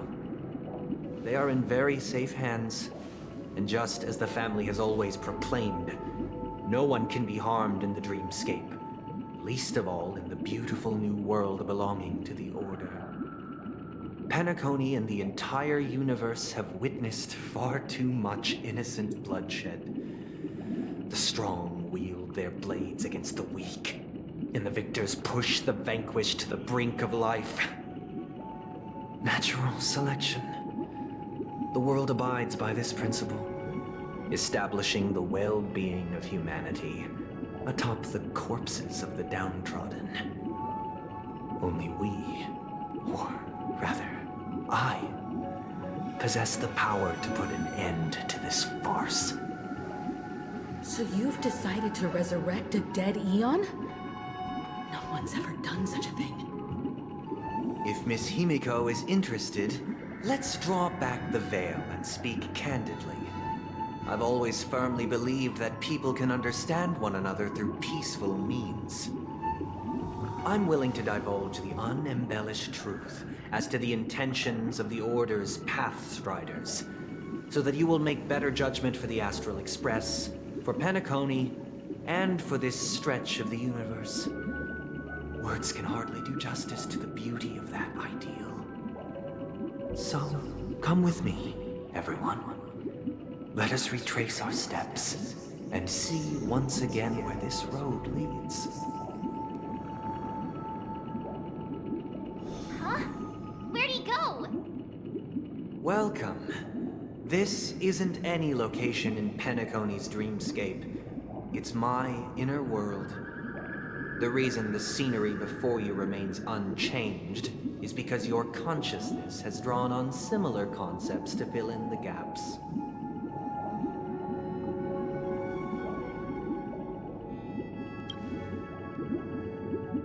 That means... Did you do the same to Welt? It's a tuning process. Stronger in effect and more draining on the mind. The gray-haired guest has experienced it before, so she should understand what it entails. Tuning allows you to intuitively grasp my feelings, which also means that I cannot hide anything from you. Now, everyone, please look at the huge screen. The road we once took begins here. From this point on, you will witness the numerous decisions I've faced.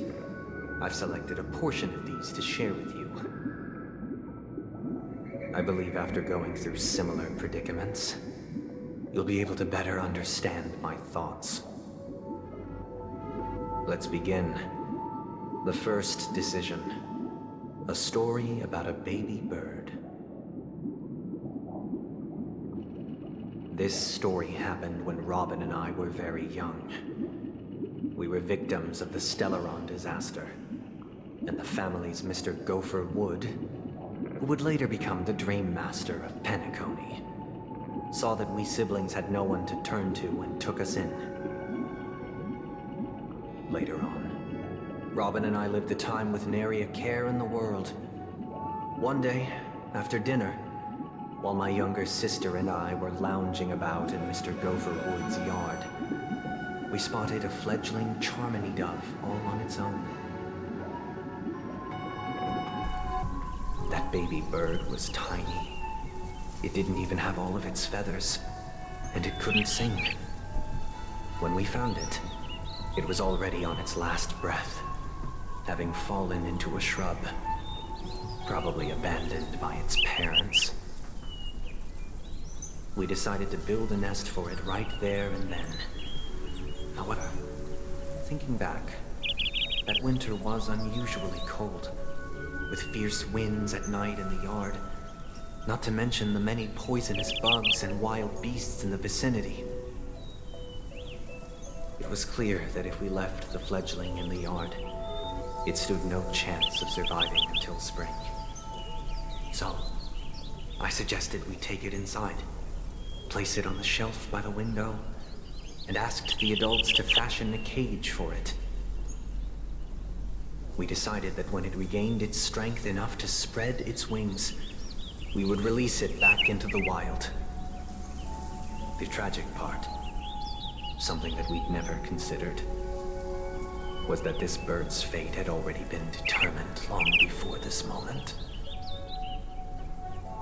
Its destiny was determined by our momentary whim. Now, I pass the power of choice to you all. Faced with this situation, what choice would you make?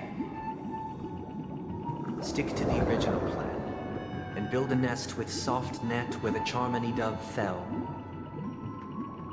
Or build a cage for it, and feed it, giving it the utmost care from within the warmth of a home.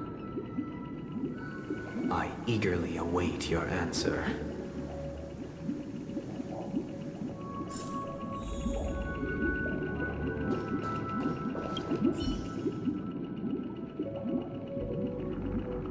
That guy just casually throws this kind of question at us? What exactly is his deal? But fine, I'll answer, I guess. If it were me, I guess I'd choose to build a cage for the little Charmony dove. After all, leaving it there, it's bound to get hurt by wild animals or something. And that'd just be too sad.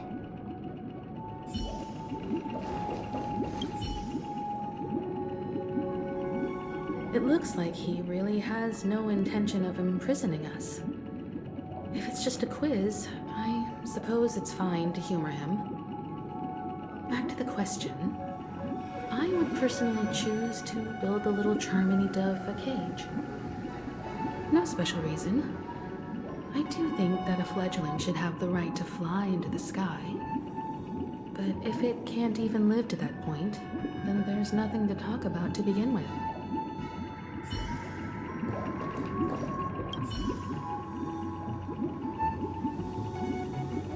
I can't decipher his intentions right now, but based solely on that question, I would probably choose to build that dove a cage.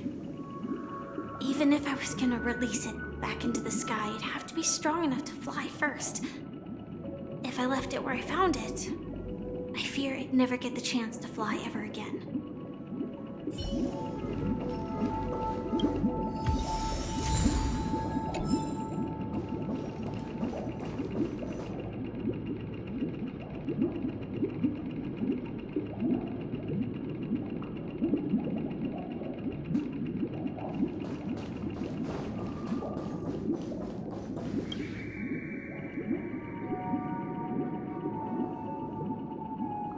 Interesting. Since you've made up your mind, allow me to reveal what fate this choice will bring to the fledgling. From what I've observed, there are at least 3 predators in that yard that prey on small birds. The Vossicle scorpion, Asdano wolverine, and the Huntington winged snake. Even if they shy away from humans, these animals are still near apex predators in a fenced location like a yard. In such a location, only one fate awaits that little Charmony dove. A painful death. As for the choice you made, I am deeply sorry. Now, let us advance to the second decision. This time, it's the story of a dream chaser. This story happened when I was appointed as Bronze Melodia, a position exclusive to the Oak family, charged with listening to the problems and vexations of Dreamscape residents, and providing them with the relevant guidance. It was during that period that I had the opportunity to hear voices from all corners of the Dreamscape. Joy, sorrow, arrogance, regret. The complex tapestry of human nature that formed the world. And I was fortunate to catch a glimpse of it. He was a dream chaser, and an illegal stowaway. Just like the rest of them, he came to Penacony in search of a better life. Except that, to most people, the price he paid, I suppose you could say it was everything. He told me, I sold everything I could at home. The house, the land, even his 2 children. He said he could not afford to raise them, and that at least they could eat if they lived as slaves. He had a plan in place. He would buy back his children once he had made his fortune, and enjoy Penacony's beautiful dream with them. Alas, his plan to smuggle himself was somewhat clumsy, and he was sniffed out by those pig-headed hounds. After hearing the Dream Chaser's story, I immediately appealed to the Bloodhound family to cease their pursuit. That way, at least he could live peacefully. But I was still too naive to the ways of the world. I did not anticipate that what I thought was a kind gesture would later lead to dire consequences. I'll tell you the outcome soon. For now, I'd like you all to make a choice. Will you do as I did, and try to convince the Bloodhound family to stop their pursuit? so that the Dream Chaser may live peacefully and realize his wishes? Or will you remain silent, leaving him to languish while the hounds are hot on his heels until his inevitable judgment arrives? I look forward to everyone's decisions. Who knows? Perhaps they might even alter the outcome of this tragedy.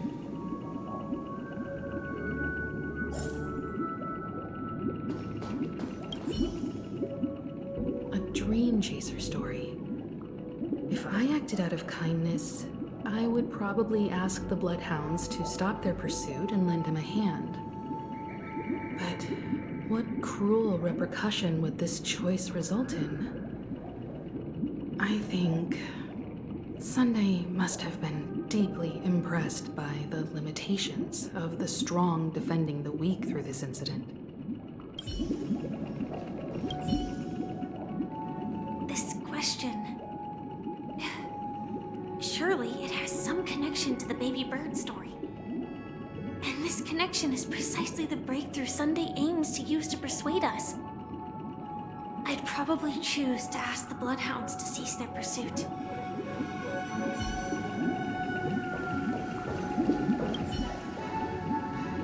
It seems illegal stowaways are really quite common on Penacony. But that guy in the story, I don't think he deserves any sympathy at all. He sold his kids to chase a dream. Even if he intended to go back for them, it's still insanely irresponsible. With that thought, there's only one choice. Let the Bloodhounds send him back home. This person deserves to be punished.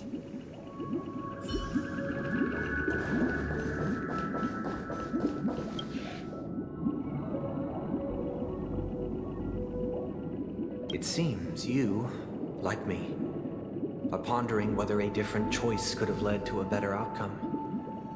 Sadly, his fate would only be more tragic. Say he never gets caught. He would only die from delirium. The methods with which illegal stowaways enter dreams are unorthodox, not flawless like the hotels. Living in the dreamscape would be a mere pipe dream. Should he be apprehended? Could the hounds afford to turn a blind eye?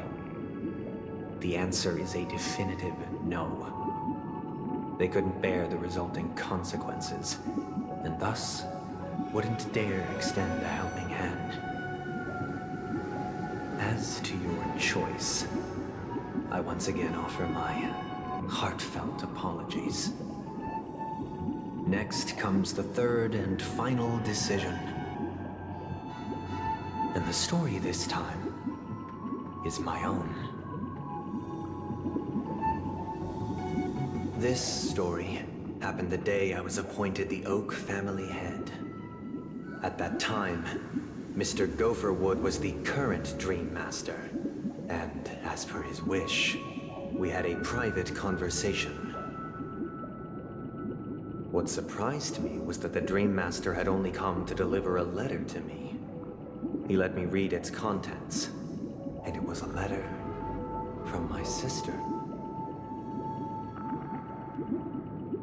The letter contained the usual pleasantries, anecdotes from her travels, nothing out of the ordinary. Just as I started wondering how this letter related to our discussion, the Dream Master began to speak. Do you know who wrote this letter? My sister, of course. But why would you personally visit me to hand me a letter from my sister containing mere trivialities? To help you grasp the full scope of this issue. Do you know where Robin is at this moment? From what the letter indicates, she must be in Caspelina 8, correct? She's touring there right now. Correct. Has she mentioned anything about a stray bullet? A stray bullet? What? A war has broken out on that planet. It is because of this very reason that Robin chose this destination to spread the word of the Harmony and to save the lives of that planet she personally made for the front lines. She hoped to ease the people's suffering with song and was willing to brave mortal danger to deliver the IPC's medical supplies. Unfortunately, stray bullets show no such compassion. Is she all right? If the operation was successful, she should probably be recovering in the field hospital. By the eon above, the bullet struck her neck directly, yet possibly as a reward for her consistent deeds of harmony, it didn't hit any vital arteries. Once you've attended to your outstanding tasks, it'd be advisable to write her back as soon as possible. Those damned savages! I'll pack my bags right away. My gratitude for bringing this to my attention, Mr. Gopherwood. Now you understand why she always wears such elaborate neck ornaments, don't you? How could this happen? Miss Robin. It's all in the past, so please don't worry. I share this in the meager hope that you will understand the Harmony's limitations and predicament. As grandiose as the strong defending the weak sounds, many times, it is nothing more than wishful thinking. Likewise, I've prepared one last question, one last choice. But rest assured, this choice will not have any grave consequences. Because this is merely a figment of imagination, a nightmare that has haunted me through countless nights. If you ever had the opportunity to make a choice like I did, would you still support Robin's journey on the path of harmony?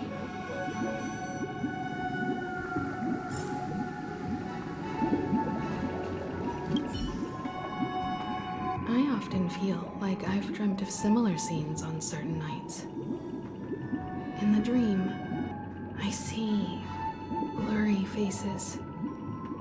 I don't know who they are, but I sympathize with all of them, fighting for survival against some unfathomable force. Their confusion and fear are lucid to me, but I also remember they chose never to give up.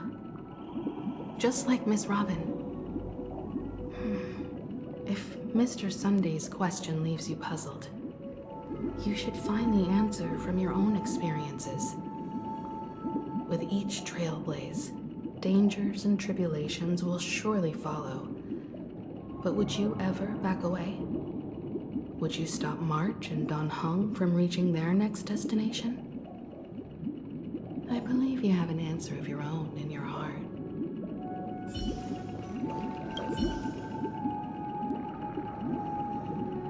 Miss Robin's courage is admirable. And here I was thinking she was just another superstar celebrity.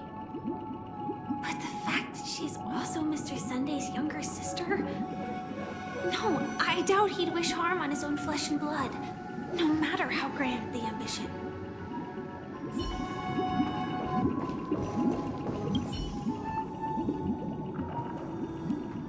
I can't believe that happened to Miss Robin. The strong defending the weak is a great mantra, but if I had to pay such a price, I don't know what I'd do.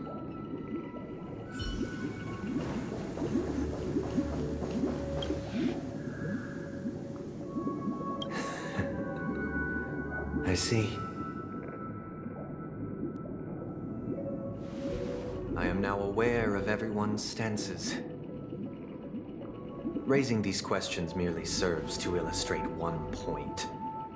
The plight of Penacony cannot be salvaged by the Harmony. The true foundation for a sweet dream paradise can only be established through the order where the strong govern the weak. I know the suffering of being tormented, the turmoil of losing your way, how sorrow and even despair set in when matters don't work out.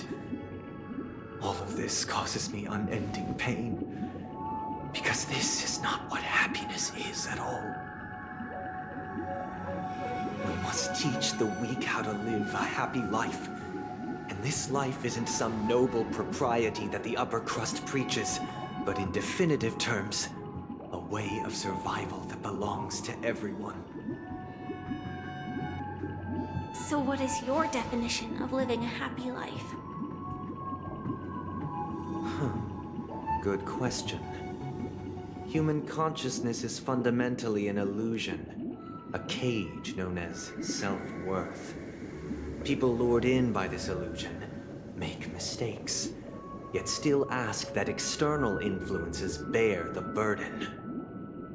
When one mistake after the next permeates the masses, they become impossible to trace. Thus, the amassing of these individual cages culminate to form a prison. A place dictated only by the rule of survival of the fittest. Nature is always accompanied by predation and sacrifice. Its antithesis is known as order. That is what I want to do.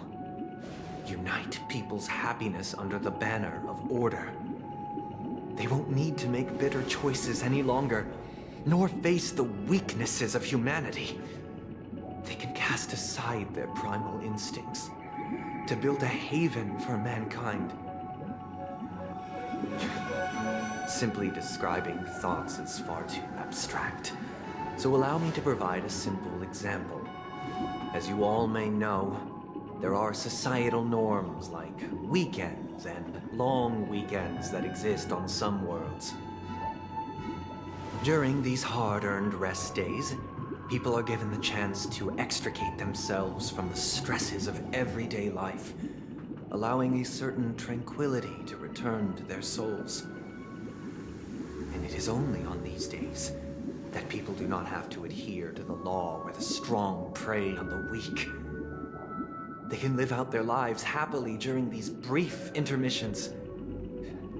It's just a pity that 2 or 3 days are still too fleeting compared to the span of a lifetime. From where I stand, society's ideal system should be 7 rest days. Following Sunday, there should ensue a second, a third, and indeed an infinite procession of Sundays. This should be the face of the new world. Idyllic, eternal, peaceful days. And thus, every person can return to their base selves in this utopia. Some gaze in reverence at the stars, pouring their whole beings into calculating the distance between us and the isolated world of Pagana. Meanwhile, some seek refuge in quiet corners, holding one another, unencumbered by the chains of unwelcome obligations. There would be no need to bear the hardships of reality. Only in this way can humanity face the inevitable end with the purest of spirit, living a life of dignity. This is what it is to live in bliss. Miss Firefly, you who are stricken with entropy loss syndrome, you of all would surely understand this.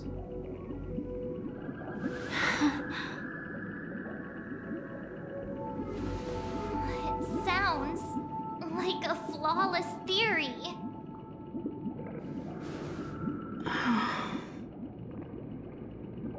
But what is the price to attain all this? The cost is minute, merely a personal and eternal sacrifice. If this paradise is to be maintained for everyone, someone must remain trapped in solitary awakening. until the end of the cosmos. Awakening. Which means that this so-called paradise is still a dream. Stepping into this paradise means forsaking reality, correct? It is not forsaking, but transcending. Flesh, blood, sorrow, weakness. If the physical is the root of spiritual suffering, it is only logical that we defeat it. But in this supposed bliss, people won't have defeated their demons. The chance to overcome their tribulations would be forever lost to them. In other words, it is an escape. That's another way of understanding it. But there is no shame in escape. On the contrary, the seeds of escape exist in everyone's hearts. Don't you agree, Miss Firefly? And as to why we sleep, it is because we are afraid to awaken from our dreams. But this is not in conflict with the grand plan. Only in acknowledging this can we truly understand the frailty of human nature, and from there, show compassion and protection.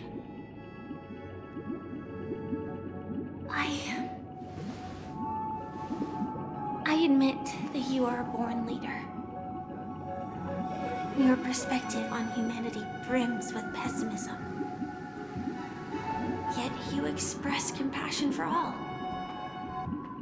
even when your heart pities them. But unlike you, I live for the self.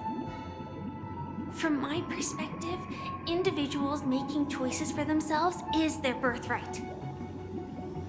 The want to escape may be innate in the weak. But whether they are weak or not, it is not up to another to decide. Perhaps in your mind, you also view me as weak?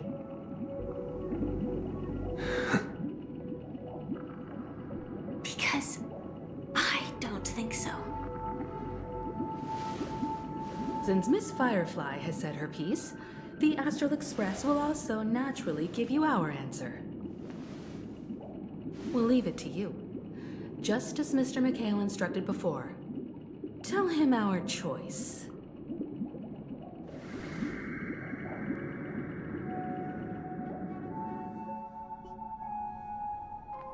What is this place? Does this place ring any bells, Misha? I don't know, but I feel a sense of déjà vu. What is this place? It's the realm within a dream bubble. This was left to the Astral Express by a nameless, but weirdly, when we entered it, it was completely empty. Dr. Edward from the Dreamscape sales store told me that dreams are formed from memories, and a dream bubble can't take shape if its core is empty. So I thought you might be able to help us in unraveling this mystery, Misha. As a hotel doorman, you know Penacony best among us. I don't know much about dream bubbles, but if you want to figure out what this mansion is, I'll do my best. I'm counting on you then. Himeko, I still don't get it. Why were you so sure that Misha had a connection with this dream bubble? I wasn't sure. It was just a hunch. But since Misha feels familiar with this place, my hunch might be correct. Exactly.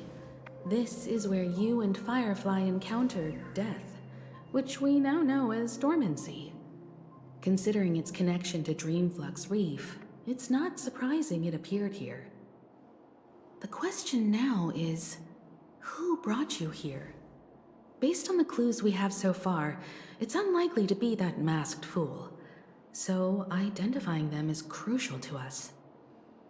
We're drawing closer to the truth once more. Let's give Misha some time, as I believe he'll unveil the secret of this dream bubble. All right, but there are doors all over the place. Which one should we choose? Do you have any idea, Misha? I guess... maybe this way?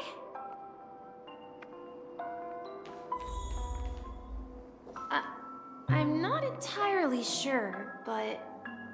let's give it a try.